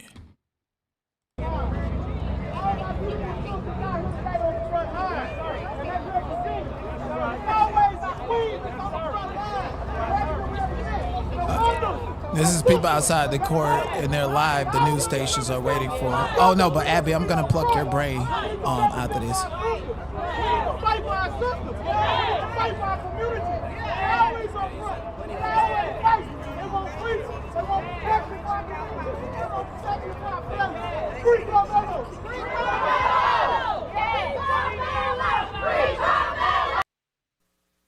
So, I think. Okay, they haven't played it yet. It's all black women. This is just insane. All right, Donut. One second. You are, Donut. You are just you've been. Are they gonna play? Are you gonna play the actual verdict? Yeah. Or just gonna play more of these? No. These radical chanters from Engon. Jason, this is live. I don't even know the context of it. It says verdict, and I'm watching it live. This is what they're catching. This is not me doing any of that. Stop with the assumptions. Yeah, he act like you clipping it and recording it yourself, like Jason. He's not behind the camera, Jason. Stop disrespecting me, Night King. I won't. You're a racist. What channel is this? I'm on court TV. People are chanting. I'm trying to hear the actual verdict. 1 second. You and then eventually. Okay. 1 second. Bring the courtroom to life during the trial with his notes. He is making his way, of course, into the courtroom, and he'll be giving us the color of the courtroom. We'll be getting it and passing it along to you, and then eventually when the verdict is read, which we do believe will be very soon, we will pass that along to you in real time. So let's get a break now. Against Karmelo Anthony. Back with that verdict right after. Can someone put on Fox? Hey, Jason, does that sound like Janot, Jason? No, that's not. Hold on, I'm not. No, I'll just you know. Just shut up, Night King. Just shut the fuck up. You shut up. This is every news station playing this. This is not me picking. They're taking a break now, Donut, and it's time to hear what I have to say. All of this stuff you've been saying here, it's the same. It's the same bullshit you've been saying in other rooms. It's all nonsense. You made this all up. It's just disinformation, and it is radicalization to foster terrorism. That's what you are doing. Oh, me? Okay. It is, yes, you. How am I fostering terrorism?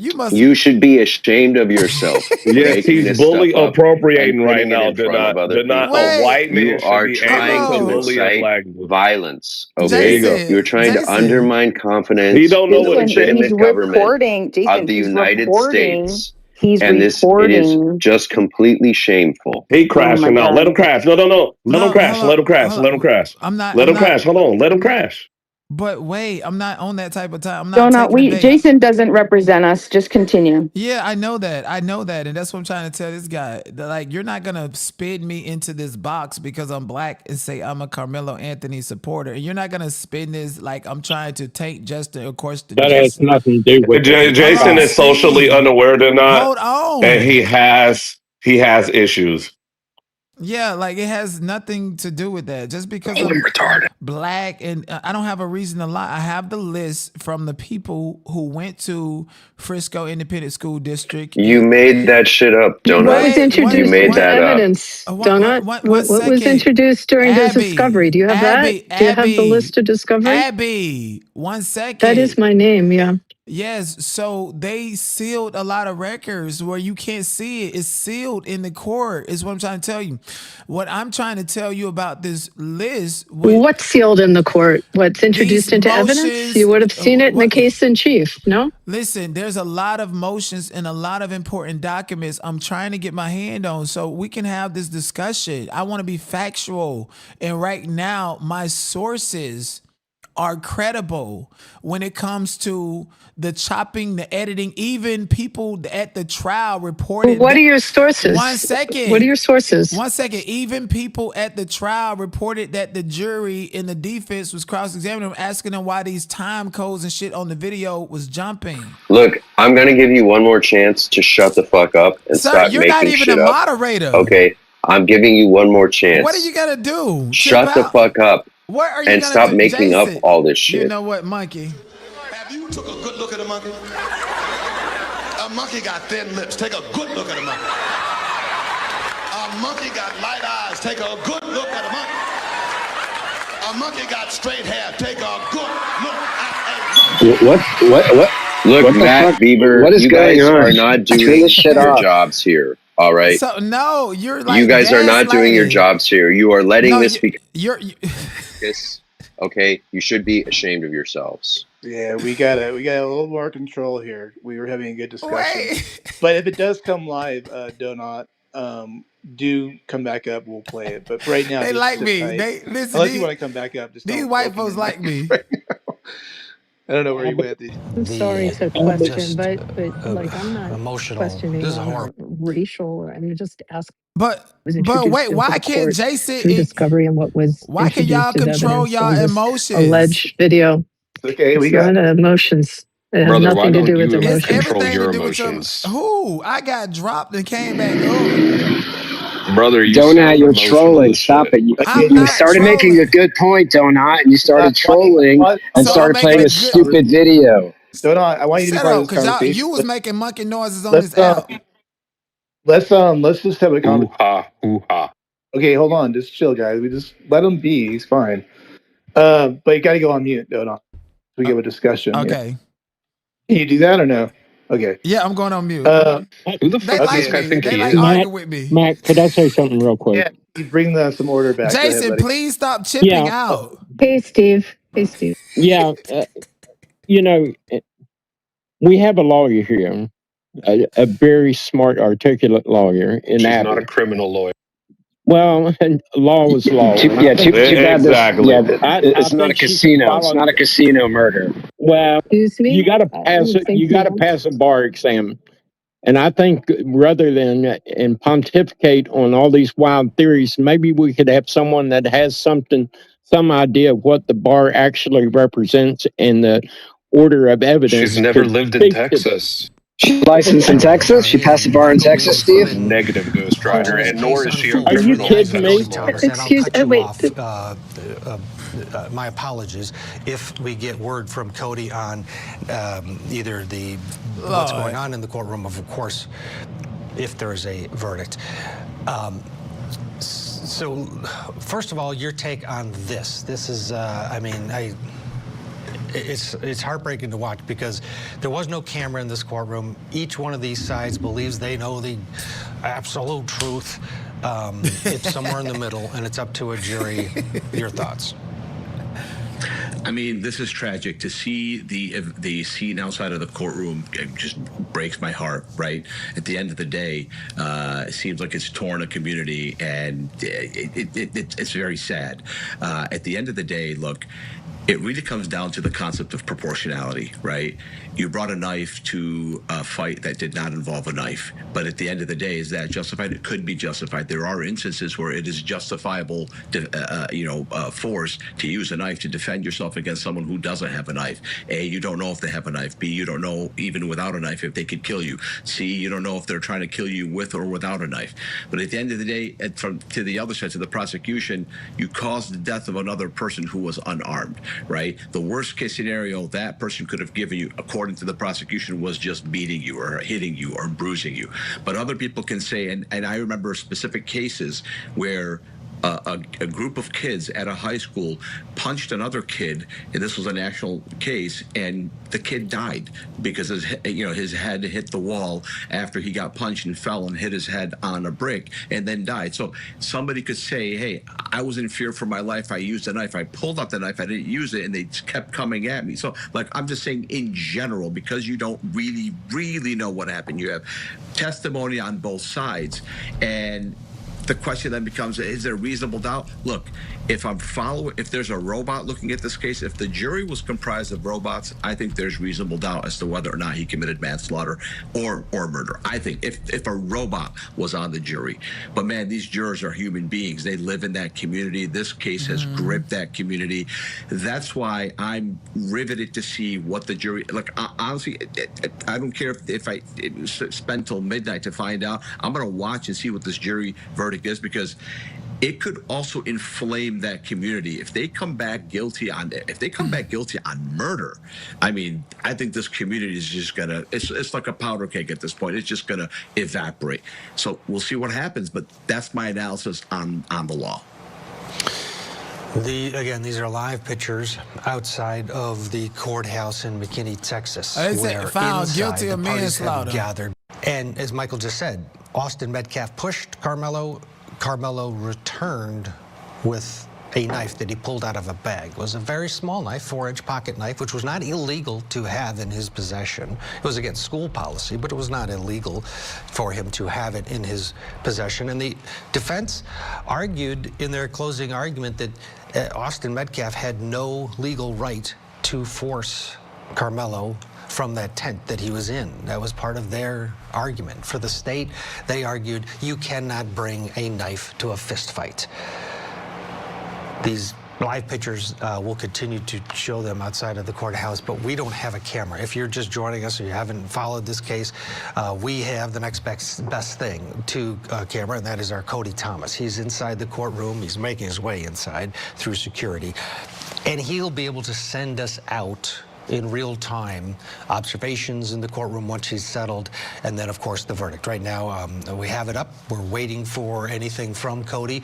So far nothing, so he's making his way inside the courtroom. But again, there is a verdict in the case against Karmelo Anthony. Michael Jafer, the choices are murder, manslaughter, and not guilty. There's also the element of that this same jury will, if the defendant wants, decide punishment. And it's wide-ranging. Even on the top charge, it's 5 years to 99. If you're representing Karmelo Anthony, do you want the jury to decide penalty, or would you rather the judge decide that? And does it matter on what their verdict is? Let's assume that he's guilty of one of the top two. That's the scenario, of course, that would play out. Otherwise, there is no sentencing. What do you think they'll opt for if indeed there is a guilty verdict here? Love this question, and here's the answer. Both things are true. It does depend on the jury, on the verdict, obviously. If it's murder, if it's a top charge, I don't want this on the judge. These defense attorneys know this judge. They've practiced in front of this judge. It's a very, very, very small, close-knit community. I'm not talking about that city. I'm talking about the community of defense attorneys and judges. We all know each other. We all respect one another. So it depends on both the verdict and the judge. So first of all, it's a non-starter for me to let the jury decide the punishment if they come back on the top charge. I don't want that jury anywhere near it, because I have no idea what happened in that room and which leader was able to impress upon the other people. Clearly, I lost. But if the if the verdict comes back as if it's not guilty, there's no sentencing. But if it comes back on manslaughter, then I go back to the second part of the analysis, which is who is the judge? If the judge is somebody that I know has a background, has worked in the inner city, worked in communities, represented. If he was a criminal defense attorney, I'm letting the judge decide the sentence no matter what. If the judge was a criminal defense attorney, because they didn't just go to law school and become a judge, they did something. What did they do before? But if they were a prosecutor, I'm not letting that judge decide the sentence, because a prosecutor will just basically throw the book almost all the time. Right. So that's the answer to the question. These attorneys already have their idea of what they want in case their client is convicted of anything. Yeah, when you factor in the 3 hours, not a lot of time when you have a multi-day trial of this magnitude and a high-profile trial. Every one of the jurors in this case, Michael, has been told to not factor in the community, not factor in the fact that this is high-profile, but they know that the world is watching, and specifically everybody in this part of Texas is watching. And that matters, does it not? That, yes, they know that their decision is going to be reacted to, and we're seeing it playing out even before the decision comes in outside of the courthouse. Yeah, again, Ted, this is very, very, very sad. And watching this, watching what I'm seeing on screen is very, very sad. Yeah, I mean, listen, imagine, I see how this stuff comes about, right? You're sitting there in whatever community you are. In this case, it's in Texas, right? And you see a case, you hear a fact pattern, you come to a judgment. Obviously, you don't have all the facts. And you say, oh, this was sad, this shouldn't have happened, or should have happened, right? But if you come to the conclusion that, hey, a young man lost his life. He went to school one day, his parents got a phone call, not telling him, hey, your son has a nosebleed, but your son is dead, right? And so you come to a conclusion. And then when you see other people... This is Court TV, so he was found guilty of manslaughter. Not in favor... Which carried 2 to 20 years.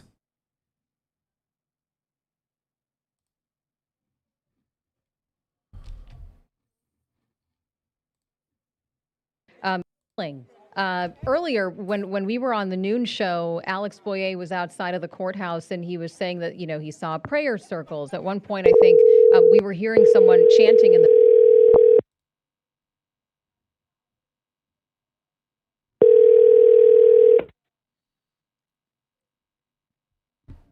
Please leave your message for... They in the middle of that shit.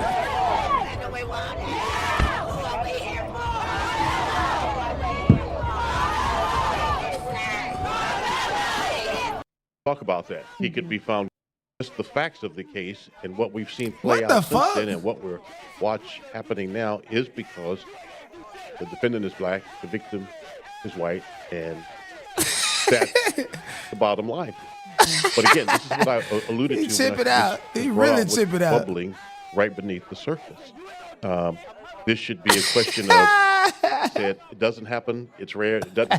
Just within the past few seconds, I've noticed some of the crowd disperse a little bit. I can tell you that it appears that we have a heightened police presence that has shown up within the past few seconds.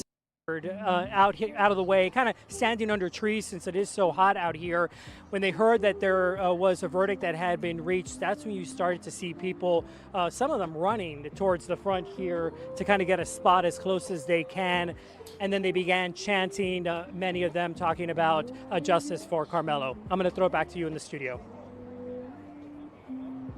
Your coverage, by the way, has been simply outstanding. You and Lori Brown have done great work since the very beginning of this. In the background and speaking. And so things have certainly escalated even within the last, I would say, 2 hours that he's been out there. And I'm sure. I like Court TV.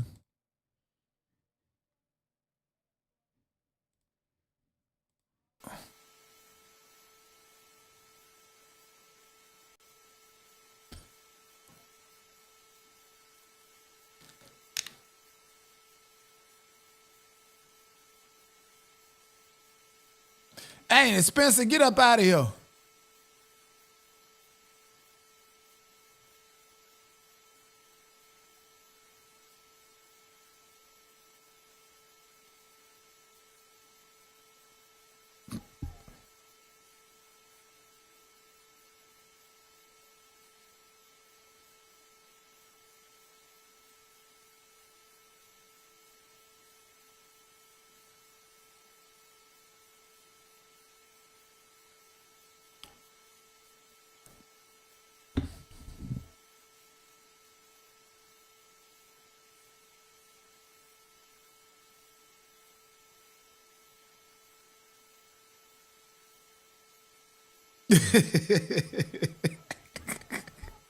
That's the only thing we have in I'm finna go. Texas that maps onto an unlawful killing. I'm finna go harass this white man.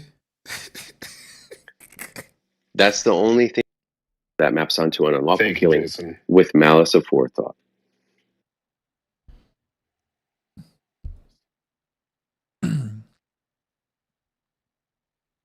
You guys are only going to get more crash outs if we don't start playing some sort of live feed of some news Well, I'm room that's scared. reporting on this. I'm scared that Jason's gonna chimp out. So, like, you know, I haven't been playing nothing, but Don't play anything.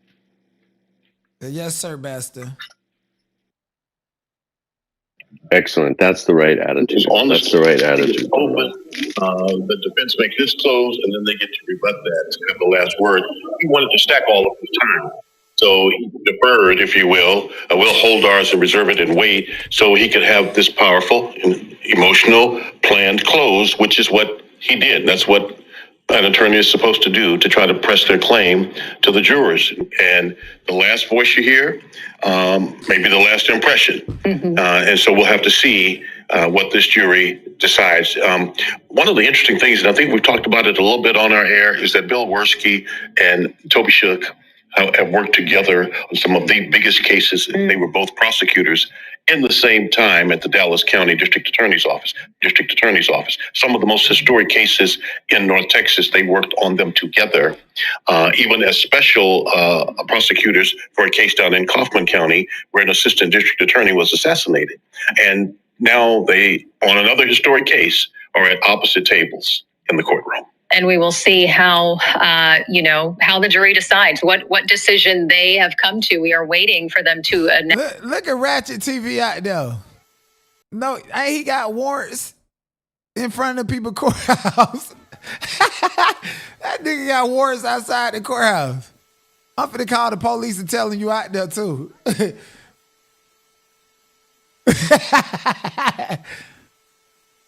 Where's Jack Ling?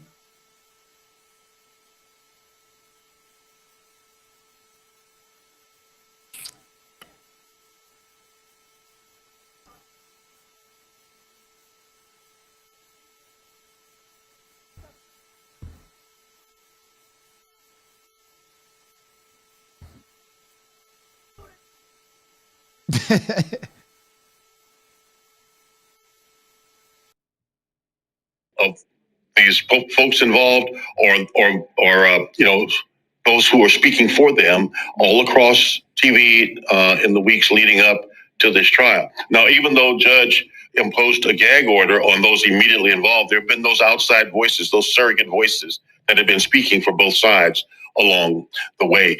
So with the sheriff's deputies there now, the Collin County sheriff's deputies, things have quieted down somewhat. They were there and kind of allowing people to have their voice, but they've kind of stepped up their presence as we're now getting closer to learning what that verdict is today.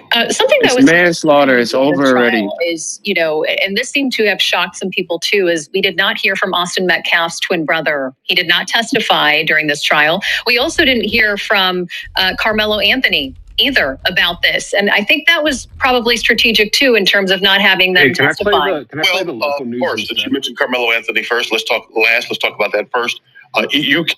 What do you want to play? The local news station in Dallas. Sure, if you want. What does everybody else want? Does everybody want that? Isn't it already a done deal? Does everybody prefer that over Fox? Just let them do the room, bro. What is it, Beamer? Florida wants to play the local news station. Okay, I guess. Go ahead. That are very much supporters of Karmelo Anthony. Some of them have been praying. Some of them have gotten into some verbal altercations with people that are in support of Austin Metcalf and his family. For this senseless murder. And send a message that this will not be tolerated in this community. Make justice swift. Oh, wow. In this case. Michael Schaefer's watching along with us. He's a trial attorney helping us through our coverage. And Michael, eerie words, make justice swift. Indeed, one could argue that maybe this jury listened under 3 hours, coming back with a unanimous verdict in a case that many people probably thought would have taken longer to come to a conclusion of, with 10 or 12 separate jurors. You never know, obviously, but those last words make Justice Swift in this case. If you're the defense, what are you feeling right now? You know, this is what I call a toss-up in terms of the jury rejected one of the cases. They just outright, flatly rejected. They either rejected me as a defense attorney or they rejected the prosecution. Obviously, you hope they rejected the prosecution if you're the defense attorney. But they rejected one of the cases, and they are sending a message to one of the parties. One of the parties, they're sending a message that this is complete bunk. Your whole entire case is bunk. We didn't buy anything you said. I mean, again, 3 hours. Can you get 12 people to agree in under 3 hours on anything? Send a message right now in your company right now and ask everybody, where do you want lunch from tomorrow? Just send a message. If you have more than 12 people in your company, send a message. See if you can get everybody, 12 people to agree on what lunch will be tomorrow. You can't. It's not possible. And this is a life or death case, right? Life or death, meaning like they could convict this man to life in prison. Essentially, they could convict him of murder, right? Under 3 hours, 12 people. It's unbelievable. Can't even get them to agree on the flavor of sandwich I'm going to bring them, my staff, tomorrow when I cater. And sometimes I'll just have to cater from 2 different places because I give up on trying to get everybody to agree on where they want lunch from. So this is just Michael, I got to stunning. cut you off real quickly here. We're getting notes from our Cody Thomas, who is now in the courtroom. He says that Karmelo's parents have walked in, and the MetCalfs have also just walked into the courtroom, and it appears as the twin brother Hunter is now with them. Hunter Metcalf, of course, was in the tent during this melee and did not testify for the state of Texas. Now, maybe he was being held as a potential rebuttal witness if indeed Karmelo Anthony testified, but we know that, of course, Karmelo Anthony declined the opportunity to take the stand in his own defense. But bottom line, just trying to set the scene for our viewers here. Cody Thomas is in place. As soon as the judge takes the bench, Cody is our only way of communication inside that courtroom as we watch the live pictures outside the courthouse. Quickly, Michael, on the Hunter Metcalf, he really was expected to be a huge witness because he was there. He and his brother both went up to Karmelo and confronted him to get out of the tent during this track meet. Didn't take the stand, but he wasn't in the courtroom either, which I opined was, well, maybe they were holding him as a potential witness as a rebuttal, or maybe he's a young man, he just didn't want to be there during the gruesome reality of the testimony. Overall thoughts on this strategy not to put Hunter on during the case in chief, and then also the fact that he is, according to our Cody Thomas, now there and a huge part of this case. I have to assume that it was not part of the strategy. I have to assume that this young man just said he doesn't want to testify. There's no way that there would be any strategy that would see you not having the twin brother not testify. He looks just like the victim, and he was there. He was in the tent. I don't think there was a strategy. I think the reason he's there now is because the case is over, and he might feel regret not having that. How could you? I don't mean to make this kid feel bad. I hope he doesn't see me saying this, but how could you not support your dead brother, your slain brother, in your parents' quest to get justice for their fallen son, your brother? There's no way there's a strategy. I disagree because he's done some interviews. I do think it might have been strategic in that, he was there and his presence in there may have complicated the clean case the state maybe thought they were presenting. Because just judging from the interviews that he has done, it's clear that he was more than willing to talk about his brother and the loss that can you imagine losing your twin? But maybe the overwhelming reality of hearing about your brother's loss and you factor in the medical examiner, who knows? Bottom line is he didn't testify, neither did Karmelo Anthony, adding another bit of mystery because the jury didn't hear from either one of these players. There were 3 of them, right? There was Austin, who passed away, Hunter, and Karmelo. Those are the 3 that know what exactly transpired between the combatants. which makes it even more puzzling that he didn't testify. Listen, maybe it was his strategy. I just don't see how. All right, Deanna. If it was a strategy, Ted, it was malfeasance. It was a terrible strategy. If there was a strategy, that's why I gotta assume it's not a strategy, because the state of Texas put a lot of resources for jurors to actually become pretty close, because Verdict is they can in. talk about anything else under the sun until they cannot begin discussing the case until deliberations. And so that Verdict is in. Jason, you're not gonna like this one. Hold on, real quick, bro. Hold on. So I've just got an overhead view. I've gotten a couple of like up close views. It's not even 200 people. It may be 100 people. It's really not a lot of people. 20% of them roughly seem to be. Deny. What's the verdict? 20% of them are media. No, don't do it. Don't do it. Don't do it. Oh, do it. Deny. Do it. No, don't do it. I'd rather Jason look it up and tell everybody. Hold on. I'd rather hear from you. Deny. No, I'd rather hear from Jason since he got all let's that hear mouth. from Jason. Yeah.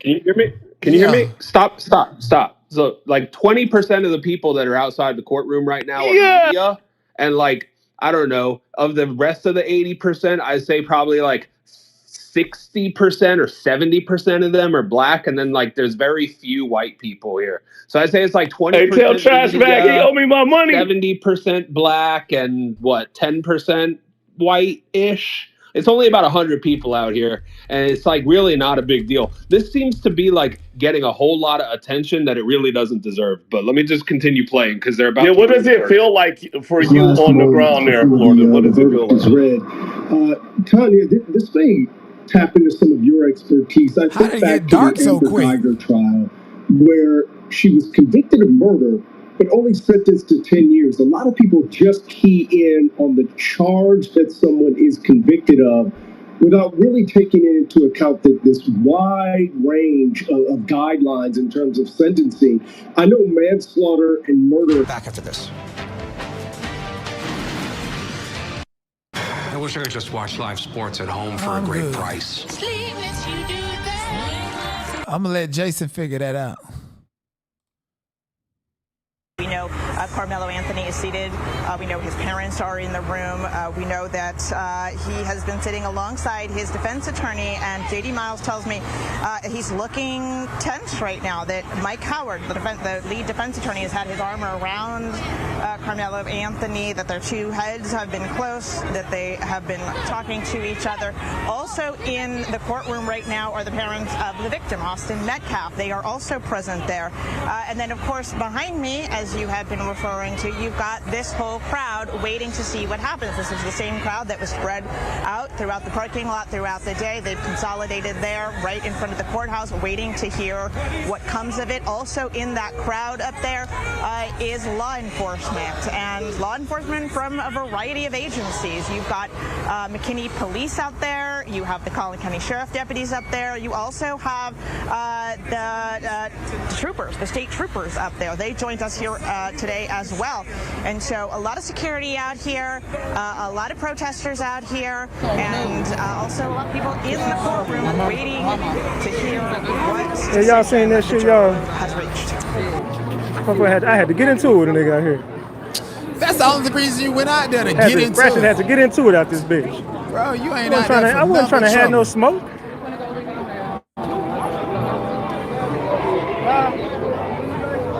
I'm just, in my mind, I'm just thinking like, y'all doing the exact same thing. I'm good on you.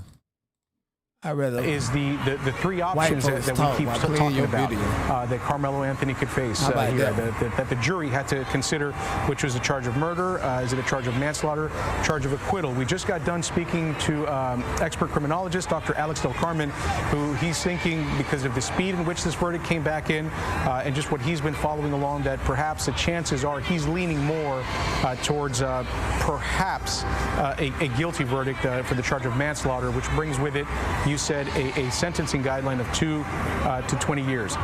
Do you get the sense out there from being with the folks, Andrea, that if this does not go in his way, meaning a full acquittal, which is what I think his defense and supporters of Karmelo Anthony want, that we're going to see some sort of unrest there?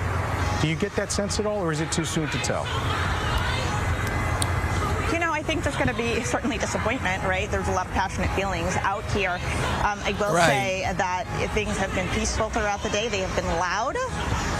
They have been demonstrative, but they have been peaceful. And so, personally, as someone who is standing out here, I'm hoping that they stay that way, of course. Absolutely. Yeah, we hope that too. I know the security. The security is here, though, as a precaution. In fact, we ourselves have security here. We have private security. Other members of the media and media teams have security out here. And then, of course, you also have the law enforcement out here. So, of course, there's always that concern, always that worry. You never know what's going to happen. There have been some people showing up throughout the week that did seem to be, trying to stir things up. But I saw a lot of restraint, even when a lot of things were being yelled and a lot of really horrible things were being yelled. There was a lot of restraint on both sides that kept it from turning physical. And so that is my hope. I know that somebody's going to be disappointed with whatever the verdict is, since we have people here really hoping for different outcomes. Somebody's going to be disappointed, but I'm awfully hopeful that it will remain peaceful. We're just hearing, I'm listening, Andrea, but we're getting some live updates right now, just some notes. We're hearing that for the first time, Hunter MetCalf is in the courtroom. I don't know if you're seeing that as well. And that's important to note, right? Because Hunter MetCalf, hadn't been there throughout. That's right. I think this is the first time that he's being spotted in the courtroom. Evading a subpoena. Now you want to come for the verdict. This is the victim, Austin Metcalf's twin brother, Hunter. Cloud chasers. Testimony about him being there when his brother died. We have heard about his reaction, very emotional reaction, and from the people who tried comforting him after this occurred, but we haven't seen him before. But obviously he's showing up, and this is, a lot of the times while testimony is taking place, some of the witnesses won't sit there and listen. Some of the family will at times step out if it's going to be very disturbing testimony or very disturbing images, but often for the verdict is when we really see everybody want to be there. Andrea, we're getting word that this is the first time that we're seeing him. The jury's walking in, by the way. The jury is coming in. The jury's coming in, which means that the verdict, as soon as they sit down, we're going to hear what this verdict is. So we're literally within a minute or so of finding out what the verdict is. So if we hear that, if you hear it first, you interrupt me. If I hear it first, I'll interrupt you. but we have to get that on as soon as we know. At this point, right, everyone's going to stand up, is standing up, I'm sure, as the jury walks in. They're going to be seated. The judge is going to say something along the lines of, how do you find on count one, murder in the first degree, and then you're not going to hear J.D. Miles, who's sitting in the courtroom, is going to hear what that verdict is. They're likely going to ask about the count of murder. They're likely going to ask about manslaughter. Of course, if it's guilty on verdict, it would be not guilty. Manslaughter wouldn't come into play. If it's not guilty on murder, then it would come down to manslaughter. If it's not guilty on both, again, that's an acquittal, and that's the end of the story. Yeah, and we're going to hear that here in a second. We also know that the judge had given orders that if this verdict were to come in before 4 o'clock, this would move immediately into the sentencing phase. How do you anticipate that will play out once we know the verdict? I guess will there be immediately the same day, another recess, and then come back for that, or does that usually happen immediately? And again, just leaning into your experience. Because when you're going through the sentencing phase, you got the right to call in other people. They want Hunter to testify they want Hunter to get up here and give a victim impact statement when he didn't testify during the trial. That's why he's in court. They're expecting a guilty verdict.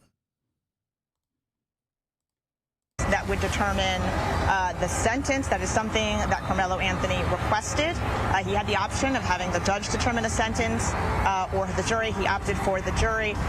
So at this point, both sides will once again have the option to present witnesses. Again, if this is a conviction, if Karmelo Anthony is found guilty, the defense would be able to present evidence of sort of mitigating circumstances. Why the jury should give him 5 years as opposed to 99 years. And so So we could hear some testimony or not. In some cases, the sentencing phase really is just another round of arguments, another round of essentially closing arguments from both sides. We have seen that too. It could go either way. Those are the options. Yeah. Well, we're going to be keeping a close eye on that. As you mentioned, we've got J.D. Miles inside. Andrea, you can't see this, but we're on a split screen right now. We have live aerial footage, video coming in from outside the courthouse, where it seems that security looks to be beefing up. It looks like we've got more law enforcement boots on the ground, sort of standing shoulder by shoulder. Some more police cruisers. From what you can see, do you also get that same sense from what we're seeing from the aerial video coming in? Do you sort of see an increased law enforcement presence there too? Yes. We got a verdict. Yeah, you're seeing law enforcement. Again, we've had. Let's stand by here for a second. I'm getting word that we may have a verdict. So if you see it come through, Andrea. For folks who are joining us on the CBS News Texas stream and over the air, we are coming to you with breaking news with the Karmelo Anthony trial. We understand that a verdict has already been announced. We're just getting word to see what exactly that verdict is. So please bear with us. We've got Andrea Lucia outside the courtroom, J.D. Miles inside, and we're watching everything from back here in the studios as well. At any moment now, we're expecting to hear what the verdict is. Okay, what is it? Andrea, go for it. Guilty on murder. Guilty on murder. Okay. Guilty on murder. There we go. Tell them I said to go to your show. I'm not sure if that is the most severe. The most severe of the charges. Again, the options were murder, manslaughter, or acquittal. We have a conviction of murder, which is obviously more severe than manslaughter. This signals that we are going to go to sentencing, and again, the punishment range is 5 to 99 years. I'm going to step aside. We're going to look at the front. I know people up there were positioned to be first to get the word, but you're getting the word first since we have a direct connection to the courtroom. And I'm just kind of watching to see what kind of reaction we're going to get from them. Yeah, Andrea, you're right, because I don't know that the folks that have gathered. The verdict is in. He is guilty of murder. The New York Post. He out there trying to incite a riot for content. Look at him. Guilty of murder, everybody. The white folks saying thank you. They just found him guilty of murder, y'all. Where the spirit at? See, that's why can't nobody stand up for black folks. They did all that hooping and hollering and ain't doing shit for finna go home and find verdict is in, y'all. Verdict is in. Guilty of murder. Guilty of murder. Guilty of murder. The verdict is in. Guilty of murder, y'all. Guilty of murder. Guilty of murder. Guilty of murder.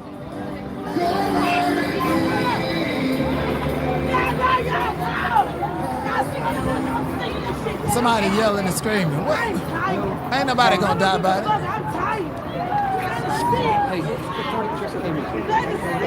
You tired? The fight just started. That's crazy. Movement and security again positioned right there. You've got McKinney. Yeah, Andrea, we got a note. I'm sorry to interrupt you. We got a note that Karmelo Anthony broke down inside the courtroom and his parents walked out soon after this happened. So a lot going on inside that unfortunately we are not allowed to have video cameras or recording devices inside. But this is information that's coming to us from our crews that are positioned inside. And the parents walked out? Access to a phone or computer telling us that Karmelo Anthony had a visible and physical breakdown inside that courtroom when the guilty verdict was read and that his parents immediately walked out. I'm not sure if you're hearing that as well, but what we are seeing outside right now from the crowds that have gathered there, presumably supporters who were hoping for a different verdict, also breaking down in tears and sort of consoling themselves on the ground out there. Again, as Karmelo Anthony, the 19-year-old, right now found guilty I thought it was too. Of first-degree murder. They came back and said murder.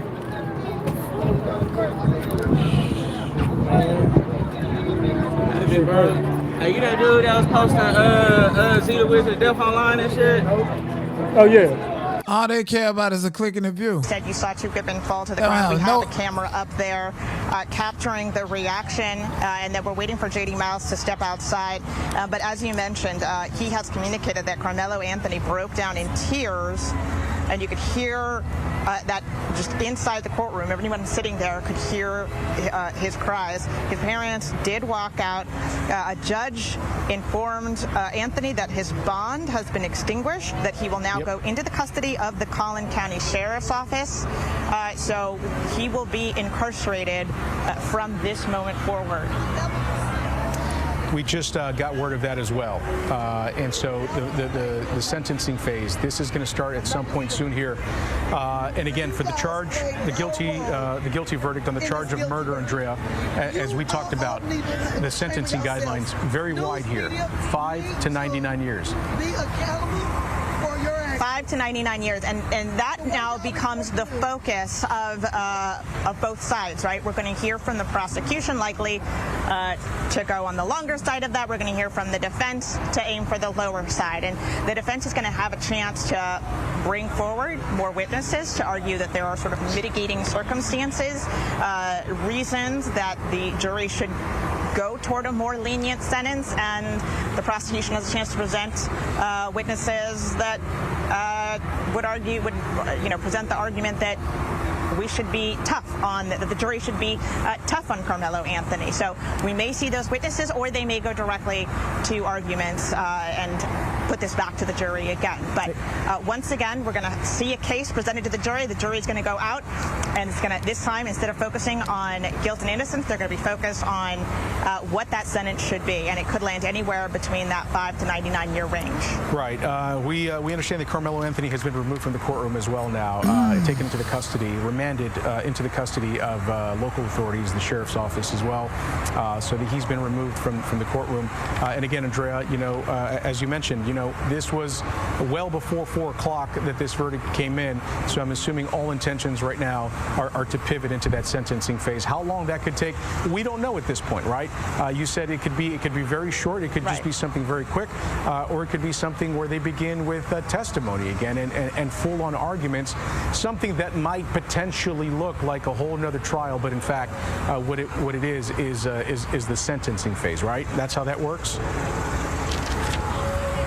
Right. The fact that he's been taken out of the courtroom signals to me that they're probably going to take a little bit of a break. With this judge, though, those breaks have been short. Sometimes it's a 15-minute bathroom break or something of that end. So they may take a short break, and then we have the judge intends to go right into.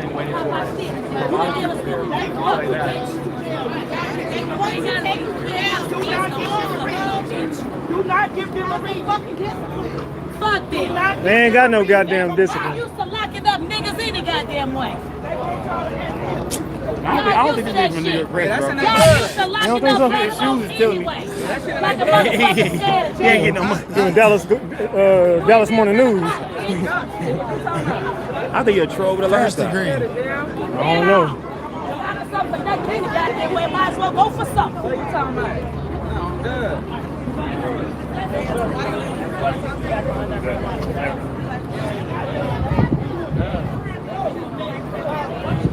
He ain't cover the case at all. He just out there for some drama.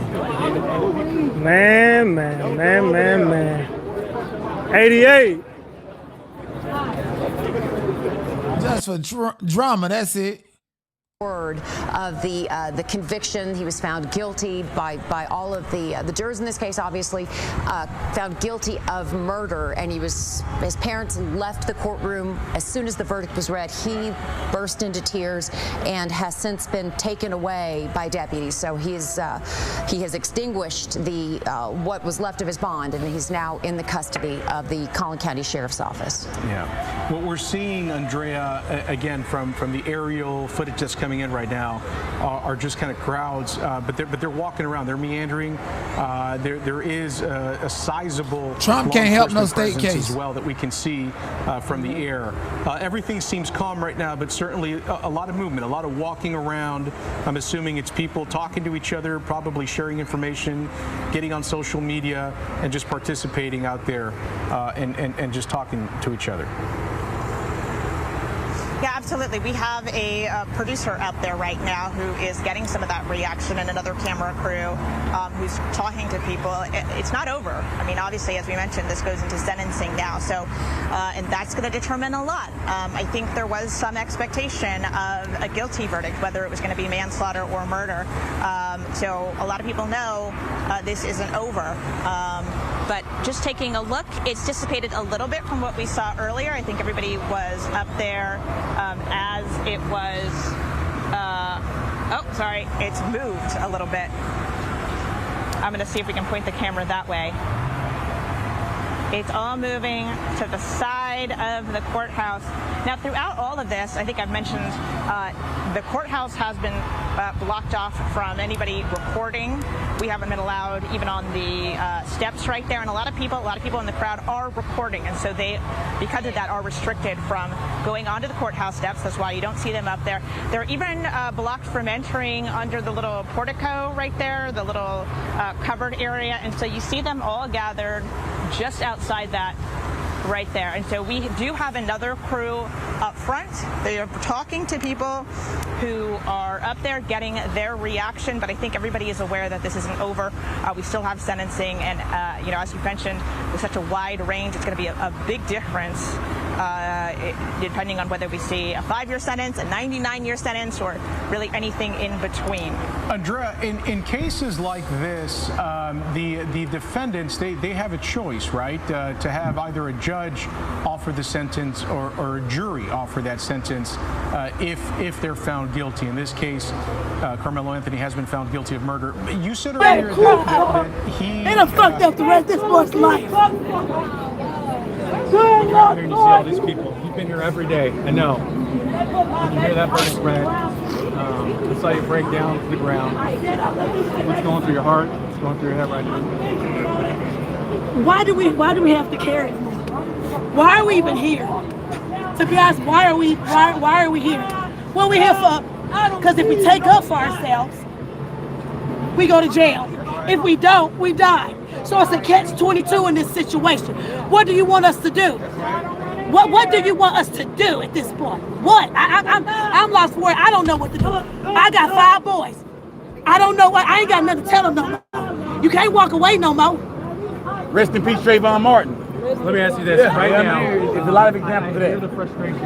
Are you more angry or more sad as to what is happening? I'm angry and I'm hurt. I'm angry because you were in there. I was in there too. Those witnesses were lying on him. You got the judge friends with the prosecutor. Let's start there. The judge is falling asleep. Some juries was falling asleep and didn't even have a damn notepad. Y'all didn't take this shit serious. They knew what they wanted. Austin, come this way because it looks like the crowd is... I don't know what's going on. Shit. I don't even know. I don't recognize her. Come the street quiet. Oh, you want to be that agitator? You must be new. No. I see them demons. He literally was on, we have him on video, on my video, saying he's a troll. Don't give him any time. No, I'm cool. Don't give him any time. I'm not no going. time. They can't bait me. No bro. time. I know, brother. No time. I'm good. I'm a grown man, brother. I'm good. Trust me, I'm good. Trust me, I'm good. I don't know what the fuck going on, brother. I like your grill. Thank you. What's going on, man? He's a troll. He keeps blocking people. He's a pussy. He says he's gonna beat people's asses. I'm a pussy? You are. When do I say I'm gonna beat somebody's ass? You keep blocking me. Oh my gosh. Oh, he challenged me to a fight, officer. Officer, I accept. He challenges me to be out. No guns. Can we get some mutual combat? Okay. And he over there antagonizing. From both sides and goes and have the jury back in deliberations before the end of the day. So I'm not sure what's going to happen, but I do know that we should learn very shortly which way it's going to go.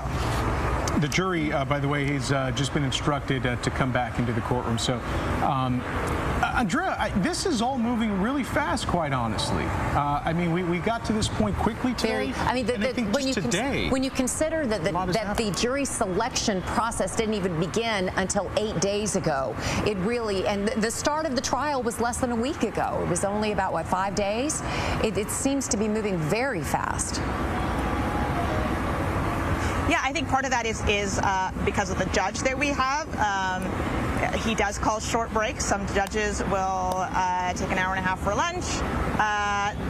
This one doesn't give us that long. Some of them have longer breaks throughout the day.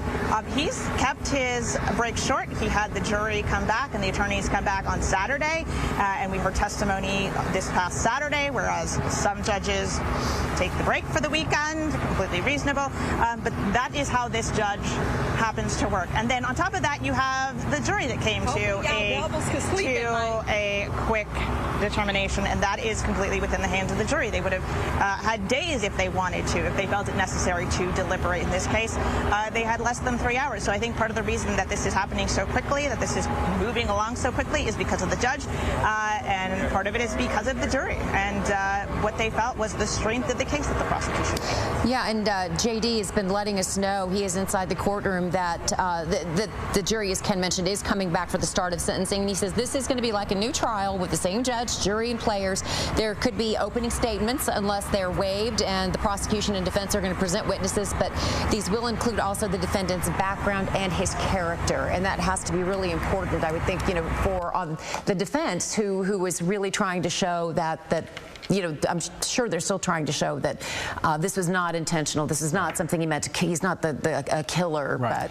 But you know, I don't anticipate that they're going to change their tone in their stance into, you know, how they feel about what exactly, how the defense feels about what happened there. So presumably this will be a continuation of that tone. It will be a continuation, probably, or a rehash of some of that evidence that was provided to the jury and to the court in the prior days. But again, interesting to point out here that procedurally, the way that this works, from what JD is saying and from what we've been talking to Andrea Lucia about, is that this could potentially feel the sentencing like a whole nother trial. Like a whole nother trial. Right, exactly. But you know, again, but if it's any indicator of how fast this could go, this entire trial really leading up to today, and the deliberations have all been pretty fast. So he's saying, and again, probably because this has moved so quickly, that the prosecution and the defense have decided to waive opening statements. Okay, so they're waiving that. Yeah, and he says the prosecution has rested, and the defense is calling its first witness. Okay, so I mean, looks like his mother. This is changing by the minute. It's changing. So Karmelo Anthony's mother, I'm assuming. Yes, they're bringing in, Kayla Hayes' mother is going to be the first one up there for the defense. And let's go back out to our Andrea Lucia now. And, you know, we've heard some of the people there who were in the crowd getting very upset, and some people very, very happy. You know, we're seeing a lot of both emotions on both sides. This was expected. I don't think anyone thought that, you know, however this would have turned out, that this was going to be something that people would just quietly go home after a verdict was read. I think both sides proved that they had very spirited and very fiery opinions, one way or another about this case, and I think all of the elements were there to have this kind of a reaction. We just didn't know what side it was going to come from, but that's something that law enforcement there on the scene has also been monitoring as well. Explains some of the details that Andrea was giving us, from the beefed up security, the law enforcement, the barricading that's going on, and quite frankly, even the limited access that they gave us, members of the media. They didn't allow any cameras inside. They allow some members of the media. It's limited, but all they can do. I do see the chat. I do see it. Y'all can chimp out all y'all want. Thank you. I thought I saw a monkey on a skateboard the other day. I saw Planet of the Apes. I ain't seen none of us in it. Thank you, Alan. What are you talking? It's a misdemeanor. It's a misdemeanor. How mad you? Go get the misdemeanor. We only done made $22 on this motherfucker. I've been on live for an hour and 30 minutes. Told y'all the police don't give a fuck.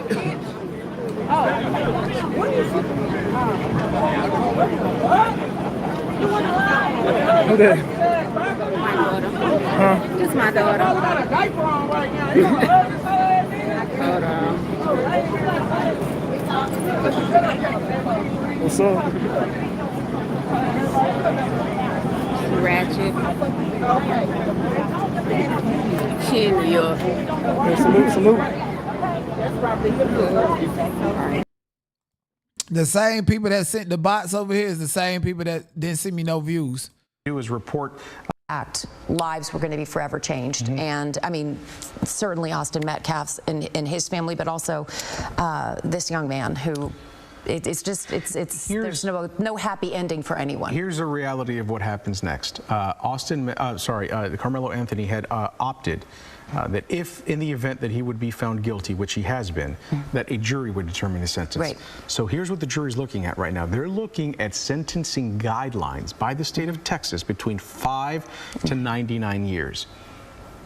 My goodness, 5 to 99 years. Right. I mean, that is that's such a wide range. Yeah. Obviously, the defense is now going to try and make a case to argue for on the lesser side of things.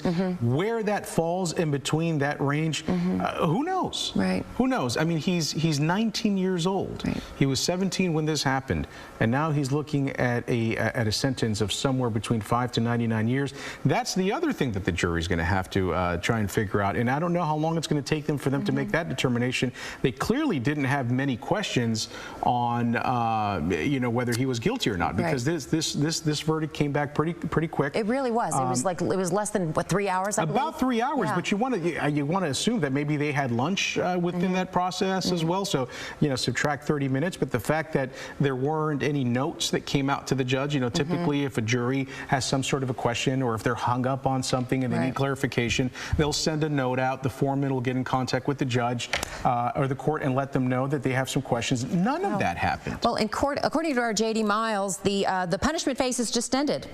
After one witness. After one witness. So there we go. And the defense basically, for all intents and purposes, asked Kayla Hayes, Karmelo's mother, does your son regret what he did? She says yes, he's very sorry for what he did. So the judge right now is going to be working on the charge, what the instructions are going to be for the jury. Again, as we mentioned, they're going to be told that it's either going to be between 5 to 99 years. Well, I'll tell you what, I mean, I've seen cases move quickly. This one is at the top of the list, though. I don't think I've seen, I mean, this is changing by the minute. Yeah. I mean, we're talking about this right now. I feel like in the middle of this thought, as we analyze what's going on, we might get another update. Yeah. Again, we've got J.D. Miles inside. He's sending us some live updates, via text messages and some emails that we're corresponding. But again, the punishment phase, it just ended. It felt like it just started 2 minutes ago. It has now just ended. The defense only called up one witness, and that was Karmelo Anthony's mother.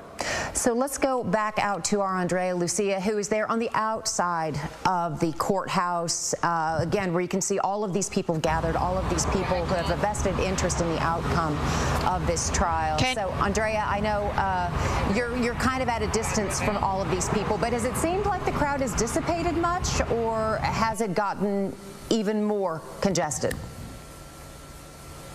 Oh. We're having some audio issue. Out. There you are. We can hear you now. Can you hear me? Yes, we can hear you. Go okay, sorry. We switched to a stick mic here. No, I want to bring in Kelsey Mittauer. She is our producer, and she was actually up front. While I was here keeping you updated, she was up there with the crowd. You were talking to some of the people up there and getting the reaction. Yes, a lot of emotion, a lot of anger. Once it was announced, people were going around yelling what the verdict was.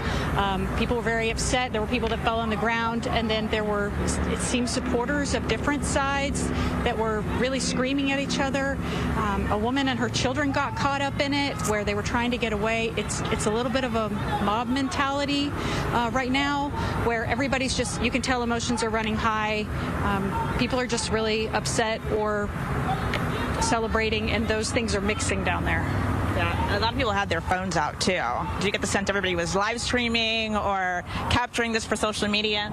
Yes. I don't know if anybody was actually watching it in making eye contact, but watching it through their phones. And then it's very much, it is a mob mentality, because you see one or two people move and then everyone moves that way, and it feels almost like you don't know what's going to happen, if there's going to be violence, because like I said, the emotions are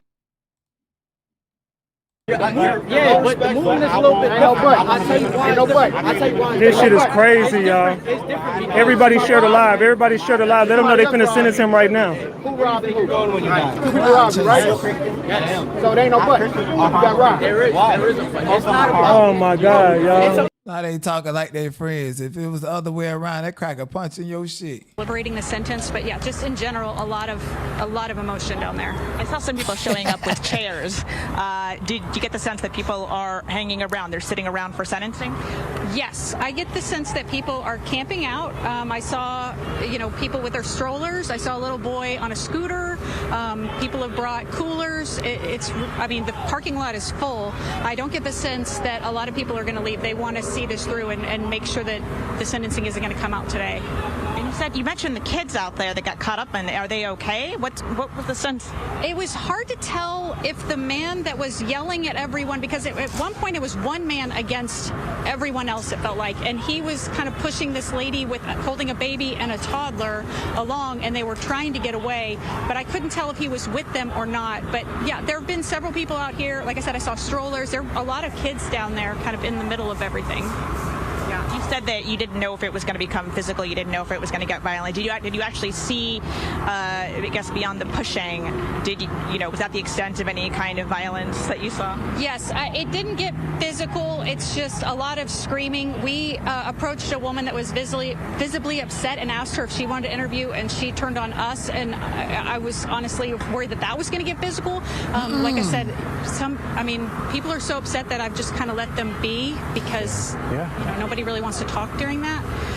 But yeah, I didn't see any actual violence, just people getting, very close to one another. Yeah. All right. Thank you very much. I wanted to bring her. Yeah. She's been the one up there. Ask her, because we are seeing. Did you have questions? Just from our aerial view, we're seeing a lot of sheriff's deputies out there. They're noticeable in their cowboy hats. Are they doing a good job of keeping the crowds apart? These two sides, or are they just there in case things go south quickly?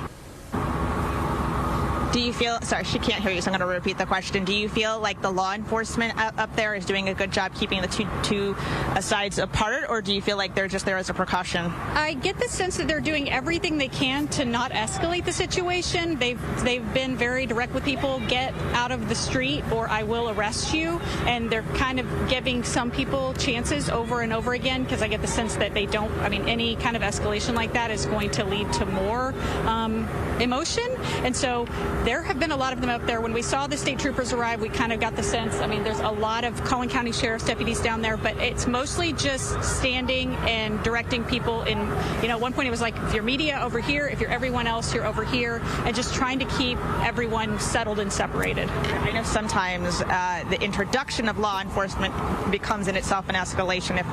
If they were to step in and throw handcuffs on someone, it would likely trigger the crowd. And so, is that the sense that law enforcement is also using restraint in how they respond? That's definitely what I saw. Like I said, I've seen them say a lot of warnings and just really trying to direct people and keep them, away from each other. The ones where there was a lot of screaming, they would step in and kind of try to break it up. But in a general sense, I haven't seen anybody bring out handcuffs or anything like that. All right, thank you. Ken, Karen? I want to bring up, we're hearing all kind of reaction right now, not just from where you are. It's tweaking, bro. That's the problem. That's the problem.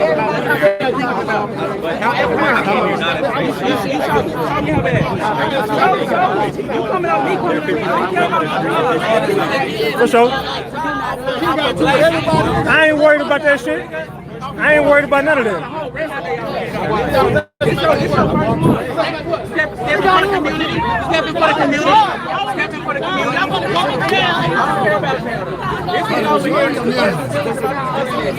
Let's go.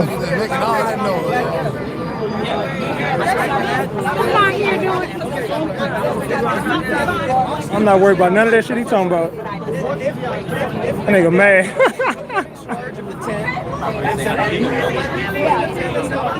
Oh man, I don't know who that nigga is. Hold on, somebody calling my phone. Yeah, that's for cloud. That word seems to be. I heard it a lot in the early stages of this trial, and it seems to be coming up again.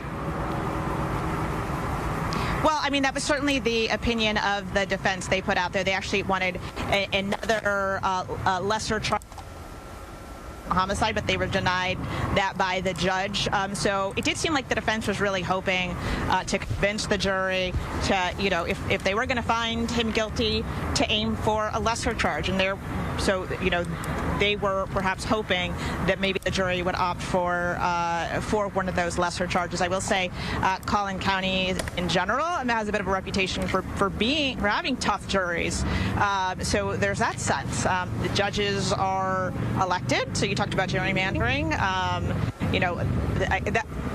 That might come to play into that sense. I don't know if it's true. Right. No, and then that would be something for a court of appeals to take on. But again, when we were talking to criminologist Dr. Alex Del Carmen, who was providing some very valuable insight into all of this, he said if I had to bet, he was leaning towards a manslaughter charge. I think he was equally surprised at the fact that this came back as murder, because he was thinking, based on the facts that we know surrounding the case, the speed at which the verdict came back, he was thinking if he had to bet, he said it right here on the air, if I had to bet, it's guilty on manslaughter. That was not the case. It was guilty on murder. Right. And the fact that it only took... Yeah, I mean, if you have a jury that's split, sometimes they can meet in the middle. They can agree to meet in the middle. And so, if there had been a lot of division, but the fact that they did come back so quickly and they came back with murder seems to indicate that they felt the evidence was strong toward that. Yeah. But and they didn't have jurors don't always agree with the overall legal community. Yeah. The other thing that sort of surprised me, when you cover enough of these trials, that a lot of times, especially on something that's serious, there's typically a question or two that the jury sends out. Yeah. From what I've been following, there was none of that this time around. If there was, it wasn't reported to us. I mean, it was just a quick turnaround. Here's the verdict. We got it. A couple minutes later, it turns out it's murder, and it's guilty for murder. Yeah, the court did have a designated spokesperson, and we were told that if there were any questions from the jury, that spokesperson would tell us what those questions were. We never received word of a question. The very first communication we got after jury deliberations began was that there was a verdict. So you're right, no questions, and that, again, points to the fact that there wasn't hours and hours of debate over this verdict. We have seen jurors that have gone long. Yeah. This just wasn't one of those cases. Yeah, no, not at all. Andrea, we're watching live images also right next to you, ground images, not from the helicopter this time. Looks like police are doing a pretty good job of keeping things calm there. Looks like there was a group of folks that had gathered. Everyone seems to have their phone out, seem to be sharing opinions one way or another, kind of mellowing around and encroaching up against sort of the area that has been barricaded, or where police rather have sort of stood side by side, almost creating a barricade. But it does seem at this point that while emotions are high, while tensions are high, and certainly opinions are very spirited, it does seem right now that everything is orderly, and that this right now is nothing more than an exercise of expression. Right, and we knew that this was going to happen one way or another, regardless of the verdict, that the tensions were going to be high, and there were going to be a lot of impassioned opinions from the folks who are gathered there. And the fact that they're not leaving, as you said, they're in it for the long haul, by all appearances, that they want to see this through to the very end, is interesting. Right, and there's a big difference, right, between the potential 5-year sentence and the potential 99-year sentence. Right. So there's a big range of how this could go. Absolutely, and it takes a different. The sentencing has a different feel to it. I mean, we heard, as you mentioned, from Karmelo Anthony's mother. She took the stand in sentencing. When you're debating guilt or innocence, it doesn't really matter if you have been an angel in the rest of your life if you committed this one crime. When you're talking about sentencing, they can take into account your character overall outside of this moment in time, and so that's why we heard from his mother talking about the kind of person that he is, and also how he feels about what he did. And so she was really able to come in and add some context to that. And those are things that the jury can consider in sentencing that they weren't really looking at in that guilt or innocence phase. They've also got more options to them. We were talking about in the first phase, there were 3 options, right? There was guilty of murder, guilty of manslaughter, or acquittal. Those were the 3 options. Here, you've got every number between 5 and $5.99 available to them. So it's not quite as clear cut. But then again, there's also more places to meet in the middle.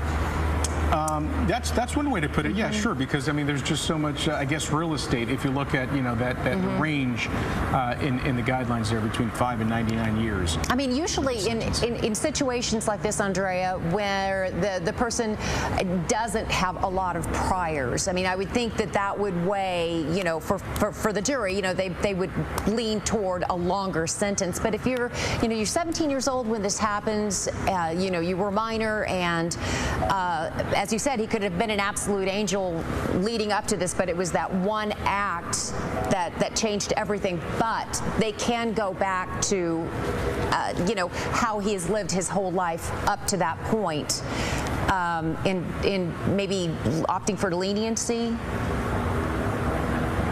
Yeah, I mean, that's what we're going to hear from the defense. The defense, when they make their argument to the jury, which we expect to be happening any moment now, for what they feel is an adequate sentence, we're going to hear some of what we heard in the first phase of trial. When in opening statements to this, we heard that Karmelo Anthony. Okay, yeah, and I'm not, and I'm gonna keep talking. Ain't nobody gonna do shit. The fuck? That nigga on, bro. Everybody gonna shut up talking to me, telling me I'm too loud. Ratchet TV. Ratchet TV? Yeah, we got 1,900 people over here, man. Let's go. Let's go. Ratchet TV? Yeah, Ratchet TV on YouTube. Yep. And I would have drugged his ass. Appreciate it, brother. My name's Greg, man. Greg Wilson. Nice to meet you, brother. I speak facts. They don't want to hear facts. That's a fact. He did not deserve to kill him. Austin didn't deserve to die. Everybody could have walked away, but you didn't. You pulled away. The first thing you said was, if you touch me, watch what happens while doing this. So that means, if I'm a juror, fuck my feelings about my race, I'm being... Okay.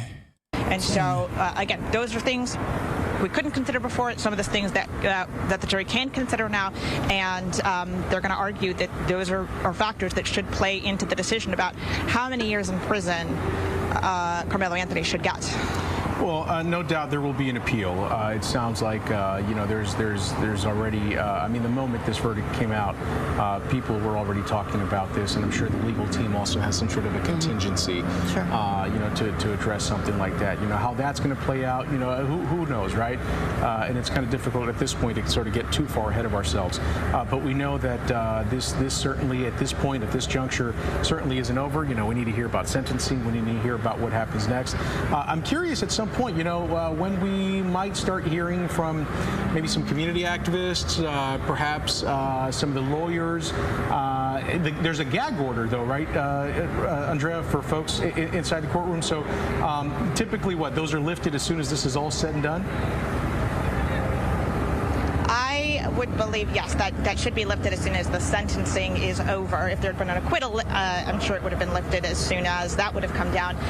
But that gag order prevents the attorneys from the case, the witnesses in the case, from speaking publicly, from speaking to us, the media. So that's why you haven't seen us approaching the attorneys. We know they're going to say no. So yes, that applies to the attorneys that are tied to the case. You have heard from attorneys unrelated to the case. As you mentioned, other members of the legal community weighing in who have been watching it. They're not affected by any kind of gag order. So when you hear from an attorney, if you are hearing from an attorney, it is likely one that is unconnected to this case because of that. We haven't heard from the families. Andrea, let me interrupt you, Andrea. Dominique Alexander from Next Generation Action Network is speaking. Let's listen to what he has to say. Matter in Collin County. Come on, we. It showed us that time and time in American history, it has shown us to remove emotions from yet the law.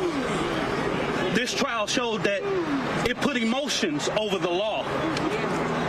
After Trayvon Martin and so many countless names, too early. It showed us that black life too early, nigga. Shut the fuck up. You directly connected to Karmelo. You speaking, they gonna retaliate on him. It's not safe in Collin County. It showed us that they did not listen to the law.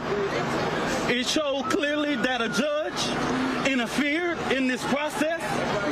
It showed very clearly that a black boy was allowed. Why are you saying this before he's sentenced? They're watching. They know. They see it in real time. You're a mouthpiece for this boy, and you out here saying this shit against them.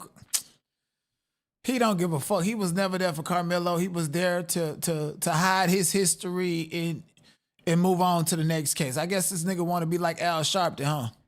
Not one black soul on a jury. An all white jury convicted him in 2 to 3 hours. We know that they did not prove their case. They are currently sentencing Karmelo Anthony, but we know that the Next Generation Action Network put the first $10,000 towards an appellate attorney. And we will fight Collin County like hell. I respected this process. I allowed and called for peace in this process. See where that got us. But Black America should be very upset about what went on today.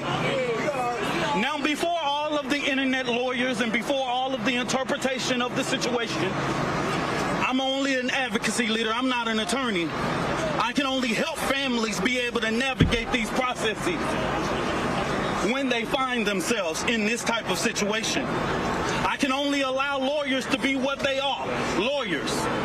I can't instruct them. I can't stop them from doing anything. I have to respect the process just like anybody else.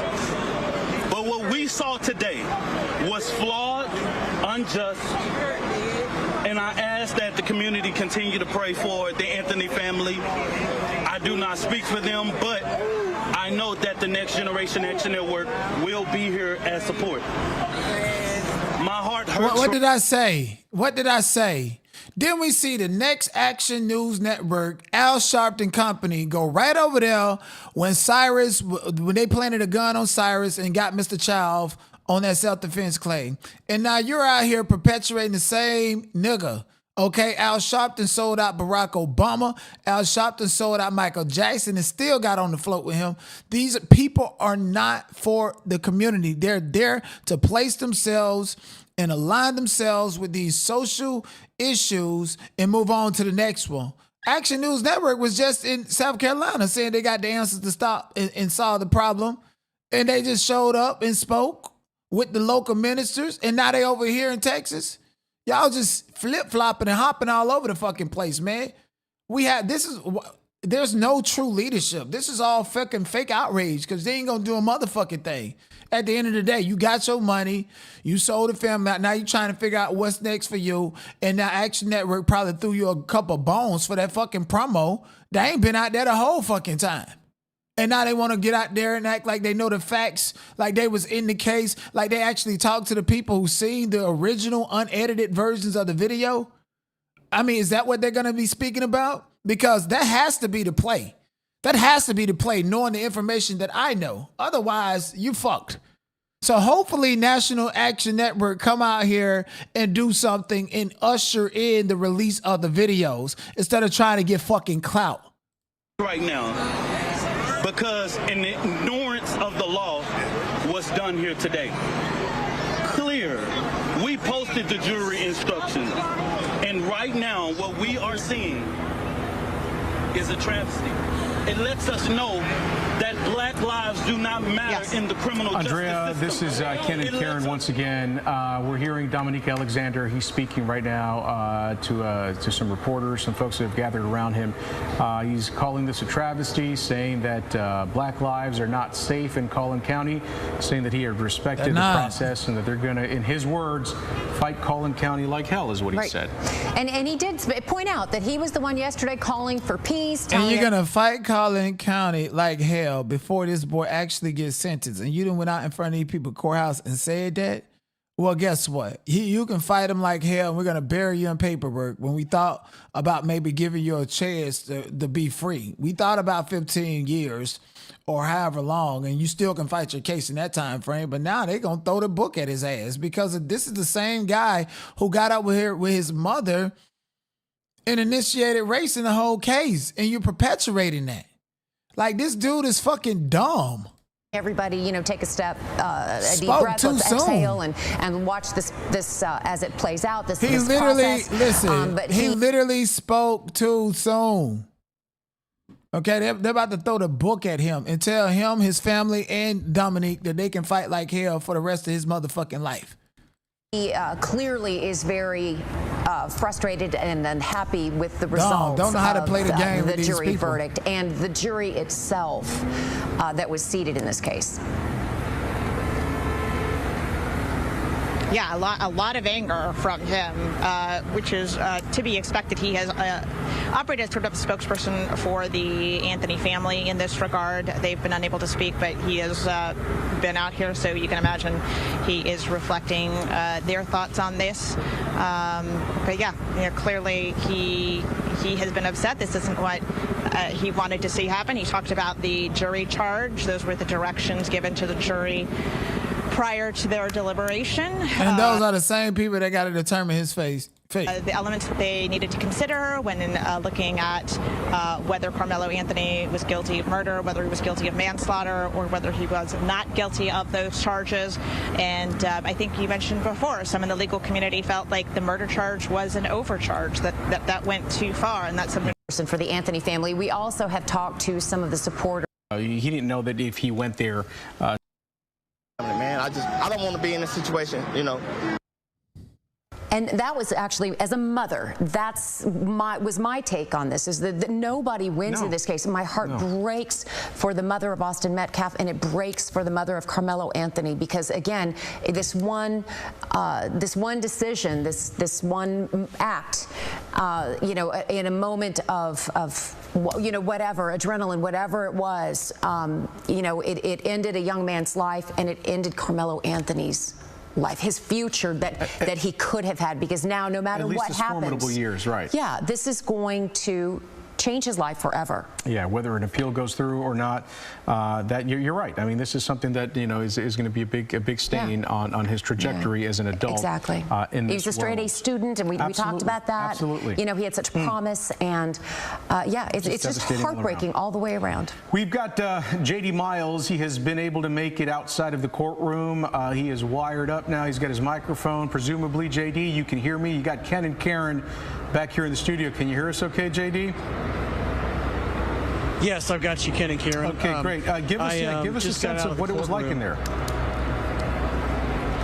Well, you know, I just got out of the courtroom. The jury only deliberated for 2.5 hours in this case, and you know, we went back inside so quickly. There was obviously a lot of tension inside that courtroom because of the hostility we've seen building over the last year on both sides. I remember when I saw Karmelo Anthony enter the courtroom, his lead defense attorney, Mike Howard, had his arm around him. His forehead was on Karmelo's forehead. They were in quiet conversation. It looked like that Howard was trying to console or to prepare. Trying to console. He kissed that nigga on his forehead. We all know what that mean in the hood. Karmelo for what's to come, like he knew it would not be a good outcome with the jury coming back so quickly. The courtroom filled up. The judge announced that the jury had had a verdict. The jury came in. Nobody on the jury that I could see looked at the defendant when they walked in. They sat down. The judge was handed the verdict. He read, of course, guilty of first-degree murder. At that point, we looked around the room for reaction. I didn't see any reaction from the jurors. Karmelo Anthony, who I was looking at, he stood with his head partially down, his eyes closed very tightly. You could see the wrinkles on the side of his forehead. He was obviously in some kind of agony internally hearing this news. His mother, who was on the front row behind him, leaned against the railing and put her head down. We didn't hear any emotion from Karmelo Anthony, but within just a few seconds after the verdict was read, you could hear him sobbing out loud in a very quiet courtroom. It was an interesting experience to be in there. The MetCalf family, which was told by the prosecutors not to show any emotion, did just that. They were pretty stoic when this verdict came down. At that point, you know, the judge very matter-of-factly said to the defendant, Karmelo Anthony, that your bond, you've been the whole time, more than a year, has been extinguished, and you are now remanded to the custody of the Collin County Sheriff's Office. And you could feel, obviously, the anxiety on his side and among his family when that was relayed to him. They took him out, took him into a side room. At that point, the judge said that he was going to talk to the prosecution and defense about the upcoming sentencing phase, or the punishment phase of the trial, which in Collin County begins right after the guilt or innocence phase. And they brought Karmelo Anthony back in after a few minutes, and then we started this punishment phase, which we normally expect them to last about a day and a half, 2 days at most. Yeah. This moved lightning fast. It's supposed to include opening statements, witnesses, closing arguments. A judge charged the jury. It's like a separate trial. But in this case, the prosecution waived its opening statement. The defense waived its opening statement. Prosecution rested immediately. The defense called one witness, Kayla Hayes. That's Karmelo Anthony's mother. She took the stand. She was asked by the defense, first of all, if she loved her son. She tearfully broke down and said, "He's my oldest. Of course I love my son. I will always love my son. And he's my baby." And then the defense said, "Pass the witness." And the prosecution then said, "Ma'am, just have one question for you." And that question was, you could still be with your son, right, in incarceration, making the inference that she still has a son to at least talk to and visit, if not, more, because the MetCalfs have no one. Austin MetCalf isn't coming back. And so she said, "Yes, I do," and reaffirmed that. The prosecution rested after, or passed the witness. She was excused, and then the prosecution said, "We rest," and the defense rested, and the judge said he was going to go back and work on the charge to the jury, and once he comes back, which should be around now or soon, once they read that charge, then I'm understanding there's going to be closing arguments on both sides, but I really don't know at this point. There really has been nothing done to try to mitigate Karmelo Anthony's punishment in this case. He's facing 5 to 99 years in prison. He has no criminal record. I haven't heard anything about a sudden passion defense that can be raised after a murder conviction that can help minimize the amount of time that a person stays incarcerated. I don't know if at this point if that's going to be part of the sentencing. We'll find out here in a minute from the judge and the prosecutor and defense attorneys, but we fully expect this case to go to the jury here in just a few short matter of minutes or hours, and the jury will deliberate as long as they want to into the afternoon and evening. If they don't reach a decision on sentencing, they will be sequestered, and then they will come back tomorrow morning and then come back with a sentence again of either 5 to 99 years in prison in the case of Karmelo Anthony, which has generated so much hostility, tension, conflict, not just here in North Texas, but all across the country, as we've seen. JD, you made an observation and you presented a point that I think so many of us who have been following this case have also observed ourselves, and that is the lightning speed in which all of this has moved. I mean, from the beginning, right? They worked through the weekend, closing arguments. This went to the deliberations. Within 3 hours, we had a verdict. Then it was read, and here we are. It's not even 4 o'clock right now. What do you make of all of this? The speed of it all? I mean, is that just the style of this judge? Is that because, you've been watching, you've been sitting in there. Is it because evidence was overwhelming? I mean, why so fast? What makes this so different than other cases and trials like this? Okay. Yeah, well, you brought up one reason, and that is the judge, Judge John Roach Jr., who I've covered many trials under his watch for the last 20 years. He is very meticulously organized in terms of getting this done. That's why we had a testimony on Saturday. We're going to have testimony as long as we had to on Saturdays. He runs a very tight court, and he doesn't tolerate anything other than what's necessary.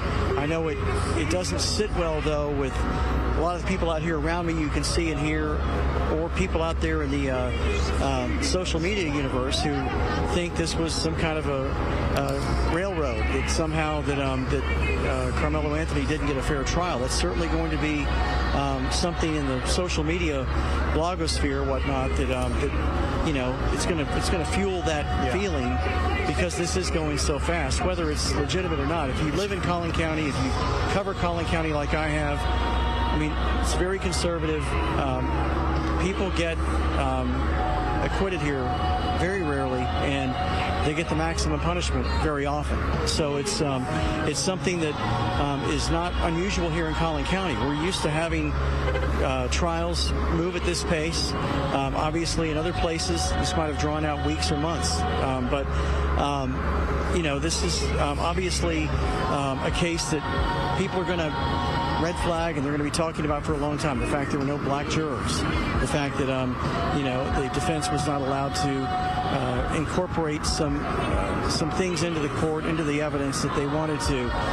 Those are all going to be raised. I'm certainly on appeal if they appeal this verdict, which is more than likely. But just the fact that you know, the optics of this trial matter to not only the people out here, but just to, you know, the credibility of the justice system. And so, you know, whether or not it is fair or not is not for me to say, but it's something that is clearly going to resonate here for a long time, because we are seeing a trial that it's happening faster than anyone expected, for sure. Yeah, much faster. And JD, faster. We understand that while you've been out here talking to us, which we very much appreciate, it is necessary. It's very necessary. It's very necessary. It's very necessary. I said what I said. I said what I said. I said what the fuck I said. Niggas being niggas. Like the fuck I said. He antagonized. See how I got a freedom of speech? You can't control that. That's all you can do. I got y'all hot, boy. You're gonna go call the police or somebody to slap the shit out you out there. And on Channel 11, we're going to go ahead and break away from the on-air programming right now, but we will continue our coverage on the CBS News Texas stream. You can find us there, so we're going to take a quick pause to transition. Thomas, what he said. All of us make choices in life, and there's a set of consequences that come with these. You know, the consequences come with the choices we make. Unfortunately, some of us do not realize that this is not a black and white issue. This is a social media issue. Okay, we all got to be very careful. These events have been happening the whole time, but they're magnified now because now we got people who have zero evidence, zero understanding. Everything's being communicated to us in rapid speed, and we think we actually have the information, but we're not. Right, you think you have it, and you don't. The fuck? Negroes that he was doing something. But see, they let me already tell knew you, they were going to get a murder. Black people is ridiculous. Black people is ridiculous. Like right now, I'm at the gas station. Black woman, a big old nasty ass bonnet on top of her head. Y'all just be too ridiculous in life. Like looking like she got drawers on her head. Like, why are you in public like that? Like, what's wrong with you? Put a baseball hat on or something. It's like y'all be so ridiculous in life, and then get mad that somebody don't like that shit. Right. I'm sorry. We gotta start waking up every motherfucking day feeling like that. If you don't, man, you stupid. Fuck that. All I'm saying is once the gates close, everybody that's on the outside is having the shit don't matter. You inside now, my nigga. You gotta live on the inside. So the sooner you face your reality and you adapt to where you at, you gotta live in there now. So you might have to stab somebody else. Like it don't fucking matter. I'm sad for the kid, but like you holding on to what's going on, you gotta let what you had gone. And tell people like love sometimes you can love something, but then that can make you vulnerable. So you're gonna have to click up. Like you're gonna have to click up with whoever like on the thing, and you're gonna have to run that shit that way, man. I feel bad. That's just what it is. I hate to say it. But Like it ain't no more. Here's the other thing too that Ned said, which has always been a reality for me and my children, raising my son too. You have to play it out in your mind before you act on it. At the end of it, you got to see the end of a You shouldn't thing. even be If you worried don't about me. You ain't gotta worry about me. Ignore me. Focus on justice. Don't worry about me, baby. Don't worry about me, baby. I ain't gonna shut up for shit, little ass girl. You better quit talking to me now. He beat women. All right, well, shit. What's your name? All right, do it. What's your name? No. Ratchet TV. Yo. Fuck you talking Why to? you wanna Y'all fight? ain't running a motherfucking thing, my nigga. But why you wanna That's what fight? y'all gotta realize. Why you wanna fight? Ain't nobody fighting. You said do it. No. You said do it. No. See, Don't somebody said provoke. I'm gonna get somebody to whoop your But ass. don't, Do it. Listen. Don't provoke. Bring them. No. See, that's wrong. Fuck yeah. Why you wanna do that? Man, look, I'm a grown man. I I can understand. Yeah, he's full of shit. Weight of this tragedy for more than a year. Clout chasing Us to here the on max. everything that's been happening with this trial. We will see you again in about 30 minutes at 4 o'clock over on the air on CBS News Texas on Channel 11. Let's go ahead. True crime. Okay, so they're all the court TVs are paused. This goddamn idiot and got the white people feeling all comfortable. Oh wow, I don't have to argue with these Negroes today. We got one over here that's live, trying to galvanize and get them people to come and for a click and a view. This nigga lived from video to video and changed his mind They more than don't he want to changed his know about stank you ass anyway. drawers. And with a high profile as him, everybody gonna know he coming in. You got them, his own people might try him. Don't think it's just because you black, your own people try you in that hole, bro. And then you got the Mexicans. Maybe That's somebody, big. maybe Come somebody on, gave man. him some lessons or something. Nah. Listen, when he first goes in, Hey, of Alana. course, they're going to look and see what he belongs to. The way that y'all are describing Man, be it, quiet, man. hold on. Don't come up on my stage talking that. Man, that boy gonna have a hard way to go in prison. He ain't plugged into nothing. He ain't That's no what I'm nah. explaining. But what I'm saying is, and the first time he hit, they gonna send him to one of the maximum security gladiator farms, man. Gladiator. And And as he, soon as he hit the deck, man, he gonna have to get down and squabble. And if he don't get down and he squabble, gonna have hey to man, prove his he worth gon' what I'm because he saying hasn't is, been there. what I'm saying to you is Welcome back that to Court boy, TV man, Live. gonna I'm have John a Johnson, hard filling way in to for Cody go in Thomas today. Thanks prison. for being with He us. ain't We that will dude keep ain't you from the street. updated on the He penalty ain't he phase ain't for Karmelo he ain't Anthony hip It to doesn't none of as that. matter how Anthony much He ain't has money hip he to the been has on the game. charged with outside. murder in And they gonna Texas, facing anywhere between 5 and 99 years behind bars.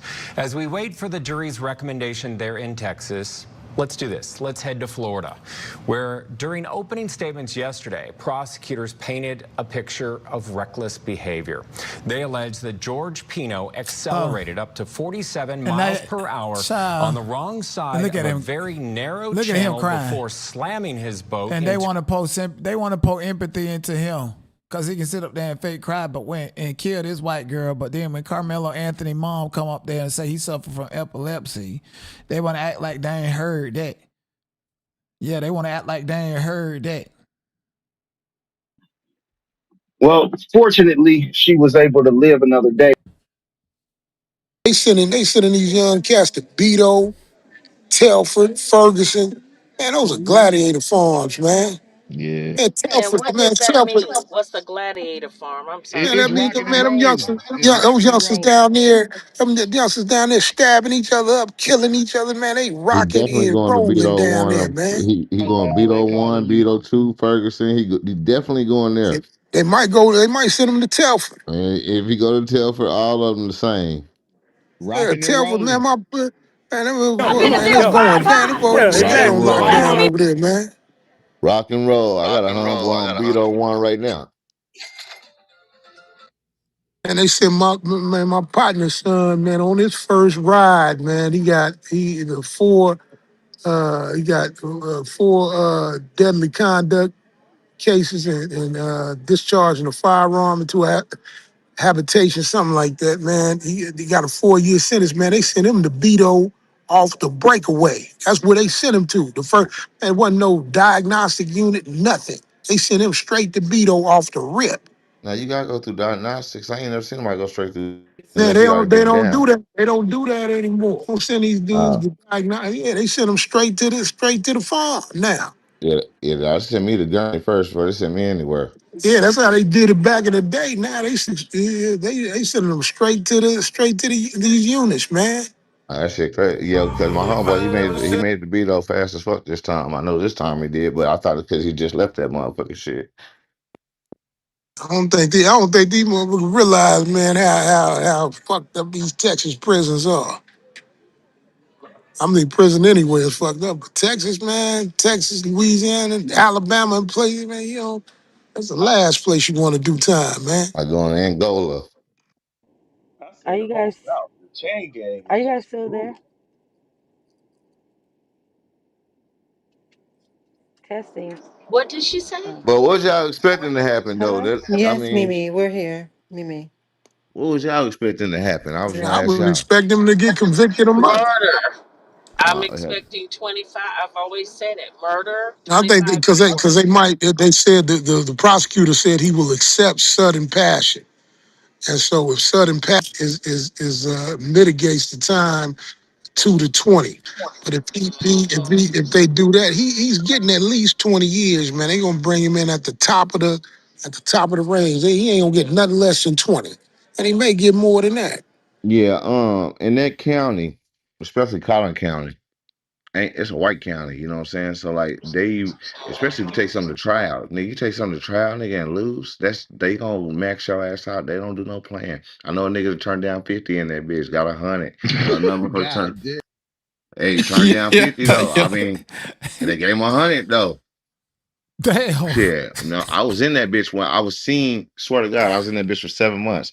I was in that bitch, and I was seeing niggas get hundreds and 70s, fives and 60s for like crazy shit. Like, I mean, motherfucker stole some oil. They gave his ass shit, gave his ass 50. 50 years? God 50 Yeah, for 50 still years? years for for for for for for kind six for for kind of six people for oil. kind of people end up buying oil. For wait a minute. I didn't hear your accent was strong. I didn't understand what you said. For counting people for what?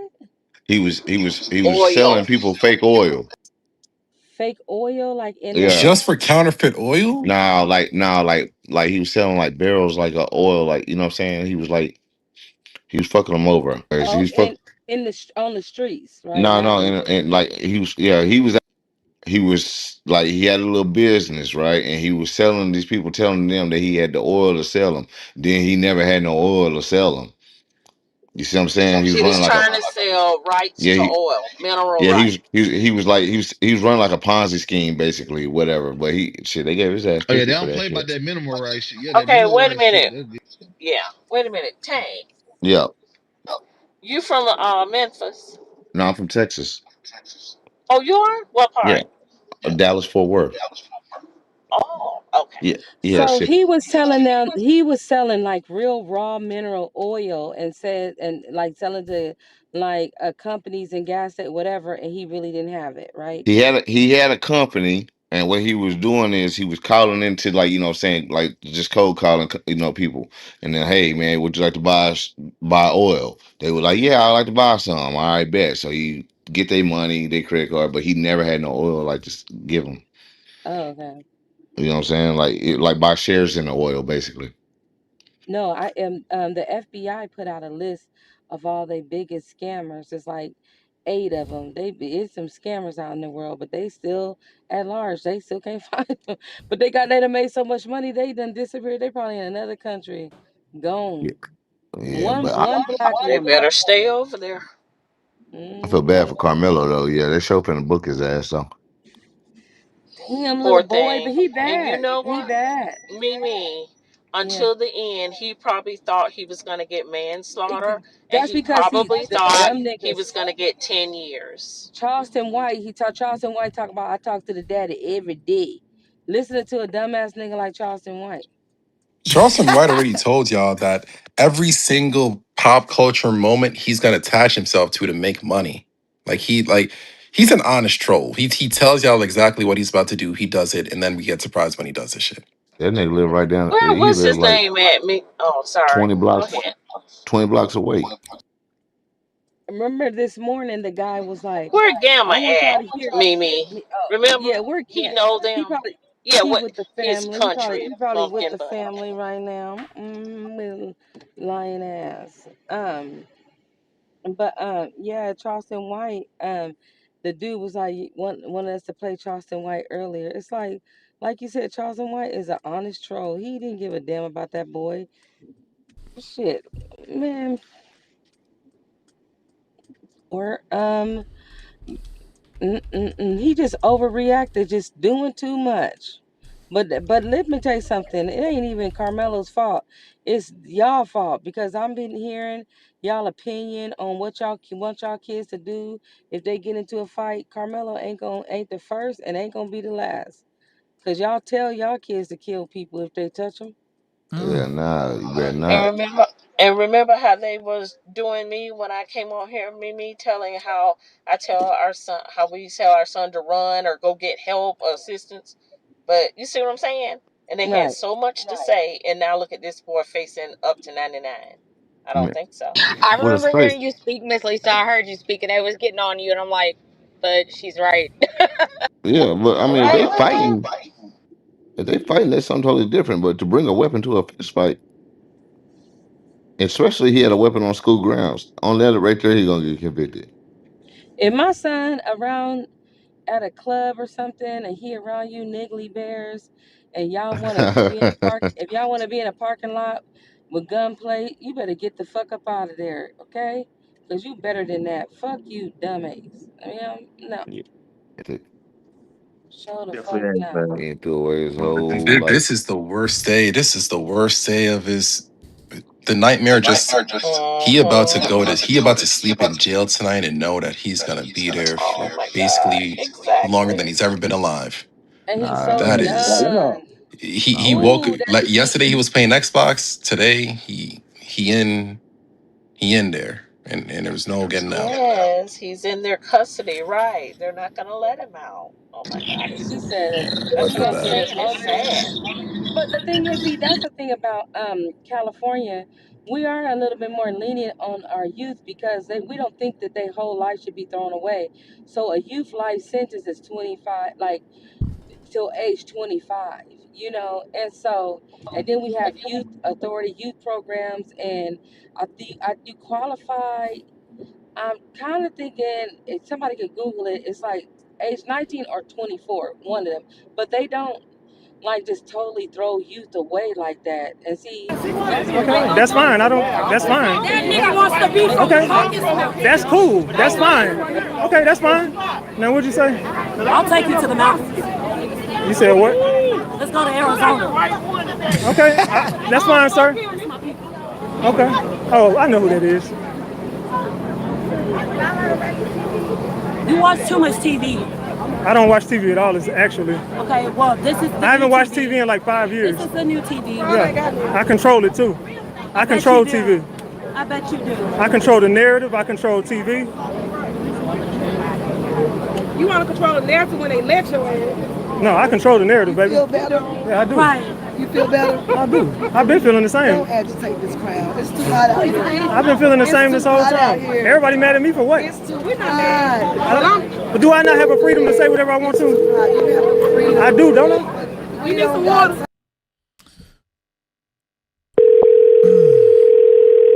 I got you.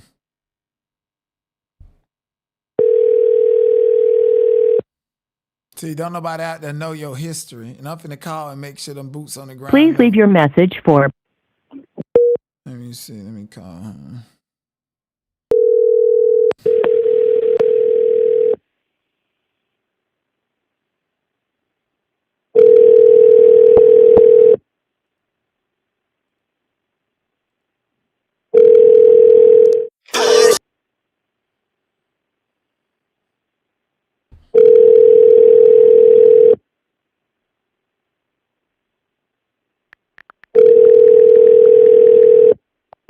Your call has been forwarded to voicemail. The person you're trying to reach is not available. At the tone, please record your message. When you have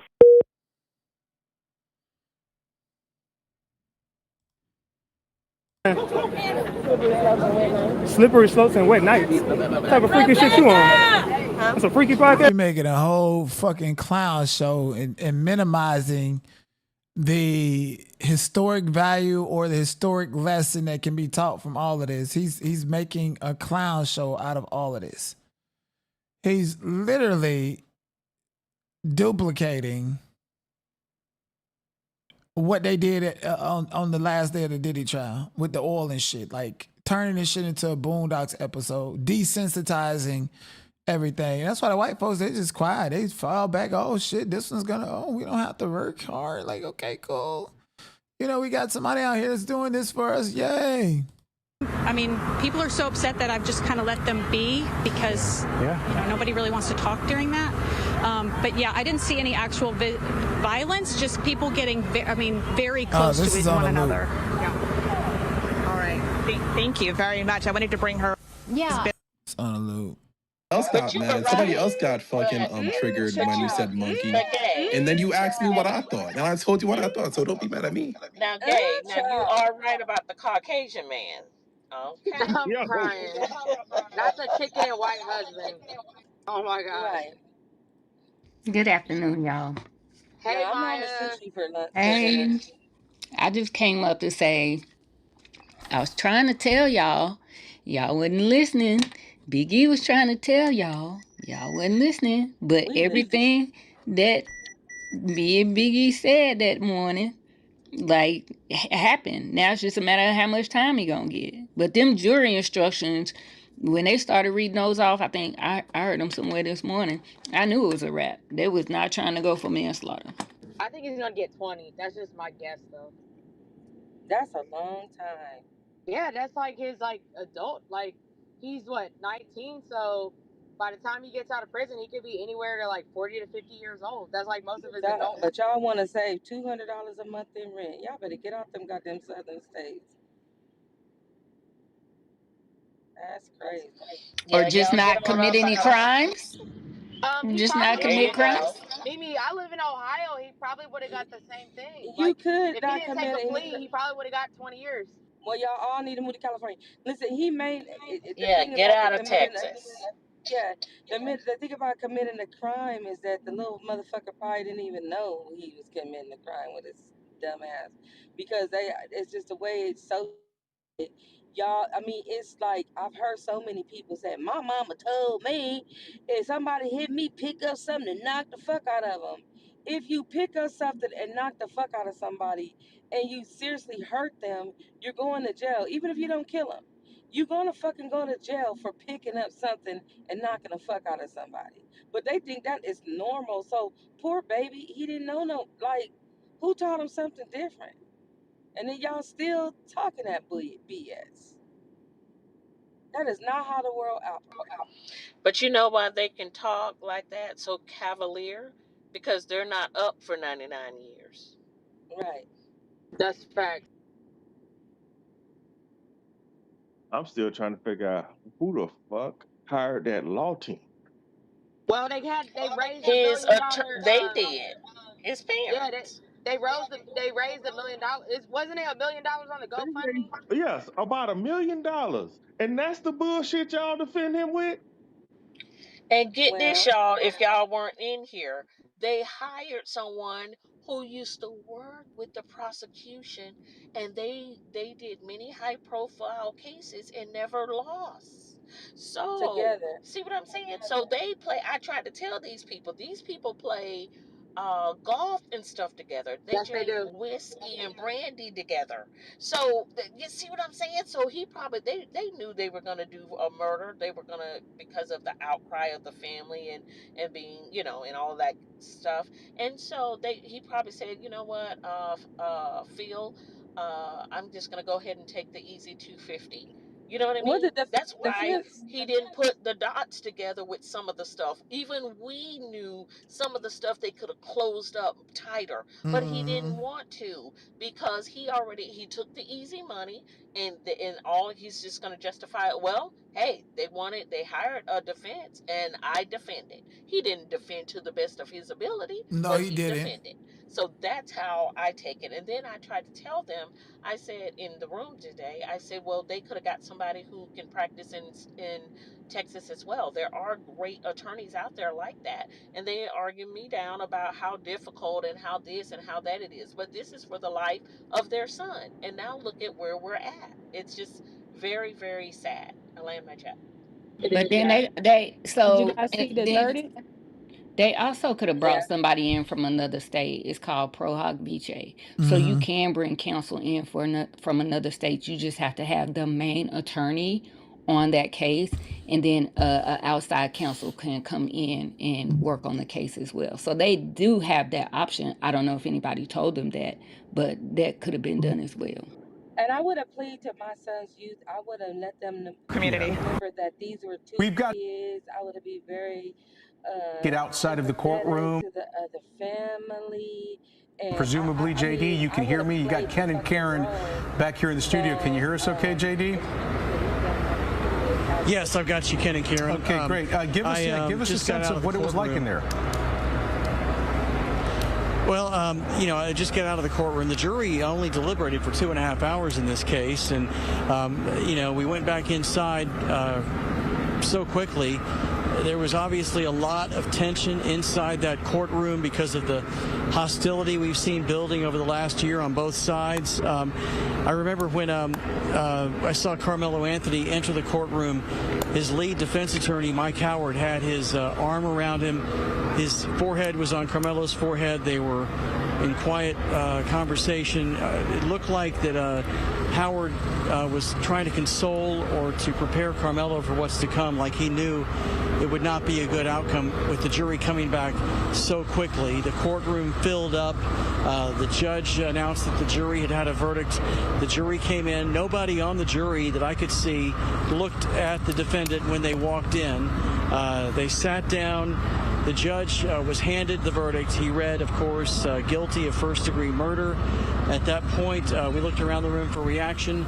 I didn't see any reaction from the jurors. Karmelo Anthony, who I was looking at, he stood with his head partially down, his eyes closed very tightly. You could see the wrinkles on the side of his forehead. He was obviously in some kind of agony internally hearing this news. His mother, who was on the front row behind him, leaned against the railing and put her head down. We didn't hear any emotion from Karmelo Anthony, but within just a few seconds after the verdict was read, you could hear him sobbing out loud in a very quiet courtroom. It was an interesting experience to be in there. The MetCalf family, which was told by the prosecutors not to show any emotion, did just that. They were pretty stoic when this verdict came down. At that point, the judge very matter-of-factly said to the defendant, Karmelo Anthony, that your bond, you've been free on bond this whole time, more than a year, has been extinguished, and you are now remanded to the custody of the Collin County Sheriff's Office. And you could feel, obviously, the anxiety on his side and among his family when that was relayed to him. They took him out, took him into a side room. At that point, the judge said that he was going to talk to the prosecution and defense about the upcoming sentencing phase. His father's not an attorney. His father used to work at like Chrysler, some car dealership. Tion, Jalen, which is supposed to be Carmelo's friend. Now this is when I walked up out the court Friday. When Jalen got on that goddamn stand, which is supposed to be Carmelo's friend, and turned state, I was done. Also, Eddie, which is the boy that called Karmelo over there to hang out, turned state too. Eddie tried to say, well, the defense, Mike Howard said, well, do you know Eddie? Eddie, do you know Karmelo? No. So Eddie said, okay, well, Eddie, what you told us last year. So guess what Howard did? He started showing pictures. Eddie done been at the I can't get lined up. I told you I line up the lineup. Kicking it with the parents. Eddie done been on field trips where you was in Samoshi. So how can you say that you don't know him? They flip on him. And Jeff, let's not get on Jeff. The dad. Jeff was coercing those boys what to say. So did the attorney remind them of like chances of perjury or anything like that? No, they say nothing. No. And a lot of people that's been here, like me, Nick Nack, who else? Shalanja, the one that just came back, that's her name. They were trying to email them to let them know, hey, we're you know I'm on watching it. Jeff. We're watching this man. He's over. Every time they ask a question, he was so the boy can say, I don't recall. All of them got paid. Hey, Queen. Do we have, is there an attorney here or somebody that's studying law? Is anybody studying law? Hey, Queen. Hey, drink this. Drink it, please. Drink it. Heard anything about the sudden passion? They just went in for the deliberation for sudden passion. I've heard about it. So that's what they're talking about. Okay. Yes, Say that real quick. it's on NBC. With the sudden passion. Well, it ain't no slippery slope. That's what we This is weird. They just sentenced him. I mean, they was going to sentence him. Now they're going back to see to get a lesser charge. Yeah, you can't pull back a verdict. I ain't That's what they call an appeal. Once they, that should have been on the table from the beginning. Yeah. So they end up going. I don't know what the fuck going on no more. Right, I'm not because I ain't never seen no sentence on the same day type shit. This is what I don't like about the For real. That's how they did my brother. Sentenced him on the same motherfucking day. Same day. A capital murder trial that took less than a week. And you sentencing him on the same day. Man, they was at a Klan rally talk about this shit. And then they will come back tomorrow morning and then come back with a sentence again of either 5 to 99 years in prison. In the case of Karmelo Anthony, which has generated so much hostility, tension, conflict, not just here in North Texas, but all across the country, as we've seen. JD, you made an observation. Needs to be made an example of. This young man who killed a beautiful young white person who was... Hold on, let me... That sounds like Nick Fuentes. Let me see, because you know he's trying to get his shit off. And you presented a point that I think so many of us who have been following this case have also observed ourselves, and that is the lightning speed in which all of this has moved. I mean, from the beginning, right? They worked through the weekend, closing arguments. This went to the deliberations. Within 3 hours, we had a verdict. Then it was read, and here we are. It's not even 4 o'clock right now. What do you make of all of this? The speed of it all? I mean, is that just the style of this judge? Is that because, I mean, you've been... Let me see what this... What are we going to do about this? People get very angry. You see these people, they're so smug. And you wonder, how can we wipe the smug satisfaction off of their faces when these black people are killing white people? Well, it's obvious. You think about vigilantism. You think we can't have that. We've been deprived of justice. We think the state must intervene with brutal violence. You think this killer needs to be made an example of. This young man who killed a beautiful young white person who was productive and was going to contribute to society. Look how gay he is. A beautiful young white person. You mad because you wanted to smell on him. That's it. He should be made an example of by the law. They should. Who says he was anything in society other than his father? Shoulda, coulda, woulda. We all see the bright future of our kids once they're gone. Jeff MetCalf need to come out and tell how Austin broke his arm.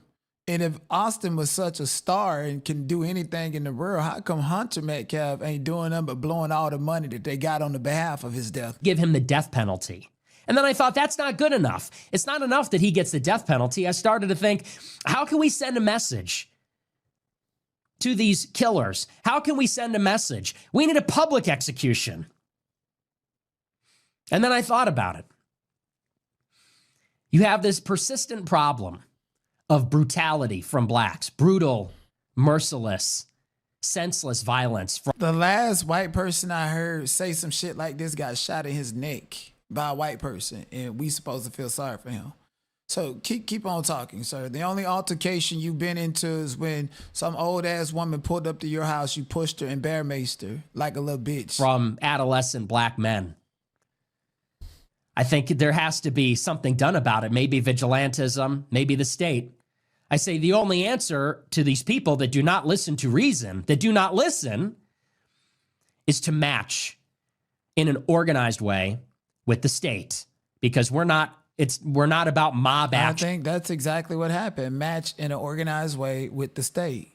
All the witnesses lied and told a narrative that sounded similar, and that narrative began to crumble once Eddie came out because, there was proof.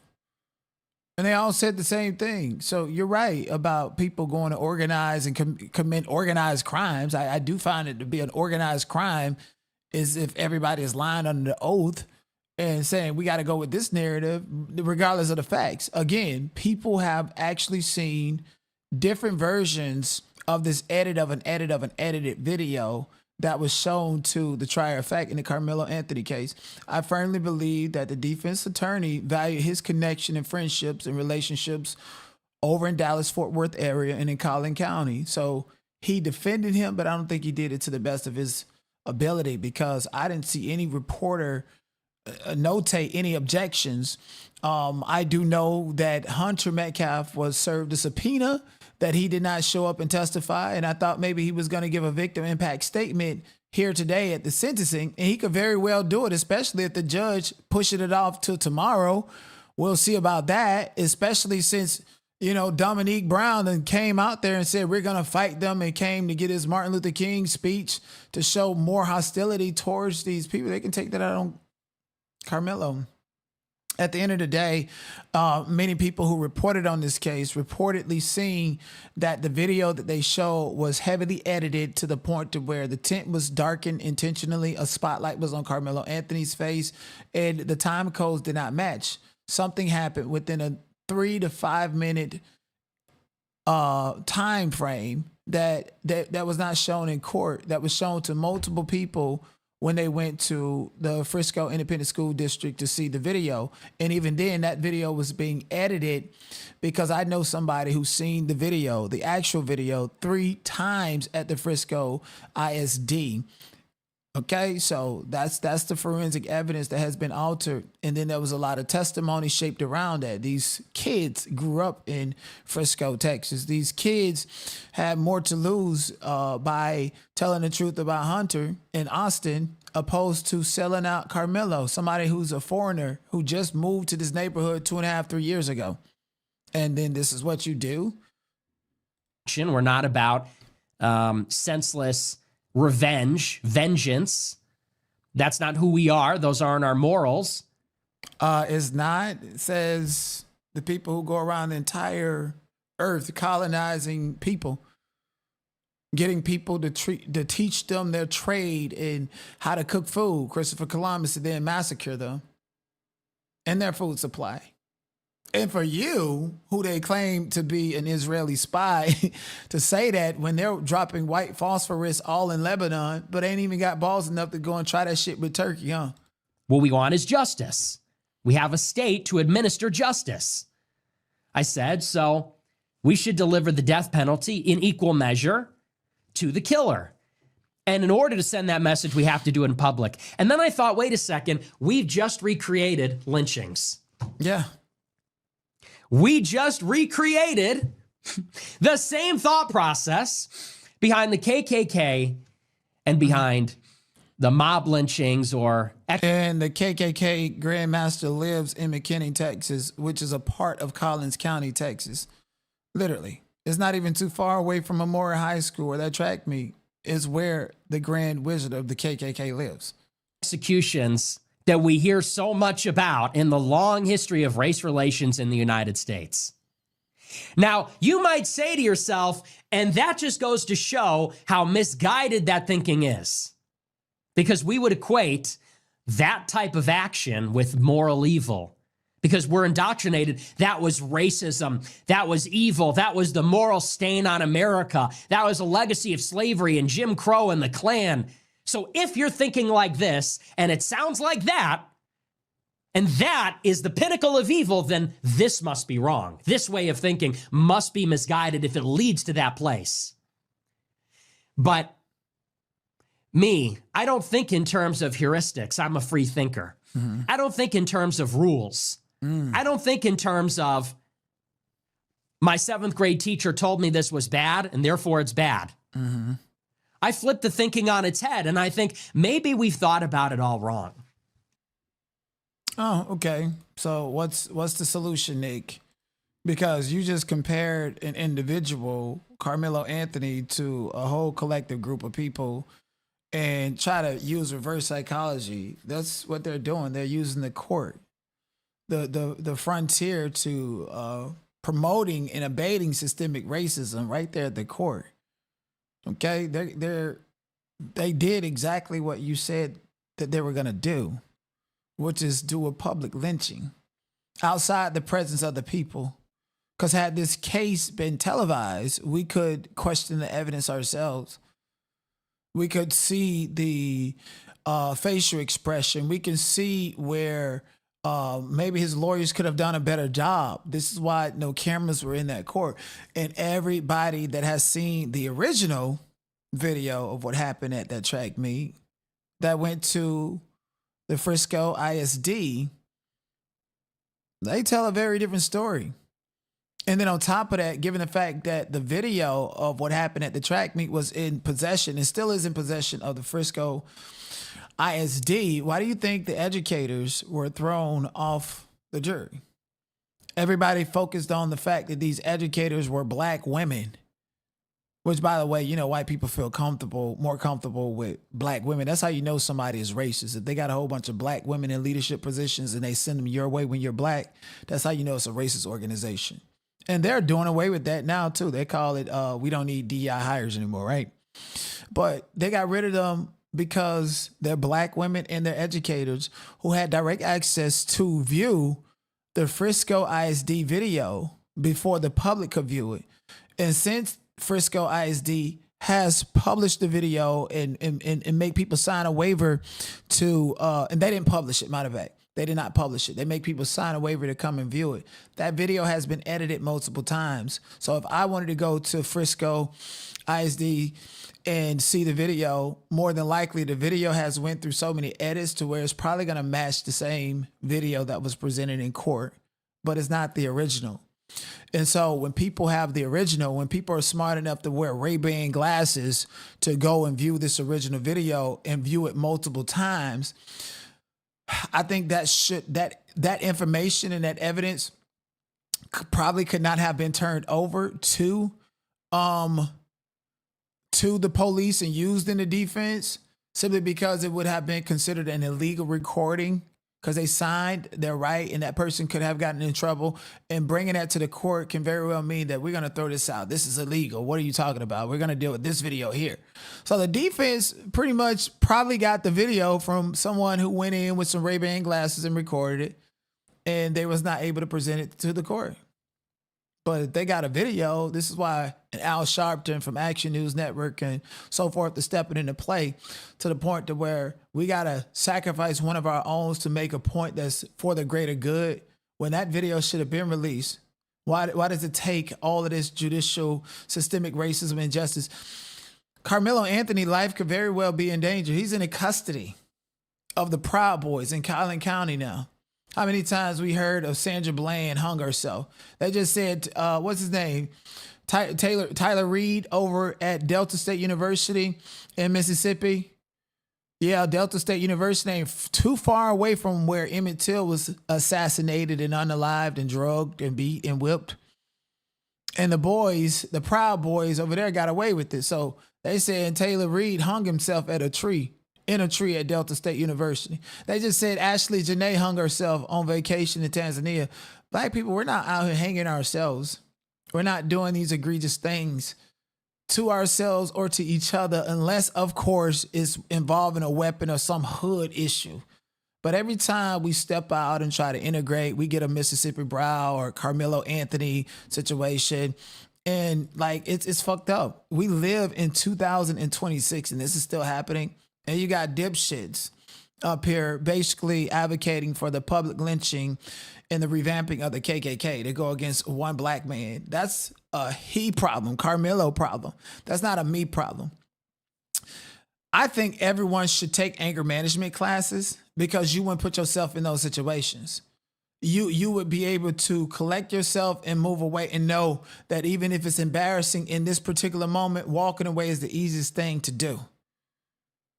Like, shit, we always kids. Let somebody tell you, hey, get from under the tent.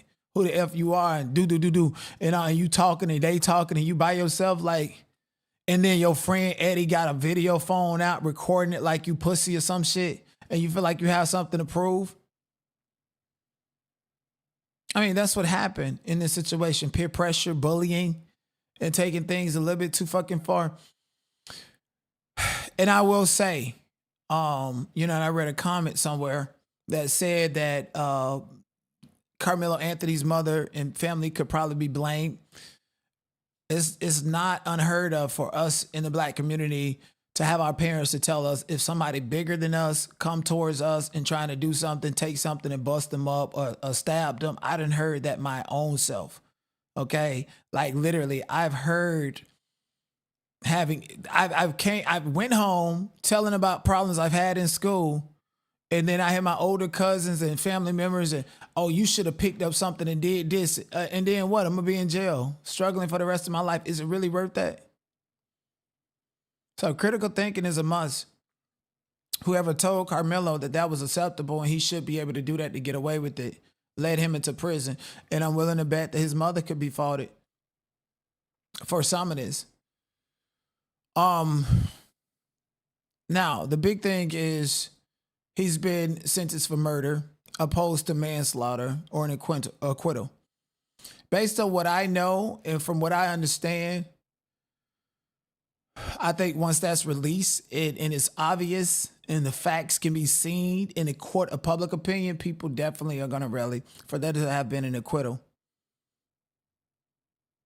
Okay? So there's something in the pipeline, and I feel like it's very much clout chasing for Al Sharpton to come through, to be connected to Dominique, to apparently have this in video in the cloud and then want to release it after the man is already gone. That means you would have sacrificed him because any second now anything can happen to him. I do not trust my loved ones in custody of the Proud Boys, especially they don't know the game. He's young. Your family done made $600,000 on a GoFundMe, and you end up in prison. Like, ain't nobody gonna be like, oh, here, check this out, come over here.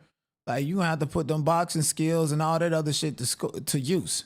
So, respectfully, Nick Fuentes and every other white person that's racist and can't wait to say chimping out, or be like Nick, he cannot wait to say the N-word. Every time he end up saying the N-word, he started twiddling his toes and wiggling his chair and stuff. Sounds to me like he has this theory that says because they're white, they're pretty, they're innocent, and they don't do anything wrong. And he's speaking out. This ain't no difference than me speaking out from the comfort of my own home. He doesn't know the facts. He's reporting based upon reports that was given and said out there, and then based upon a conviction. We have seen young black boys. What's the little black boy name that they executed? I believe it was in the state of Texas. And then years later, after they executed him, found out he didn't do it the whole time, and they just buried that story. Is this going to be another one of those situations to where today this is hot and then we're just going to bury it and we're going to act like we don't care and act like it doesn't exist? They even did it to the biggest superstar on the planet, Michael Jackson. All this trials and tribulations, but he's not guilty. He didn't do this. And you still perpetuate that even when he's dead and gone. The world is a horrible, horrible place. It's a horrible place. And so, again, we're going to see what's going on with the sentencing of Karmelo and how much time he's being sentenced. Like the video, subscribe to the channel. Let me know what you guys think in the comment section below. And I welcome all races, like the ones in the chat. I see you. Unfortunately, you will never be able to get me out of my body because unlike Carmelo Anthony, I have taken anger management classes. You will get out of your body before I do, okay? And please stop calling us monkeys. Have you took a good look at a monkey? A monkey got thin lips. Take a good look at a monkey. A monkey got light eyes. Take a good look at a monkey. A monkey got straight hair. Take a good look at a monkey. I thought I saw a monkey on a skateboard the other day. I saw Planet of the Apes. I ain't seen none of us in it. I saw just white folks in Planet of the Apes. And somebody in the comment section said that Karmelo was a thug because he was holding an AK-47. I guess when you're white and you're holding it up and you go camping, the perception is different. And that's just the psyop we live in. You know, I encourage people to learn how to shoot cans. Start with the BB gun, shoot cans, and go and get a certified training. Shoot. There's sports all about shooting. Like, do y'all say that the white people holding guns that know how to shoot like experts and do it for sport are criminals?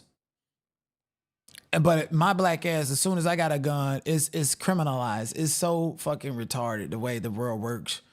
It's ridiculous. Who's perpetuating those narratives? Because when I see a white person with a gun, I'm like, oh well, he or she has a right to carry. He or she is a hunter. That's my first initial thought when it comes to white people. But we don't teach our sons and daughters any trades, any skills.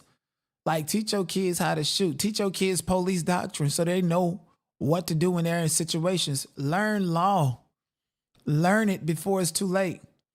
You know, and I will compare that to why white folks look like they're rich and shit like that. You see white folks eating plates of steak, eating plates of goddamn big ass lobsters, going snorkeling and crabs. It's because they've learned the skill to go and catch it themselves. So the next time somebody Chinese says that because they got a seafood joint uptown, they don't need black consumers, when the white people have learned the craft of hunting, to go out and hunt the lobster, to go out and hunt the crabs. And oftentimes, like myself, I didn't know that skill until I started hanging around white people. Diversify your friend group. Are we really going to go way back before Brown versus Board of Education and just start completely segregating these schools and segregating tents and all this other stuff? Like, it's already bad enough. Supreme Court has decimated the Voters' Right Act, and the lines are drawn differently.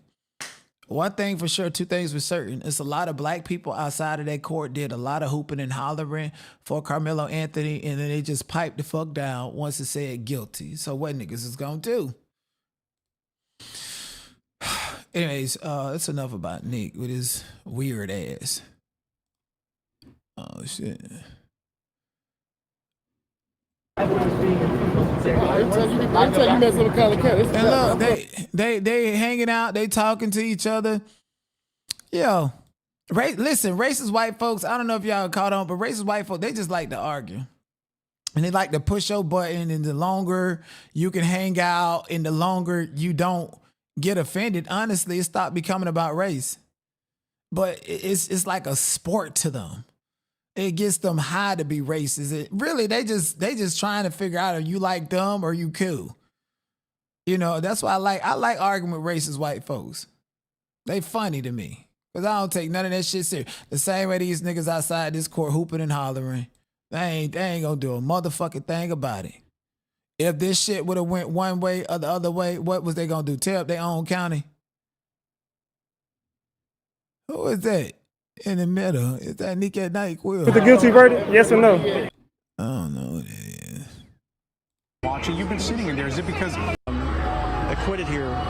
Put Dallas, Texas, and the North Texas. But I haven't seen the Sweden team play yet. Dallas Fire Rescue and federal agencies. They done already moved on from the Karmelo story. Lacey, thanks. All right, let's send things over to our first alert meteorologist, Nelly Carreño now. We need to talk about the heat and humidity. Look, we need to talk about the heat and humidity. They done moved on. They did exactly what they wanted to do.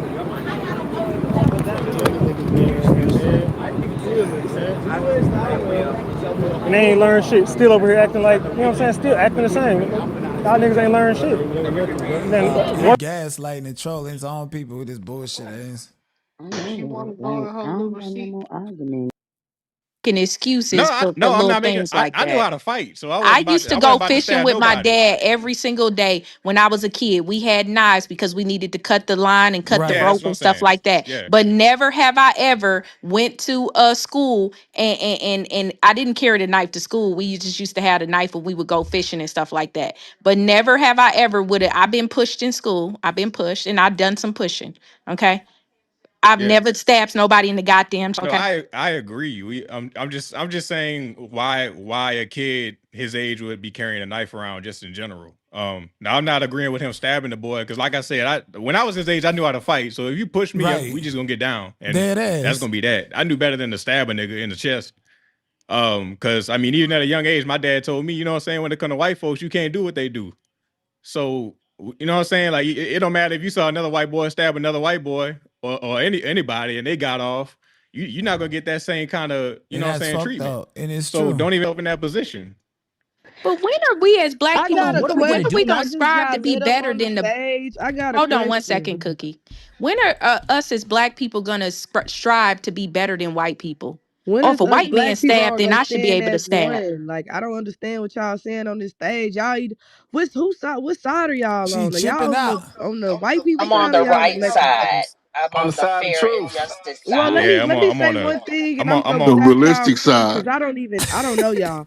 But from my perspective, as a They gonna be person that so lives in floored. Texas, there a lot of white racist bullying go on. So yes, I'm not saying that's correct that he stabbed the boy, but the details of how them two white little suspended from school, they weren't even supposed to even be They under guilty. that tent. It's a So lot what of niggas is shit gonna do? that happened, and then they covering the shit up. Like the coach knows the DA. Like all of this shit that y'all saying on this stage is crazy for y'all to sit here Nah, but and Cookie, act that like this. If it was this white boy that would have stabbed this black kid, it would have been totally different. He Right. would never been But found guilty. and I hear you, but we can't play the woulda, coulda, shoulda. And I've been here for 21 years, and I've never been in an altercation with a white person. Tell you this: if you in Texas, it's I'm it's in Texas. it's coming, and in a Oh no, it's not coming, love. Not the for me. I jurisdiction that rebuke he that. was in, the jurisdiction that he did this shit in, is the one of the most racist jurisdictions in Texas. Just like that Chinese man, that Asian man just killed that little boy for saying he stole something out the store, chased him down. This the same shit that just happened in Texas. It's just Texas. Period. Then he had an all-white jury. Why the fuck did he have an He did all-white not have an jury? all-white jury. Okay, So so he didn't I'll have an tell you all-white why. jury. and Okay, I'll he tell should you have why. testified too. Yeah, That's Okay, he another so thing should let that me have. ain't nobody tell talking Why about. why Cookie. did he have an all-white jury? Okay, Cookie, I'm gonna answer that. Okay, so this is the way I heard it from someone who was there. Several people who were there every day.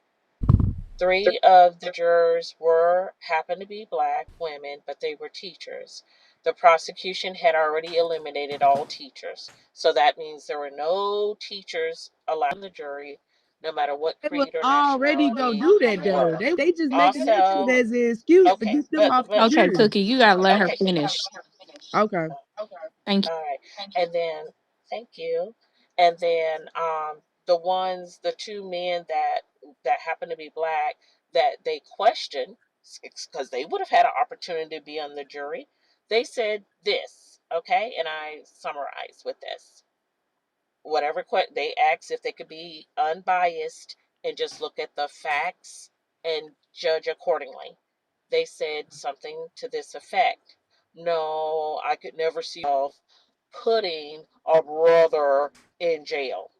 So they eliminated them with that. Now So here we are. let me ask you, Miss Lisa, one question. If this was your Yes, love. son, and you gotta understand, like y'all were just saying in the chat, this man didn't just bring no knife. If you've been to track meets and track, like shit like that, knives and stuff are used for type of events.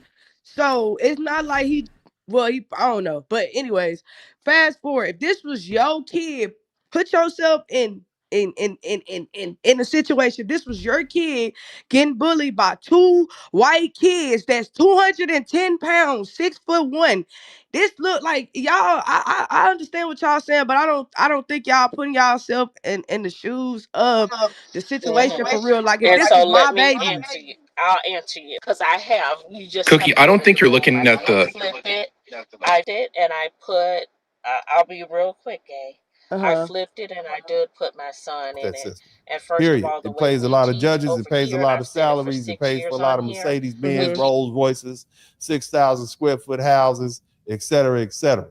You understand what I'm saying, brother? So they don't care. They just want the conviction. So if they get a conviction that eventually gets overturned, that doesn't take away the fact that they got a conviction. Right. Conviction. And this is what I'm looking at. And so the way I see things from being an attorney and having done this going on 30 years, second generation, actually, man, come to find out, man, my great-great-great-grandfather was an attorney. That son went to Russ College in Mississippi, ended up being a county attorney for Nicodemus, Kansas, helped found one of those free black towns in Kansas. So it's in the blood. But this is the way the system works. You know, it's the way the system works. And my thing is, man, just do your best to stay out of that system. You don't want the hands of justice to get hold of you, because it's hard to get them up off you once they put that stink on you. And so, yeah, they got a feather in their hat. They put one in, you know, a high profile case. So that's what I'm looking at.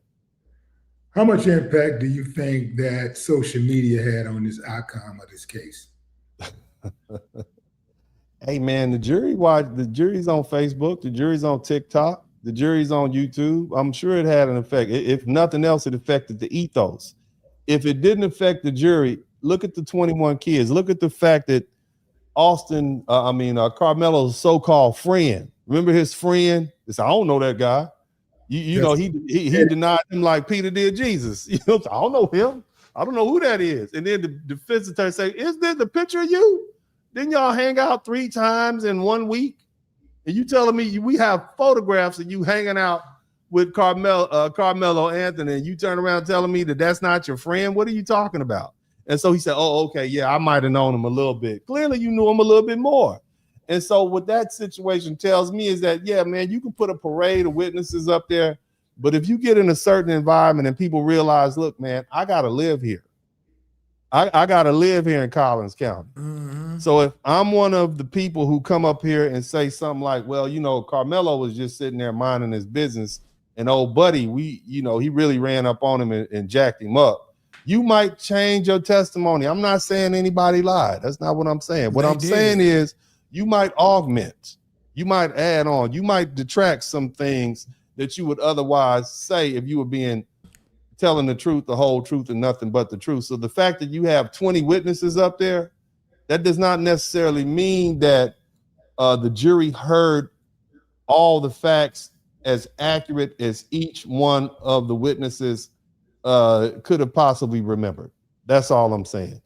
And again, Karmelo didn't testify for himself, and that doesn't mean he's guilty. Okay, but how's the jury supposed to know what his mindset was if he didn't get up there? And that's going to be, in my opinion, the crux of the self-defense argument. It's a give and take. You get up there and say, hey, yeah, look, I stabbed him, or I shot him, or I did whatever, but I did it because I felt this way. There was a guy over here, a guy over there, a guy over there. I already knew these guys' reputation. I had understood that they knew jujitsu, they were violent. I understood that, but he didn't get up on the stands and say that. You see, so how is the jury? The jury is just supposed to infer that from the physical evidence. They're supposed to infer the fact that, oh, well, this guy is, 5'7", 140 pounds or 160 pounds, and this other guy is, 6'1", 210 pounds. We can infer the fact that he was afraid. They have to infer that, but they never actually heard that testimony from Karmelo. And I get why his lawyer wouldn't want to put a teenage boy under cross-examination. I get that. He'd say something, and that's going to make the jury like him even less than they like him now. Because at the end of the day, we're looking at a murder. But go ahead, brother. I would say it's going to make the jury hate him even more than they hate him now.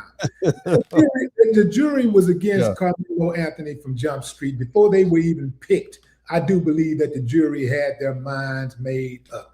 Dennis, let's say Carmelo's parents reached out to you right now and said, Dennis, we'd like you to represent us in appealing Carmelo's murder conviction. What's the first thing that you do? Well, I'm going to tell them I don't practice criminal law and that they need to find an attorney who practices criminal law. If you did, because you do know criminal law. So if you were to represent them, what's one of the first things, hypothetically speaking, what's one of the first things that you do? Well, let me say it like this. I have a dark practice. And what that means is it's a practice that I don't advertise. And there are a lot of people around the country who know about that. Like I reach out to a lot of stars and a lot of very powerful people around the country. And one of the things I do with my dark practice that I don't advertise is I put together teams of lawyers and other professionals and experts to help people consult behind the scene how they should handle certain crises.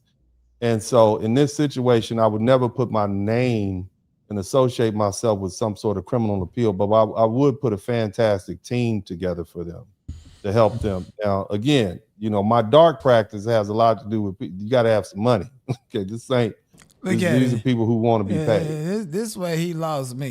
He looking at the GoFundMe and trying to figure out how he can collect too. Boy, bye, get out of here.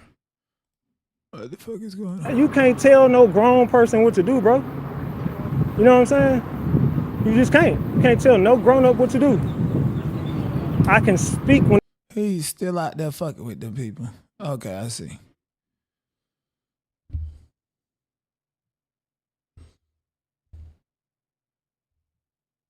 But they're still immature.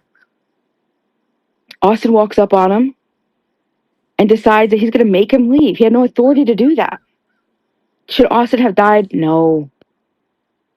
But he went in to move Karmelo. Karmelo made the dumb decision. Was it reckless? Was it dumb? Yeah, there's a million different things Karmelo could have done, right? But he didn't at that moment. He made a bad decision, but he wasn't the aggressor. He wasn't a bad kid. He doesn't, do you guys understand? Go look with the last 10, go look with the people who have been convicted of murder within the state of Texas. Look at the shit that they did. And these people want to convict him to murder? Convict him of murder versus self-defense? What are we doing? Okay, we're giving a sphere of protection to aggressors. Teaching them, you could touch people, but as long as you only touch them with your hands, don't worry, they're not going to be able to use any type of force against you. And so you could mess him up. Fuck it. He has epilepsy. You give him a fatal seizure. He has tonic-clonic episode because of the stress, and we know that that's how epilepsy have the combination of fear, stress, panic, adrenaline. He could have fucking seized out, had a fatal seizure. It would have been it. So what did he do? He was bad decision still. I think the reason that the defense said that Austin impaled himself, or however it was, I don't know how it was said, on the knife, was because of the way that the knife went in to Austin. It wasn't like a up in the air and down.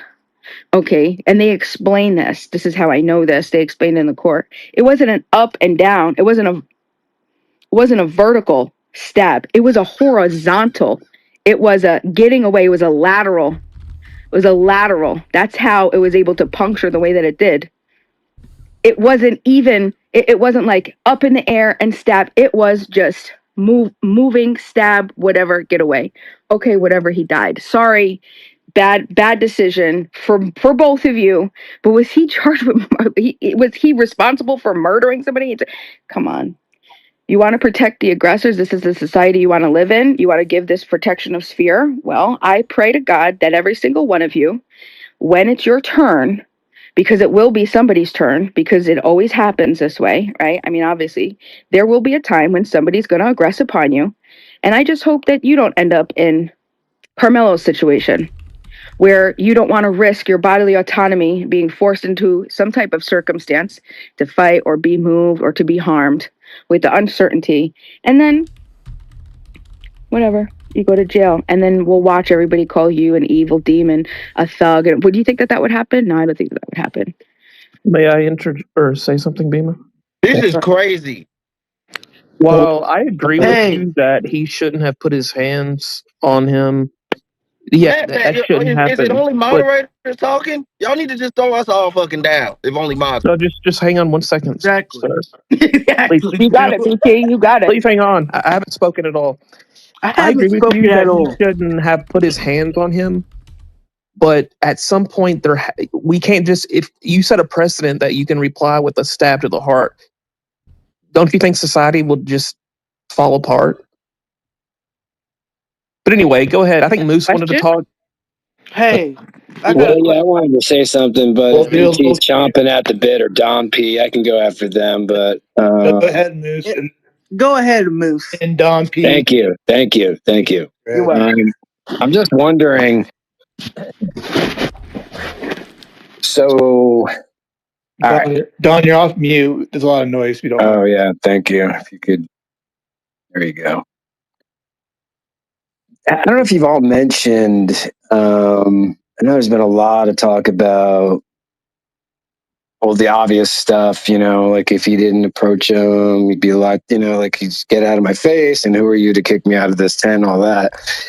Has anyone mentioned the fact that apparently the judge sitting presiding over this case is actually friends with the Metcalfs, with the victim's family, and chose not to recuse himself, thereby making his implicit bias completely impossible to remove from his work as judge? Does anyone mention that? Wait, Try to respond without your feelings. Try to respond without emotion. So apparently the judge residing over this case, this trial, his pals, golf buddies, whatever, with the victim's family, and chose not to recuse himself, remove himself from the trial because of the potential conflict of interest, because of the inherent implicit bias that he would bring.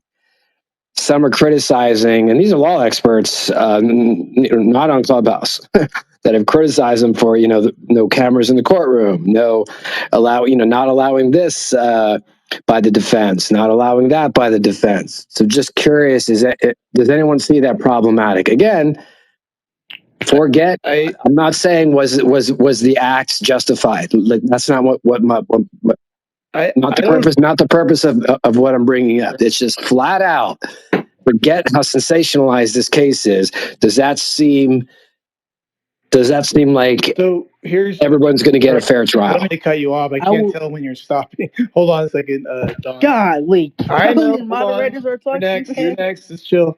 My question to you is, I don't know how big Frisco is, but is there a chance just like a lot of people know each other, and that's just the way that goes, Moose? Or are you just like, you're totally... No, apparently, Matt, apparently they are like friends. Like they have like cocktails and dinners together. Not like, hey, Bob, good to see you. Hope the family's well.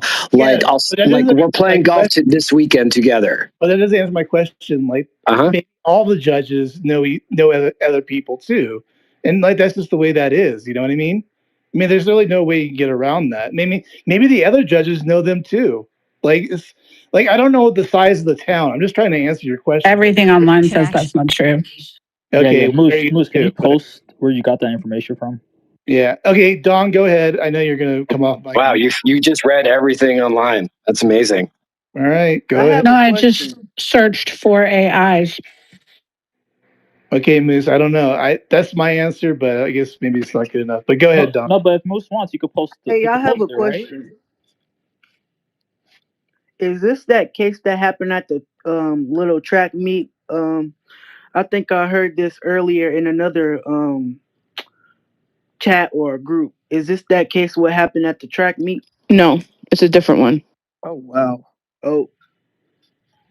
That's hilarious. Wait, Karmelo Anthony? Yeah, that happened at the track meet. That's at the track meet. Yeah, but how does he not know this at this point? Yeah, he's gonna. That's all I wanted to say. Okay, bye. That's all you asked? I definitely want to say something, though. It's still Matt, my nigga. You was tough to call, man. Timothy, what's going on, man? Go ahead. Good, man. Man, we got to be real, man. I knew that nigga was going to get, I knew he was going down, bro. Yeah, when he had an all-white juror, bro. You got to be realistic, man. He ain't had no chance. Not even one person of color on that motherfucker. Bro, he going down, bro. Now, literally, figuratively speaking, should he go down for stabbing that nigga? Damn near. I mean, I ain't gonna say it was necessary, but I mean, you don't gotta kill the nigga. Did he mean to kill the nigga? No. Did he kill the nigga? Yes. So, it's repercussions for everything you do. And being black, you should already know, like, look, I can't do this. I can't do this. I can't do this. So he probably panicked, freaked out, ain't had time to think, like, damn, if I stab this white man, I'm probably gonna go to jail. You feel me? But being in real life, real time speed, he ain't think of that shit, stabbing nigga, not a nigga going down, bro. It's a sad picture, but it's reality, to be honest.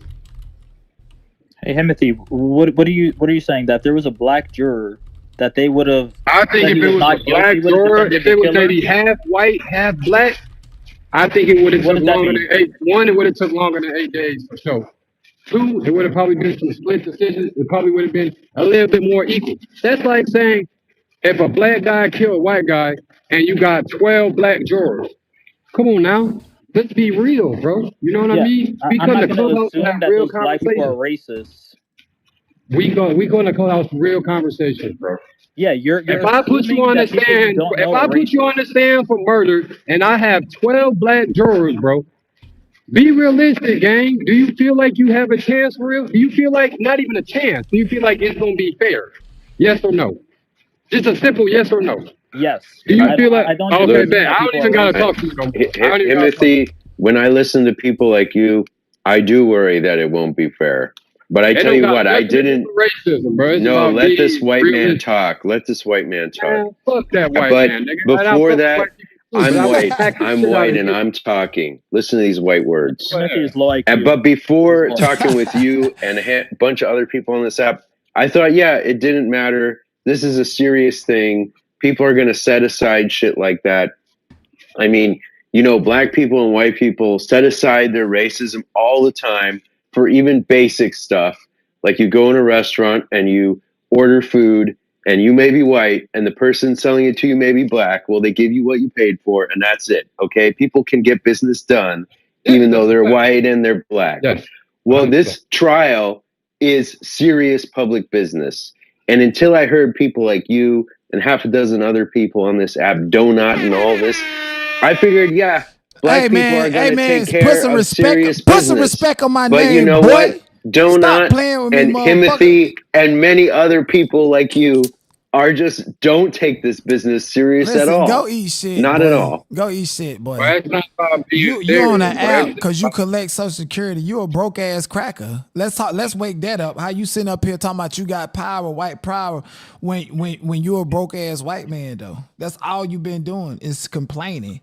And then how do you know his finance? And then conservative and told me that you're a dope head. You like to go to the hospital and get them pills and shit. Like that's who you are. So this is exactly what's going to happen. Conservative and did not tell you that. This is going to happen. Shut the fuck up. Go in the streets, go celebrate. This nigga going to jail.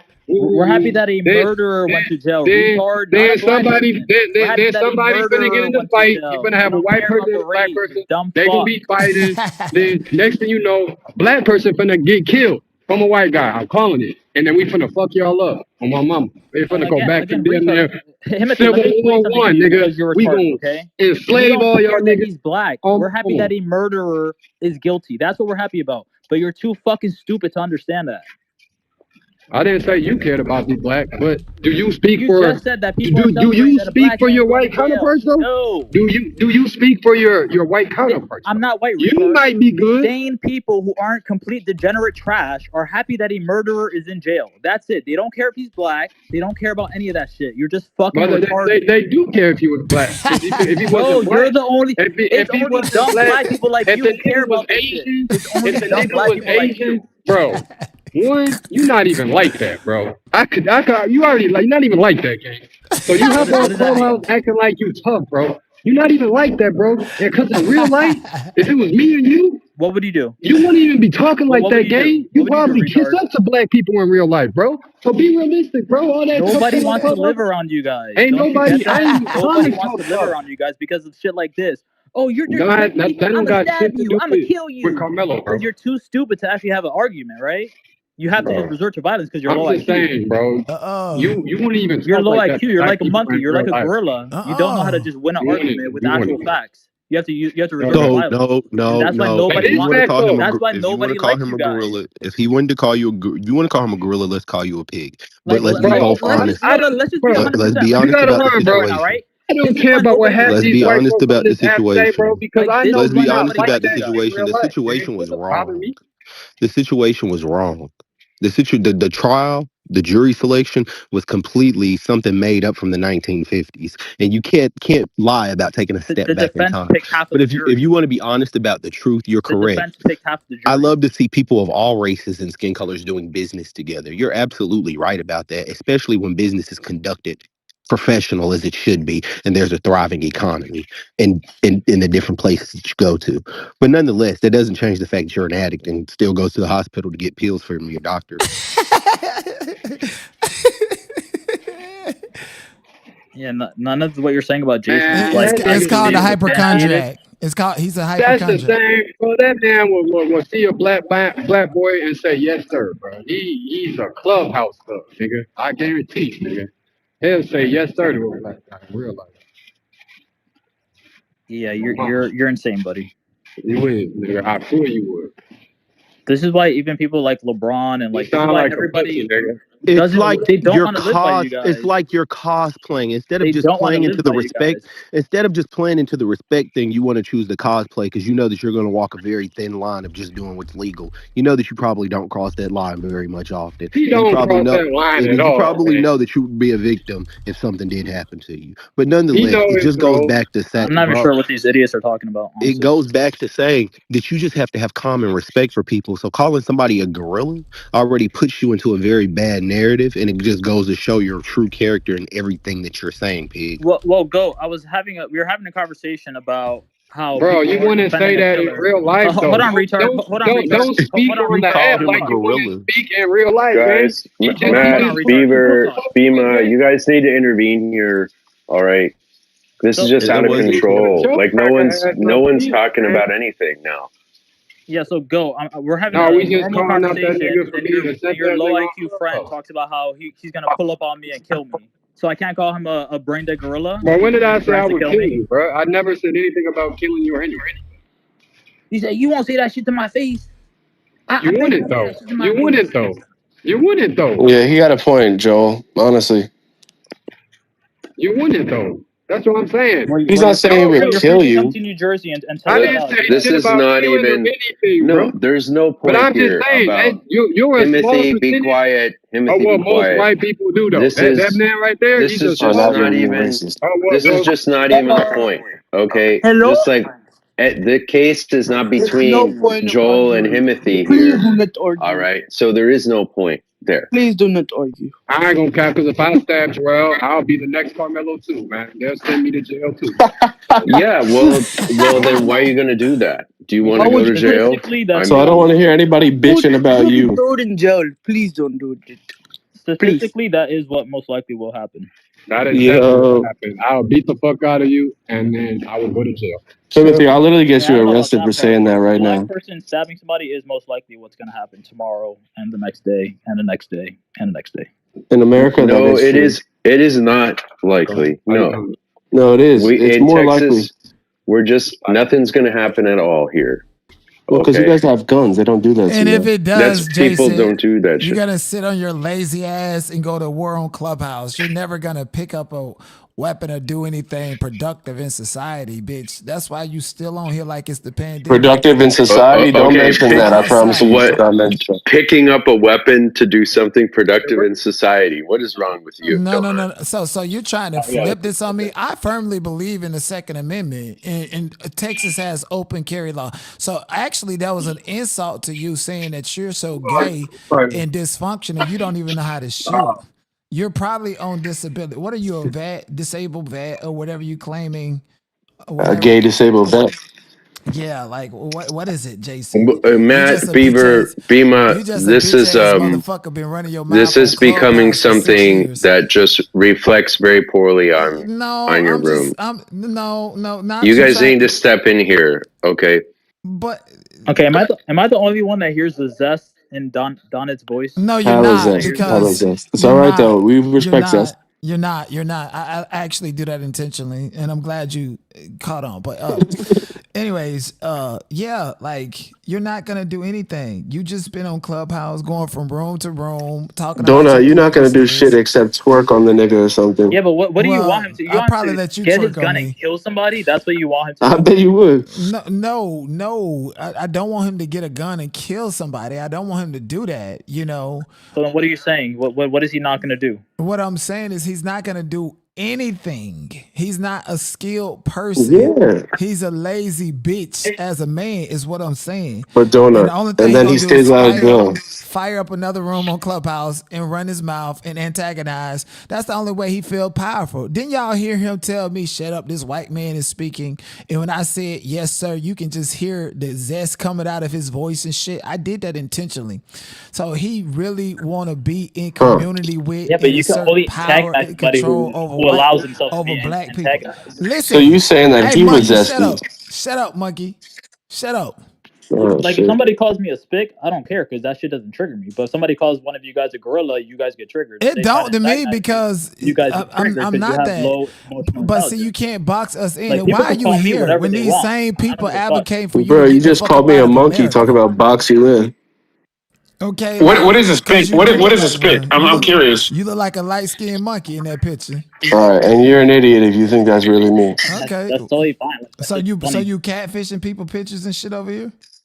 Yeah, is that really you in your profile? No, that's not me. All right, so you're doing the same thing. Yeah, pretty much. You got a All point right, you there. got it. Oh, that's your man? All right, cool. Was Hey, that your PTR, stop Simon? That's your man? talking to me, nigga. You're an invisible person, bro. You don't even fucking My matter. bad.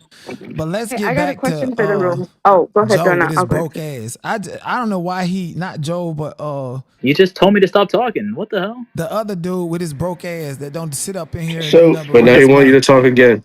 Donna, are you there? or Go No. ahead, Beamer. Oh wait, who's else? Oh, Beeman, do you want to talk? Yeah, so I wanted to know what Donut. I don't think he gave his opinion after the verdict. I don't know, but go ahead, Beeman. No, it's okay. I'll hear from Donut. Go ahead. I mean, here's my opinion after the verdict. Okay, my opinion is that there exists Frisco ISD has multiple versions of a video that was chopped and screwed at least 3 or 4 times before it was presented to the jury.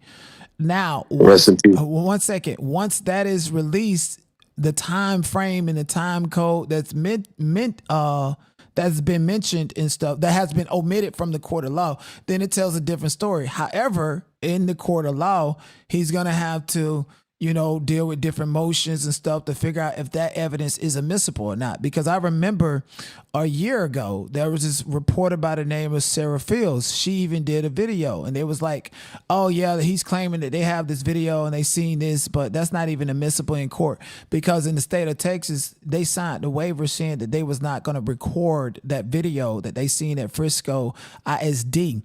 And so if somebody released that or the defense present that as evidence in the court of law, it's going to get struck down because it was an illegal recording. So with it being an illegal recording and that will be released publicly, it will change the complete trajectory of this case and more so fit in with the narrative that Karmelo Anthony's lawyer struggled to prove it, which pretty much says that all those kids are liars and they just took one for the team and they're part of the community, don't want to be ostracized and don't want to say anything to make them and their family life uncomfortable in Collins County. That's what this is about. But there's a video and it will be released. It will be released. Do you think that this thing will be appealed, or what do you think about that part? Like that part of the process? Of course it's going to be appealed. And even with the release of the video, it's going to be hard to get that back into evidence. So it's going to take the court of public opinion to bring it to the attention because that evidence, that video is not admissible evidence in the court of law because it was recorded illegally at Frisco ISD. And the video that the prosecutors got from Frisco is chopped and screwed multiple times. They even have reporters that said that the time codes didn't match and things jumped. And they got a fuzzy, grainy video, but people got a crystal clear version of the video that's going to be released. And Al Sharpton is now a part of it too. He knows it. Charleston White knows it. They just struggled to get it in the court of law so that they can see. Hunter did not come to be cross-examined from his contradictions, and a lot of things happened that is a substantial injustice. And just because you're not well versed in or struggle to get a piece of evidence in court does not mean that should justify why you went to court and people played a game and your life was taken from you. So that's the next phase. And I stand on what I said. Now, I'm not the sentencing, the way the court went, and the lack of objections and the lack of impeaching these state witnesses and shit. That's on the attorney. I'm not the attorney, and I was not in court when that shit happened. I cannot speak on that. My whole stance has always been about the bigger piece of evidence that has not been shown in the court of law that will more than likely be released publicly, and this conversation is not over yet. You want to do a raffle or a gift card winner on who gets the sentence correct, the years? Let's do a mod badge. We could do that. Let's offer a mod badge in this place for the winner. So you're talking about the number of years he gets? Whoever gets it right. Yeah, it's coming up tonight. Should be tonight, right? Someone mentioned that. So should we just go around the room and ask people or what? Yeah, we need to take we need to write this down. I guess we can do it in the banner. You could do just put it all on the Telegram. What someone or the banner. Yeah, do that actually. I guess I'll go first. Are we doing just straight up how many years, or like what the minimum and the max is, or how are we doing that? I would just do. Well, they don't do that actually. They don't. What am I talking about? They just say the number of years, don't they? Yeah. Yeah, but then they offer like with parole, I think, and okay. I think this is the number.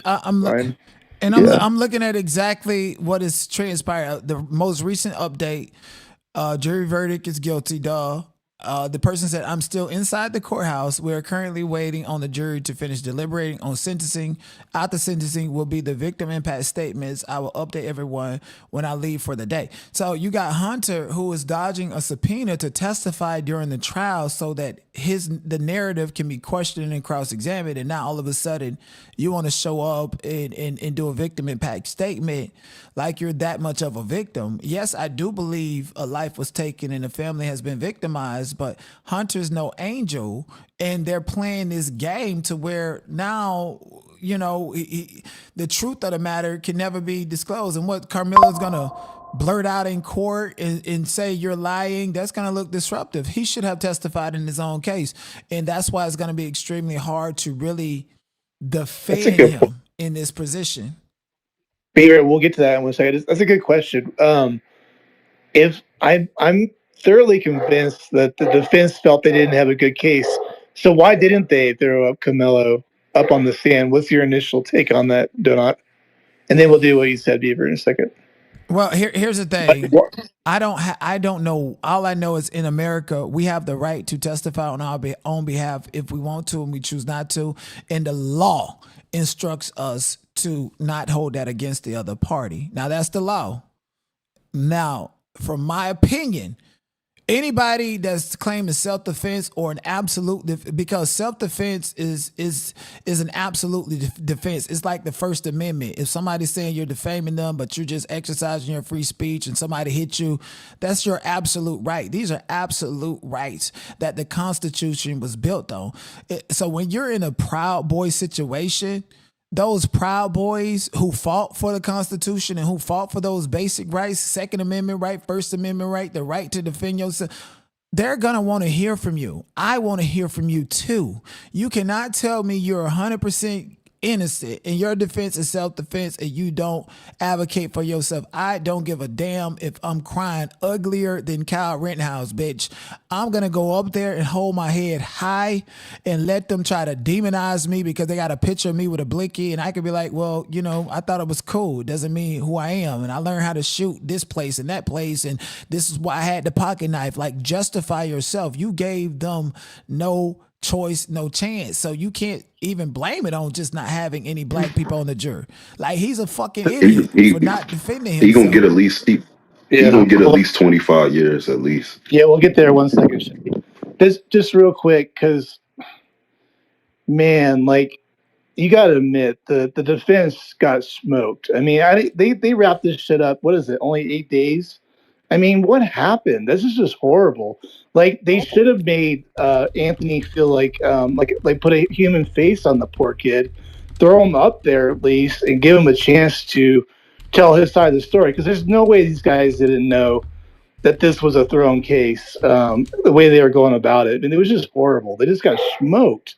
And at least explain the knife that he had there. Like, yeah, exactly. So that's another. Hey, didn't the parents get like $600,000 and they didn't even get him a lawyer? It kind of feels like a setup, to be quite honest. It almost feels like it's weird. I don't know, man. You could actually even call the defense racist at this point, possibly, because maybe they didn't have I'm glad you said that, the best because interest. I'm glad you said that, because they was up here saying that I'm questioning the system and way things work. This is a small, affluent community where every family, everybody know each other. The same black people, them and their family have been in Collins County and went through the racism and segregation for generations. And here's Karmelo Anthony from Louisiana. I firmly believe that his attorney is friends with everybody in this whole big circle, and I think they went to a Klans meeting. The Grand Wizard of the KKK lives very close. He actually lives in Collins County. I would hit up that angle, Donut. Wherever you're going speaking on, I would definitely be hitting up that angle. I don't know why it has to be all about Metcalf and his people and all that. I'd be like, I would look into that. That's where I would be. But obviously, I don't agree. Obviously, totally. But okay, let's do this. Beaver, are you ready? Or I don't know. We go with Shaggy. Oh, what's that? It won't add the banner. I don't know if you can add the banner. We can just put it in there, or we can just do it offline. I'll just write on a piece of paper. Right. All right, Shaggy. We'll go with Shaggy because he went first. Shaggy, how many years do you think he might get? They said, well, I think he's gonna get 20. I feel like he's gonna get in the range of 25, maybe 30 years. Okay, and I'll put myself down. I'm going 25. So there we go. I mean, he'll be in his 40s though. I mean, that's not his life's not completely done. If he does get out, but I don't know. It's sad situation on both ends. Like they all could have been avoided. Before y'all keep going with this poll, can I just say one quick thing about what y'all were just talking about? Mm-hmm. Okay. Yeah, go for it. Yeah. Because I had thought I'd heard somewhere that testifying on your behalf hurts you, and so I looked it up, and it says statistically many legal experts and studies suggest that criminal defendants who testify on their own behalf are convicted at higher rates than those who remain silent. So I'm sure it may have just been a case where he may not have they may have known that this kid would not perform well on the stand, so they might have just had their hands tied with that. I only brought it up because it felt to me just out the gate that they were in a big hole, like right out the gate, because all their witnesses didn't really turn out to pan out, in my opinion, the way they wanted it. So it's like, I felt to me like this might be a Hail Mary. That's where I was going with you. I got you. Because typically you're right. It doesn't work out. And then on top I just want to say, go ahead, my bad. I hope he gets like, well, I would be okay with 10 years. That's if he gets butt fucked and raped and then has his throat slit and then his fucking, and hopefully his family all dies of cancer. Oh my gosh. Okay. We don't do that. We don't say that. We don't participate in any of that. That is discrimination. That is harassment. That is wishing a public lynching on him. All of that other stuff. We're going to rebuke that in the name of Jesus and in the name of these motherfucking policies. Beamer, what about you?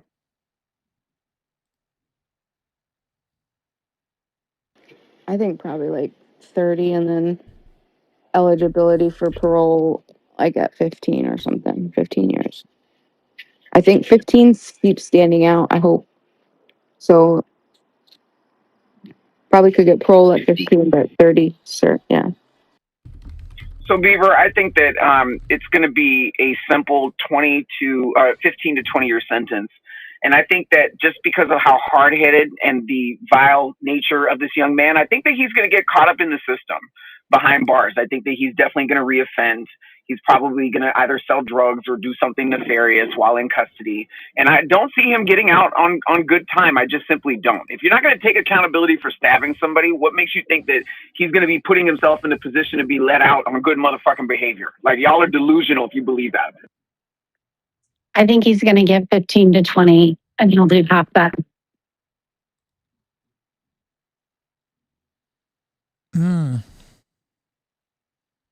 You say 15 to 20. I think that'll be generous, honestly, given the facts of, the location, the connection, the ties.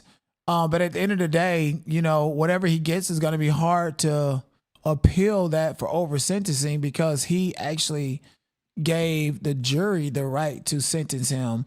And when you give the jury the right to sentence you, it's almost like overturning a jury verdict in itself. Like, The jury's predominantly women, and I think they'll take his age into consideration. The jury is predominantly women, and you got a white woman putting Karen tears out there, and then you got Hunter, the star witness, who's gonna give an impact statement at the same time. Everything is about timing and strategy, and I just feel like they have a strategy slam dunk to give him all of his time while escaping their own fault in the situation. It's very narcissistic of the Metcalfs to do that. Those white Karen tears, man, that had me break. I don't know. I don't have anything else to say about that.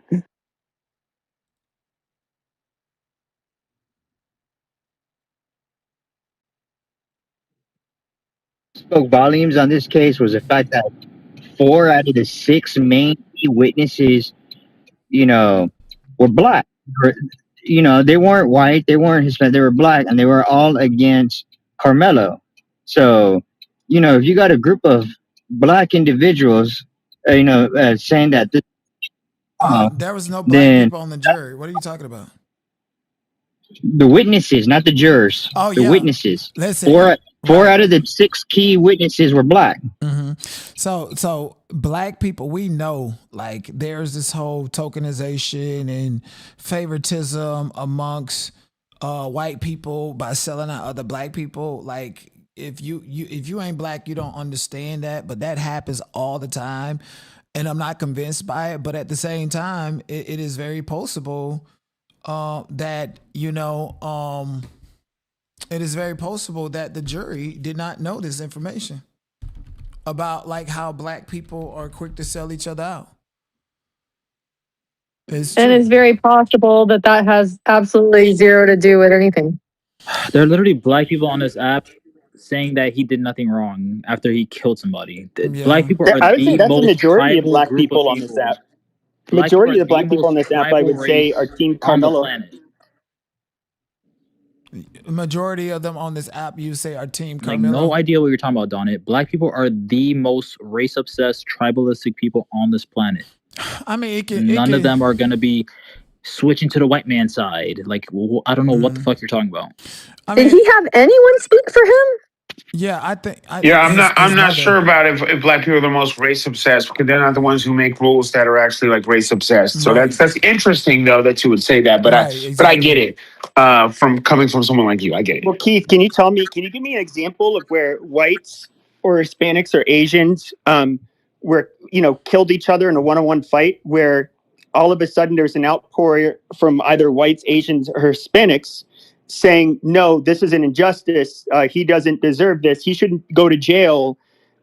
Where do we make excuses in interracial murders between us? I know blacks like to do it when it involves one of their people, but other races don't seem to do this. Yeah, I mean, I don't know about any other particular case other than this one, but I'll say, with respect to the lady that called some kid with Down syndrome, the N-word in a park a long time ago. I mean, literally, she raised like over $1 million on GoFundMe.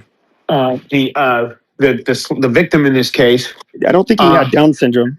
Yeah, no, he did. Yeah, he was like mentally like challenged. Like he like literally had Down syndrome, bro. Anyways, or autism. Anyways, the Metcalf family, they were able to raise $700,000, being that they come from a 2-parent household. Or sorry, one-parent household. What did the family do wrong though? What did they? No.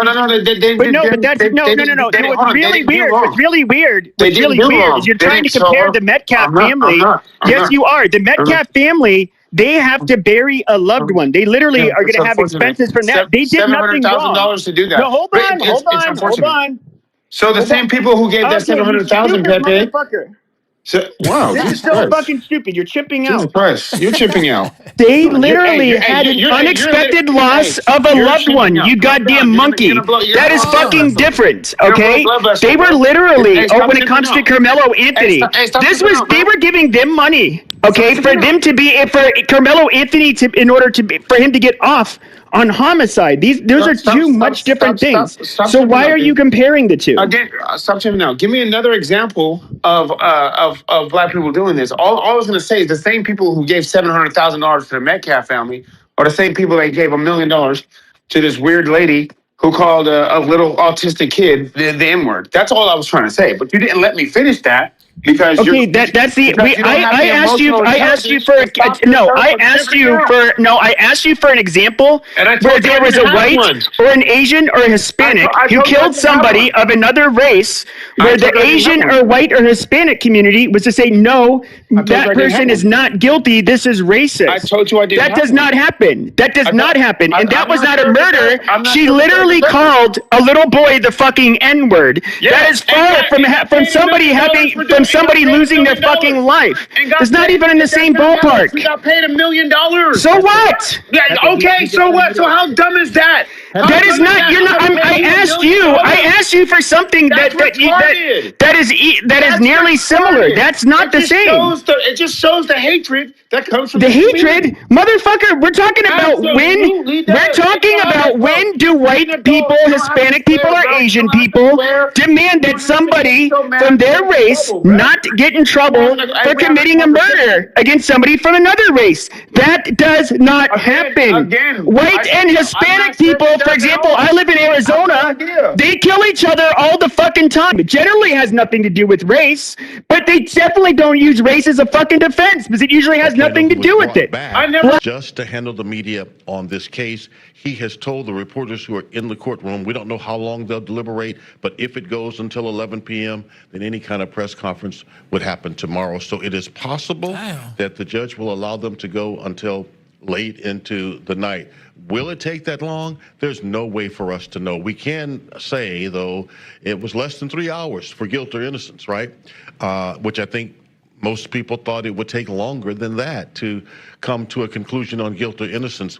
It's possible that it could take longer to assess punishment because now you're asking me to make a decision about how long I put someone away. Yes, he's guilty, but how long do I put them away? How long do I put that person away? I might feel better about it, Steve, if the person has a long criminal history of bad acts, done other bad things.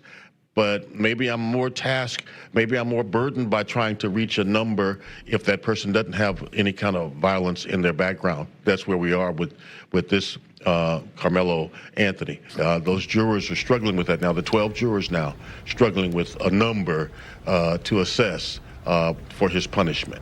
I think everybody understands, Sean. It's although it sounds weird, it's easier to say guilty or innocent, two choices. Now you got 10 years, 15 years, 20, 25, up 99 is the top end. So that's a lot of different choices they'll have to work through. Right. Sean Repley, thank you, sir. As we wait for the outcome of the punishment phase, Fox 4 is committed to keeping you up to date. We will bring you any updates live on the Fox Local app. When they happen, make sure you turn on notifications to get updates right on your home screen. We'll be right back. We already got the money set aside for appeals bond. Why? All white jury?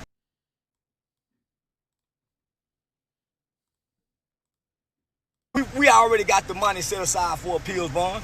Why? All white jury? The judge and the DA are buddies, along with the dad, best friends. That's been our trump card. We already knew that. God has spoken.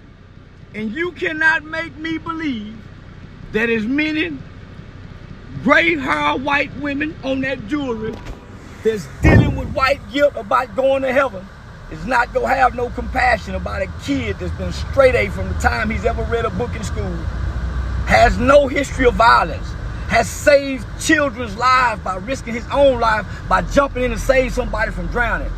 This kid has no violence. Austin, on the other hand, is a violent brute with some sexual rape allegations hanging on his ass. That's why, man, they coerce them kids. But one thing about kids can't lie to professionals under pressure. When you was told, when you gave a statement in the beginning, you can't come back and amend it later and say, well, I meant. No, what you said that night is law. Back up right up. All them white people talking about what they gonna do, they ain't gonna do shit, nigga. They ain't gonna do shit. When Makai Johnson and Galvin Long killed them motherfucking white police officers, you white motherfuckers didn't do a goddamn thing. Oh, wow. Not no guilty. If you think they're gonna find him guilty and they just put manslaughter on as a charge and it wasn't on there in the beginning, you don't know law, cracker. You like the dumb white boy that had the whip. He can't spell either, nigga. Yeah. We already got the money set aside for appeals bond. Why? All white jury, the judge and the DA are buddies, along with the dad, best friends. That's been our trump card. We've been holding. We already knew that, but we wanted everything to play out how they had it. I can't wait till I walk. The family, we waiting on each other. Yeah. I've been riding with the family, nigga, since day one. I'm sorry, since day 5. White people mad because they poor. Nigga, I wouldn't give a damn about what happened. I got a show tomorrow. I'm getting rich out here off content creation. All you white people, you're still gonna be fucking poor, struggling with gas prices. Say, big dog, hey, I wouldn't have got me a Miss Lily. I wouldn't have got me a white woman. Yeah, I wouldn't have got me a white woman. I'm finna treat her like she black today. So I'm giving her everything she wants. You want some wings? You want some chicken wings? Say, now listen, I told y'all everything I told y'all about that motherfucking trial. I told y'all, I told you so, I told you so, I told you so, I told y'all last year the boys had dope in their system. I told y'all it wasn't a knife, it was a compass tool. It wasn't even long enough to get it, it wasn't even long enough to pierce his heart. Yeah. Yeah, white people is gonna be mad in the motherfucker. White people is gonna be mad in the motherfucker. And guess what? White people can't beat everybody. Yeah, they got China on their ass, North Korea, Russia, Afghanistan, Venezuela, Mexico, Canada. Y'all can't beat everybody, cracker toe. Listen, the prosecution came back. Now, when did white folks start having compassion? When did a cracker say, listen, I don't give a damn how it go. Automatic win on appeal. All white jury, everybody 50 plus older. You mean to tell me they can't find nobody that's a jury of his peers? A jury of his peers. I cannot believe Collin County dropped the ball like this here. I cannot believe, as racist as Collin County has been since they have existed. But you know what's happening now? They done let them kids that went to elementary school bring that nigga dick out there. And that is so crazy. With Charleston White and Dominique vowing to destroy Collin County and appeal it. I just feel like statements like that are putting Karmelo in more danger and in more jeopardy of a harsher sentencing, okay? These people that are on the jury, they go home, they watch this, their sons, their daughters, they know about me, they know about everybody out there. This is the most attention that Collin County has gotten in a long time, so they're tuning in. You think Hunter doesn't wiggle his toes when people are talking about him in Austin because after this, ain't nobody else talking about you. You're going to the University of Arkansas over there where all the racist people are. Probably going to become a state trooper. Those are the most racist motherfuckers, especially out of Texas. You know, I feel like what Charleston White is saying, it is inserting and overly asserting his own notion in dealings with white people to the likeness of Carmelo Anthony, and is not doing any justice in this situation. It's antagonizing. But anyways, let's get back. While we were on scene. Oh no, that's another issue. It's outside. 6 p.m. is the protest. Protest at 6 p.m. Shit, I'll be dead tired by that. Protest 6 p.m. Yeah, Cornell X and talking about they coming Thursday. Shit, this shit go over on Thursday.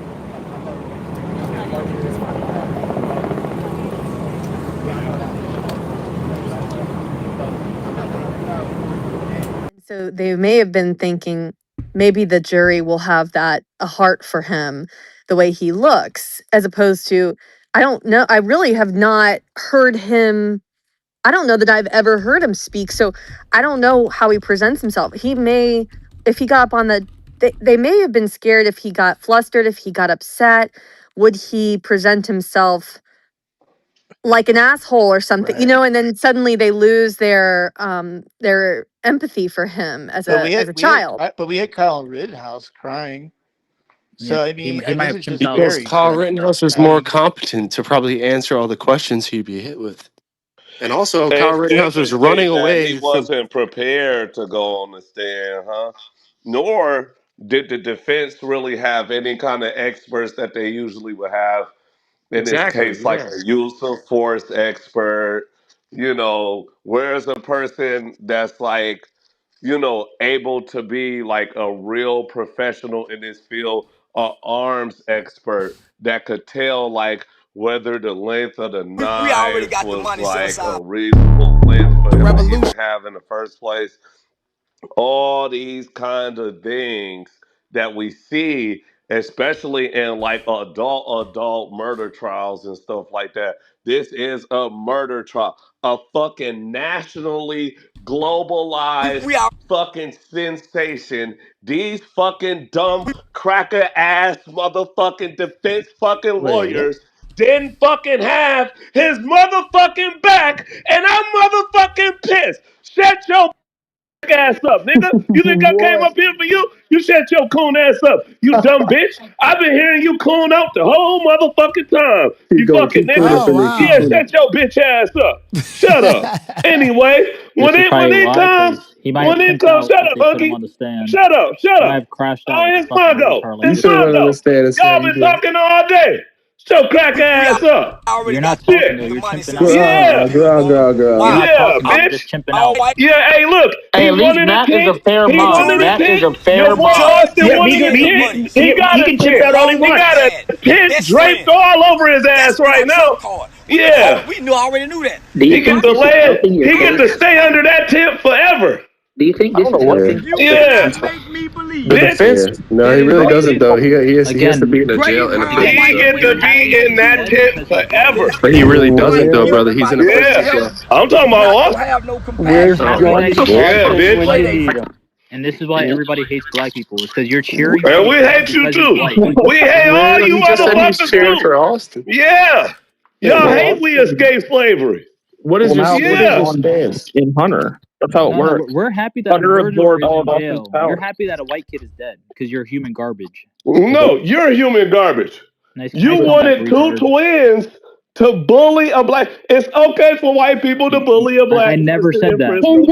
Kendo, what are you doing? What are you doing, Kendo? Shut up. Has no history of violence. Shut your fat ass up. Has saved Kendo. by risking his own Oh, no. If the gloves don't fit, wish you were Ronaldo. Austin on the other You hand, wish you was is a Ronaldo. violent brute. I don't know who Ronaldo is. You bet. I bet you can't fucking walk a mile. Because O.J. Simpson did nothing wrong. He ended up trying to decapitate a mud shark, which I greatly appreciate. Jesus, that's true. Oh my goodness. Hey, at least go. Hold on, y'all. Hold on, y'all. One mic on Pepe. He needs the attention. I said what I was going to say. I don't need it. I don't. Yeah, that's. I only had one statement. Oh, here I have one statement. I got another statement. When are we in America gonna realize that the justice system is not serving up justice? I mean, okay, he guilty of murder. Watch this shit. I bet his black ass get a slap on the wrist. Who wanna bet? How much you want to bet? Oh, never mind. I don't bet people who Welsh on bets. I don't bet with your ass no more. What's your Your bet? fat ass didn't pay the last bet. Kendo, we're taking a poll. How many years are you predicting? I give him like 5. Oh, I got 22. You know what I'm saying? He gonna be eligible for the programs, the prison programs and shit like that. I thought the minimum they gonna give him like 7, 10, something like that. But with the prisoner programs and the work release shit and shit, Look, Tay-K getting out. You know, y'all know who Tay-K is? Now that's a real murderer. A real Texas criminal.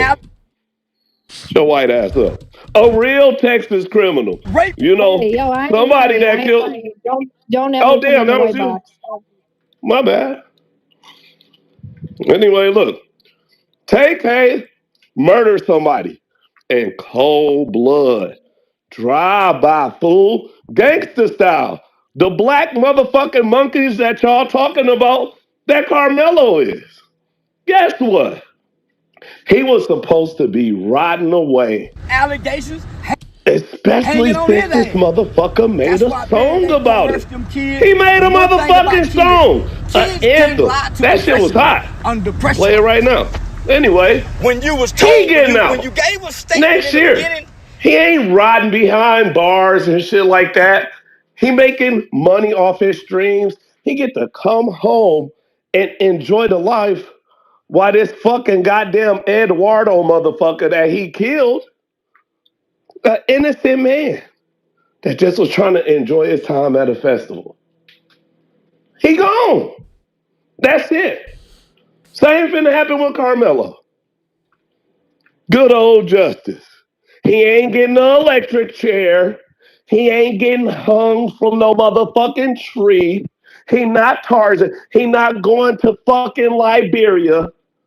He finna spit his ass in that jail. Wait, did you say he's not Tarzan? Just shut your fat ass up. You can't come back sure you're being heard. I don't care. I don't care. I don't care. Shut up. Anyway, I'm finna land. No, keep going. It's so loud. 1 second, y'all. All them white people talking about what they gonna do, they ain't gonna do shit, nigga. They ain't gonna do shit. When Makai Johnson and Galvin Long killed them motherfucking Long killed.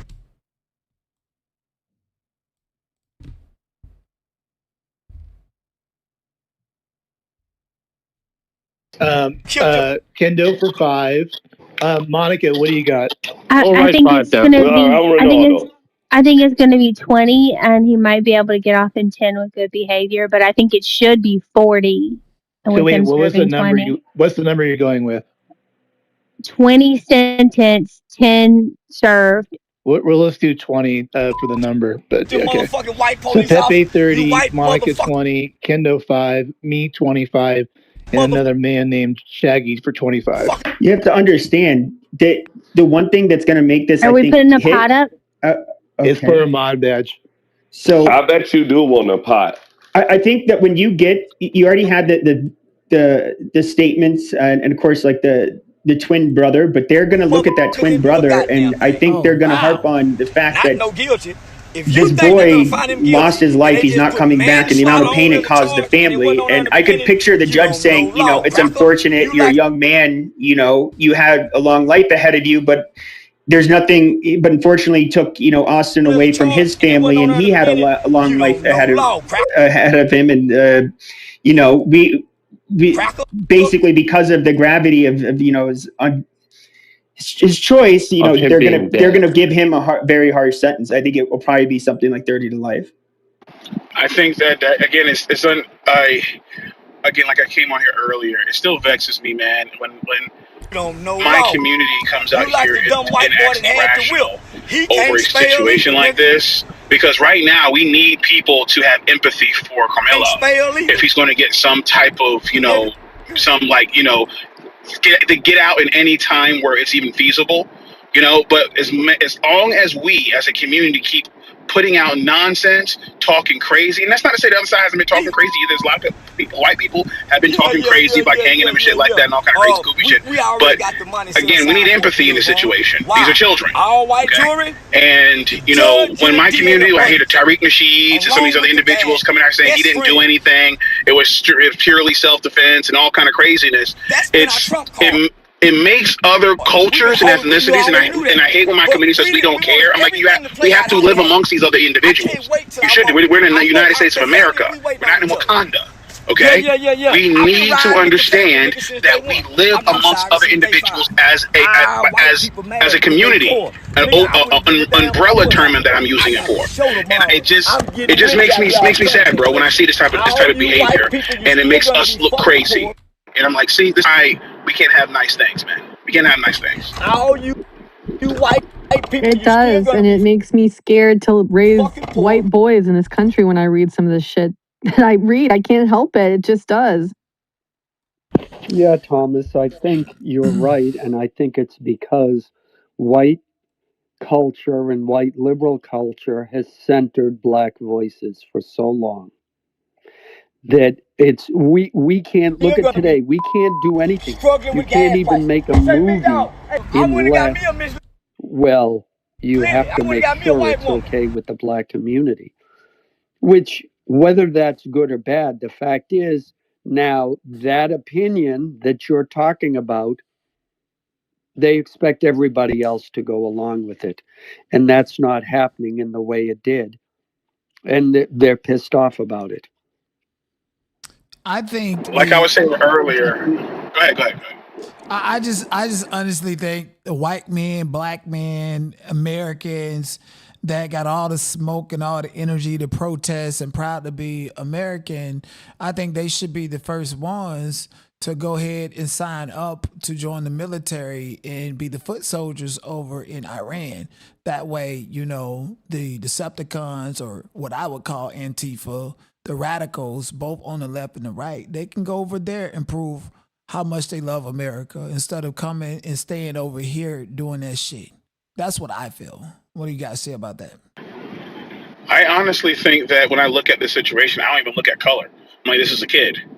Like when I see, for example, I brought up and this more than, there's multiple occasions, not just this one, where it was white kids. They were playing around, or even some of them weren't playing around. They were fighting, and someone ended up dying. Okay, and the person was going to be prosecuted for that because someone lost their lives, and these were children. And it's always a goddamn tragedy when something like this happens. This is why I was trying to differentiate earlier on. This is not the same type of black man that killed Irina Zarutska on the train or the bus. Okay. It's not the same type of person, you know. And again, when that happened, I was right there next to my Caucasian brethren saying, "Yo, cut this nigga's head off in broad daylight," because I'm like, that type of behavior cannot be allowed in our civilized society. So when situations come on our end, and again, I'm not saying kill Karmelo. I'm not saying that at all. I'm just saying no, I'm not. Again, anybody with two brain cells to rub together will understand that. Okay, but my point is that you are. I'm not. Again, this is what I say about my community, man. We're doomed. We're cut. We're cooked. We got individuals like this. We'll sit back and hear everything that I just said, and he will say, "I'm saying kill Karmelo." It's stupid. This is why you either with us or against us, nigga. See, this is exactly with who, nigga. You don't manufacture, own, and are no type of anything to do anything to anybody. You don't know that. I know that for a fact, my good brother. I know that for a fact. Yes, I do. Yes, I do. If I am some kind of bomb manufacturer, you don't know that, nigga. See, it's right, like bro. you that always look down on your own. It's not looking down. Is all you about. I cut more checks for black people than white black nigga. You're defending a killer, retard. That's why he's not on your side. All right. You're defending a killer, you fucking retard. That's why he's not on your side. Let me your mother's a retard. Hold on. Let me get back in here real quick. Who's on mute? Oh, Donut, yeah, go on mute. The white people on stage, I don't know if you guys are near your mics. Would you defend a white person doing what Karmelo ended up doing? I don't know of any white people that would. No way. Yes. See, so why is it a bunch of no's? If we did the same thing with another, black-filled room, it would be a lot of yeses, I'm pretty sure. So that's disturbing. You know what I mean? Because there's this hidden sentiment that's always resounding in America that black people don't belong. The Karmelos, the Joshuas, the Jadens. Well, Karmelo. Clarice. Clarice, reaction has really been mixed emotions. And as my colleague Alex said, it's really ebbed and flowed throughout the afternoon after that guilty verdict was issued. Now, the crowd is pretty sparse now. People seem to maybe be leaving, taking breaks in their cars. I have to say it is very hot out here, so people have gathered in small groups underneath the trees for some shade. At times, we've seen people gather in much larger groups. And we do know that, as Alex mentioned, people have been live streaming this trial all throughout testimony, even though there are no cameras inside the courtroom. And this case was not live streamed. People have been outside the courthouse kind of live streaming the process before the verdict. We saw many people with their phones live streaming, and then after the verdict came down, more people live streaming with reaction. At times, those larger groups, one person would be talking to the crowd and others would have their cell phones raised, kind of recording that reaction. I got a chance to speak to people about it, and kind of the consensus from those I spoke to was that there are no winners here on either side. They mentioned that the Metcalfs lost their son, and then the Anthonys, Karmelo Anthony, the jury is deciding his sentence right now. So that was the consensus from people that I spoke to. Now, I will say, and we know that this case has become racially charged in large part due to rumors, misinformation, and speculation going on online. I was in the courtroom yesterday when the judge told the jurors, do not look at social media. This was last night before today's closing arguments and those deliberations began. And so I have heard a few racially charged comments. There are some people who are upset about the verdict, and there are some people who feel the opposite, feel that justice has been served in this case. We know that Karmelo Anthony's supporters have been out here every morning for the most part throughout the day. They have been wearing purple, and there is a lot of purple here. And again, people are kind of coming and going. We've also seen signs that say justice for Austin. So we know supporters kind of on both sides of this case are still out here. I asked them, why are you still out here? And they told me that they want to be here when that sentence does come down. And someone who considers themselves a Karmelo Anthony supporter told me they also want to be out here to support the youth, meaning 19-year-old Anthony in this case. But for the most part, Clarice, things are quiet. There is no more music playing. People have not gotten over the loudspeaker and started any chants or really preaching like we heard a couple hours ago. But of course, that could change as the jury comes back into the courtroom and that sentence is read. Things could change, and so that's why we will be out here monitoring the situation outside. You see the Collin County Sheriff's Office behind me, and there have been no tensions sparked between the people out here and law enforcement, but they're here and they're making their presence known, and of course we will keep you updated on what we see. For now, Clarice, though, I'll send things back to you. All right, Amelia, thanks. And now we want to bring in Fox 4's Sean Rabb in the digital studio, who's been part of our breaking news coverage all afternoon. And Sean, you've got more on the punishment phase, and the jury got that started at 4:37 this afternoon. Yeah, exactly 1 hour ago. It's now 5:37 p.m. They've been deliberating for. All right, hit me back. Yeah. What is it? Is it about this case, or what is it about? Yeah. About this Karmelo Anthony case? Yeah. Oh, go ahead, bro. What you think? Damn. First of all, it's so I'm loud. I'm not surprised. Yeah. This shit is too loud. I'm sorry. That shit sound like a movie theater almost. That in the punishment phase, there was one witness, only one witness, and that was the mother of Karmelo Anthony, Kayla Hayes. She wept on the witness stand, her son crying as his mother literally pleading with jurors for mercy for her son.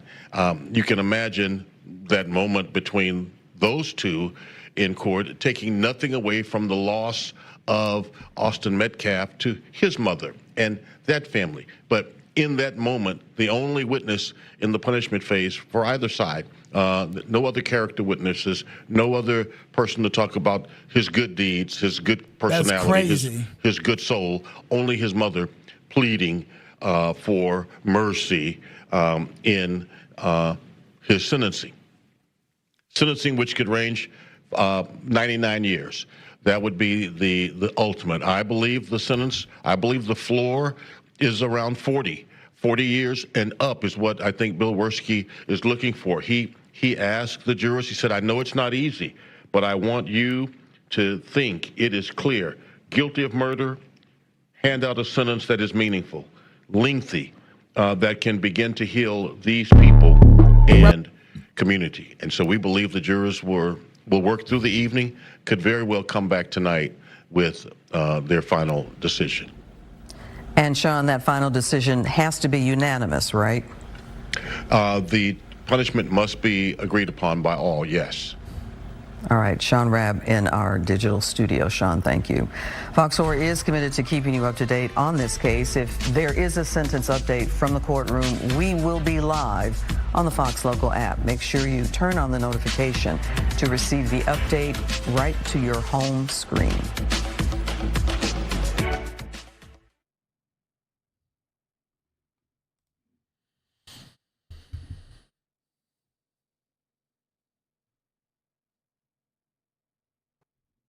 You're 60 pounds bigger. Then they say, well, they wouldn't put a white girl. Well, no, in Miami, OnlyFans model is being charged for murder for stabbing her boyfriend, who was a big ass black guy who was beating the shit out of her.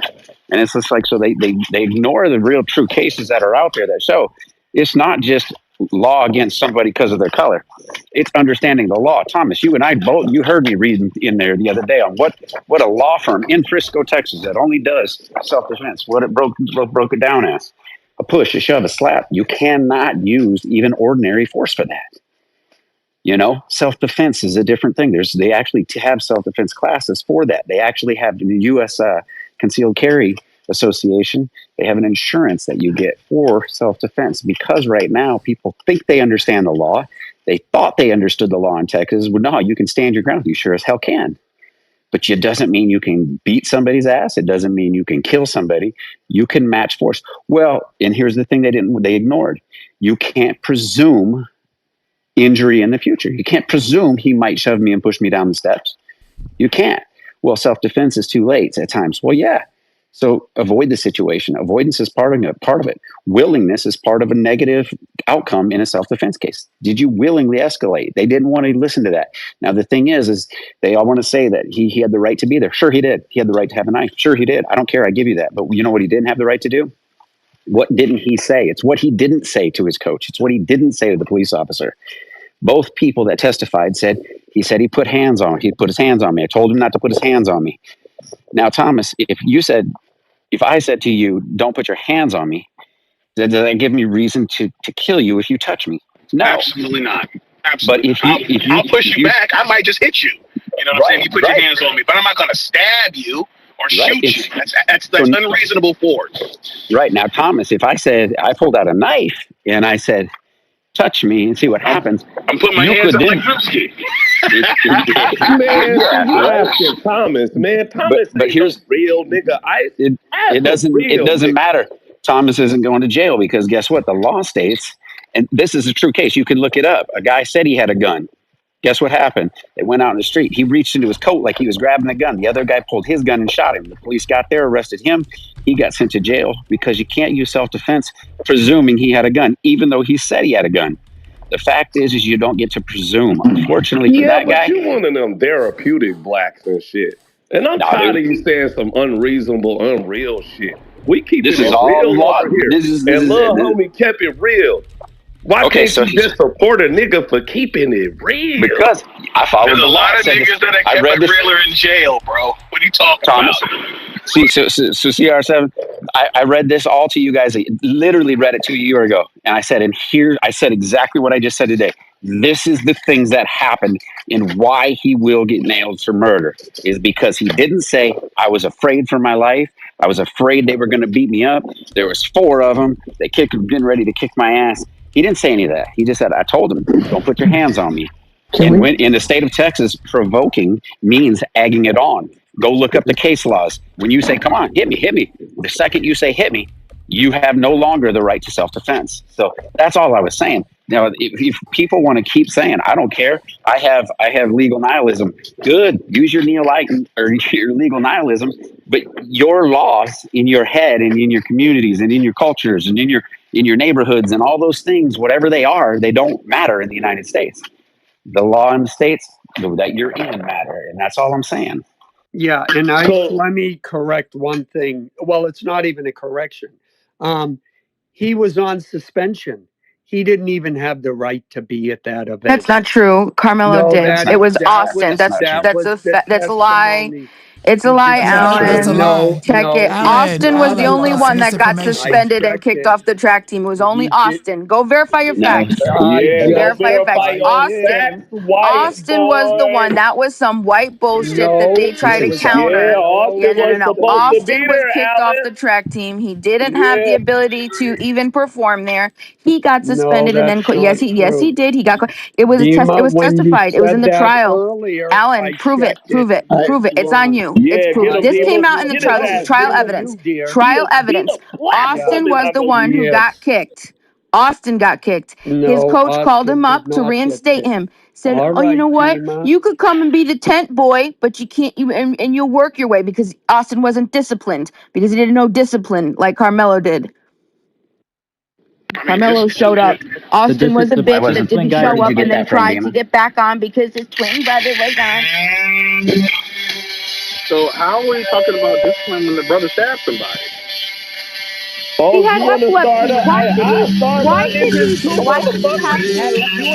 Why should he have to? What is that? Why should he have to open? Let me hear what you're saying. Go ahead.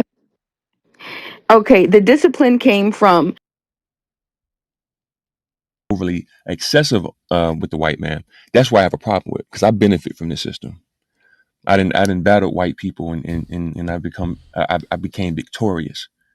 So right, it's about the system and how you use it to your betterment. Sometimes when people lose cases, it's based on their legal representation.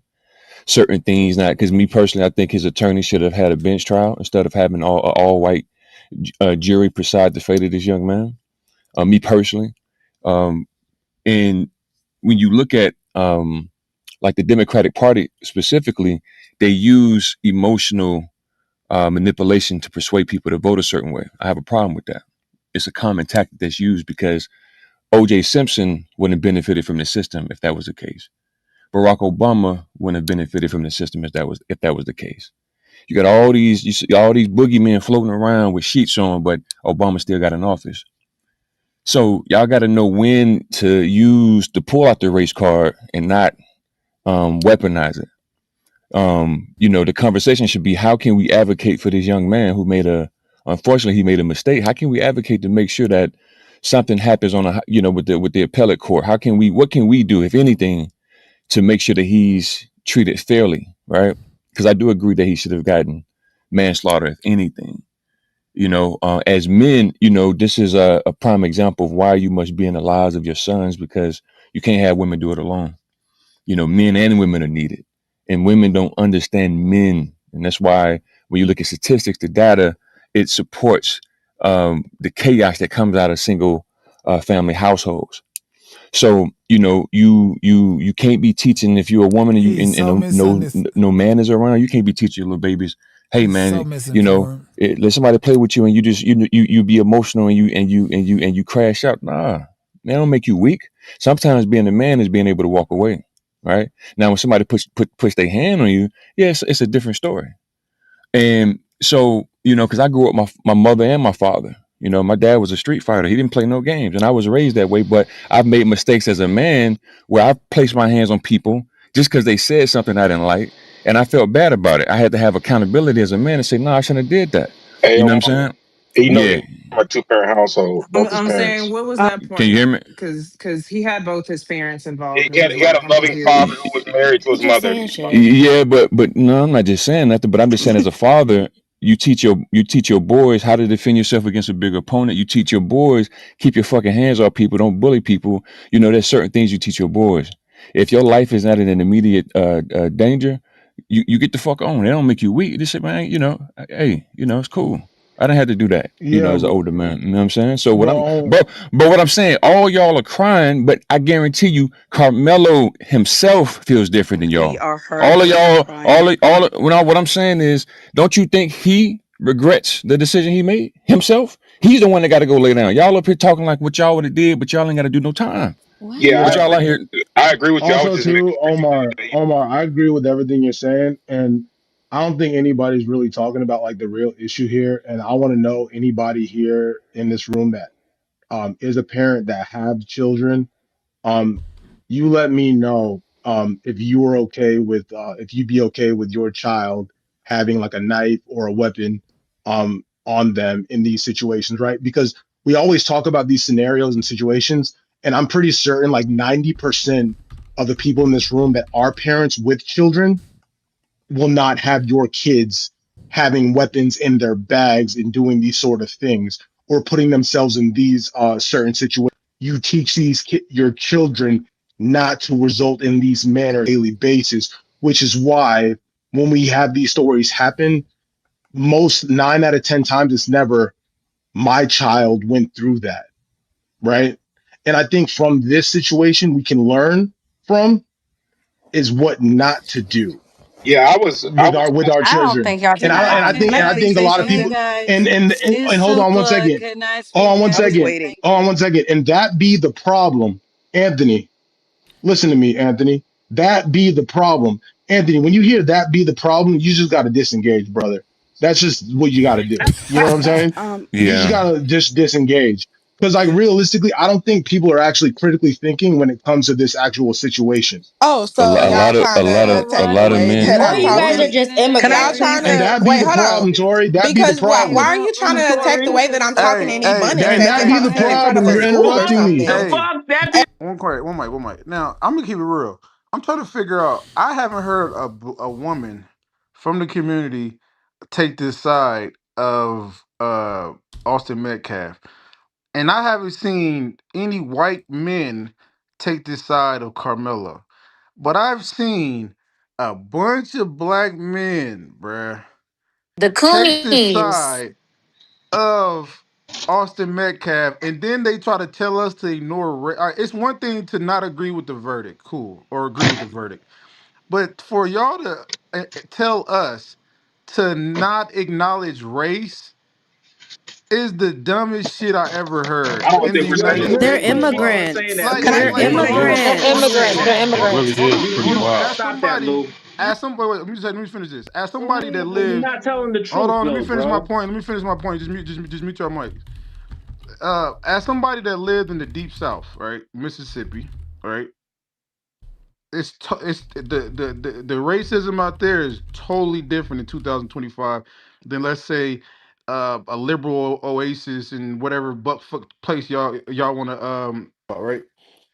I lived in Mississippi. I lived in Texas. I lived in Louisiana. I lived in California, and I lived in Nevada, right, in Illinois, right.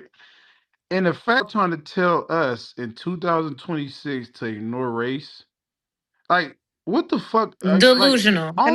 only niggas is doing this. It's only men Only that's one doing this, person said bro. that today, Lou. I don't know no woman that said this in their Lou, past Lou is life like this, foreigner. bro. Crazy because I think these same men, not attacking, but these are the same men that's attacking me. That's crazy. Nobody attacked you. No, you Can you guys did, let and then No, you I tried didn't. to I use didn't. No, Tori, the I way didn't that I attack was you. speaking. No, You Tori. tried The to use the system. way that I was speaking. Tori, the system works for young thugs. The system Hi, works for the Professor. Can we babies. let Professor speak, please? Because No. she's But been Tori, all I'm saying, when is the system again another broken? man trying If to the attack my system works point, but An for she's a not young immigrant. attacking These thug, are Lou's if point. it immigrants. It's works for the only baby, black. if it works for OJ, Hold on. Y'all You guys, stressing can me out. Professor speak, please? She's been waiting.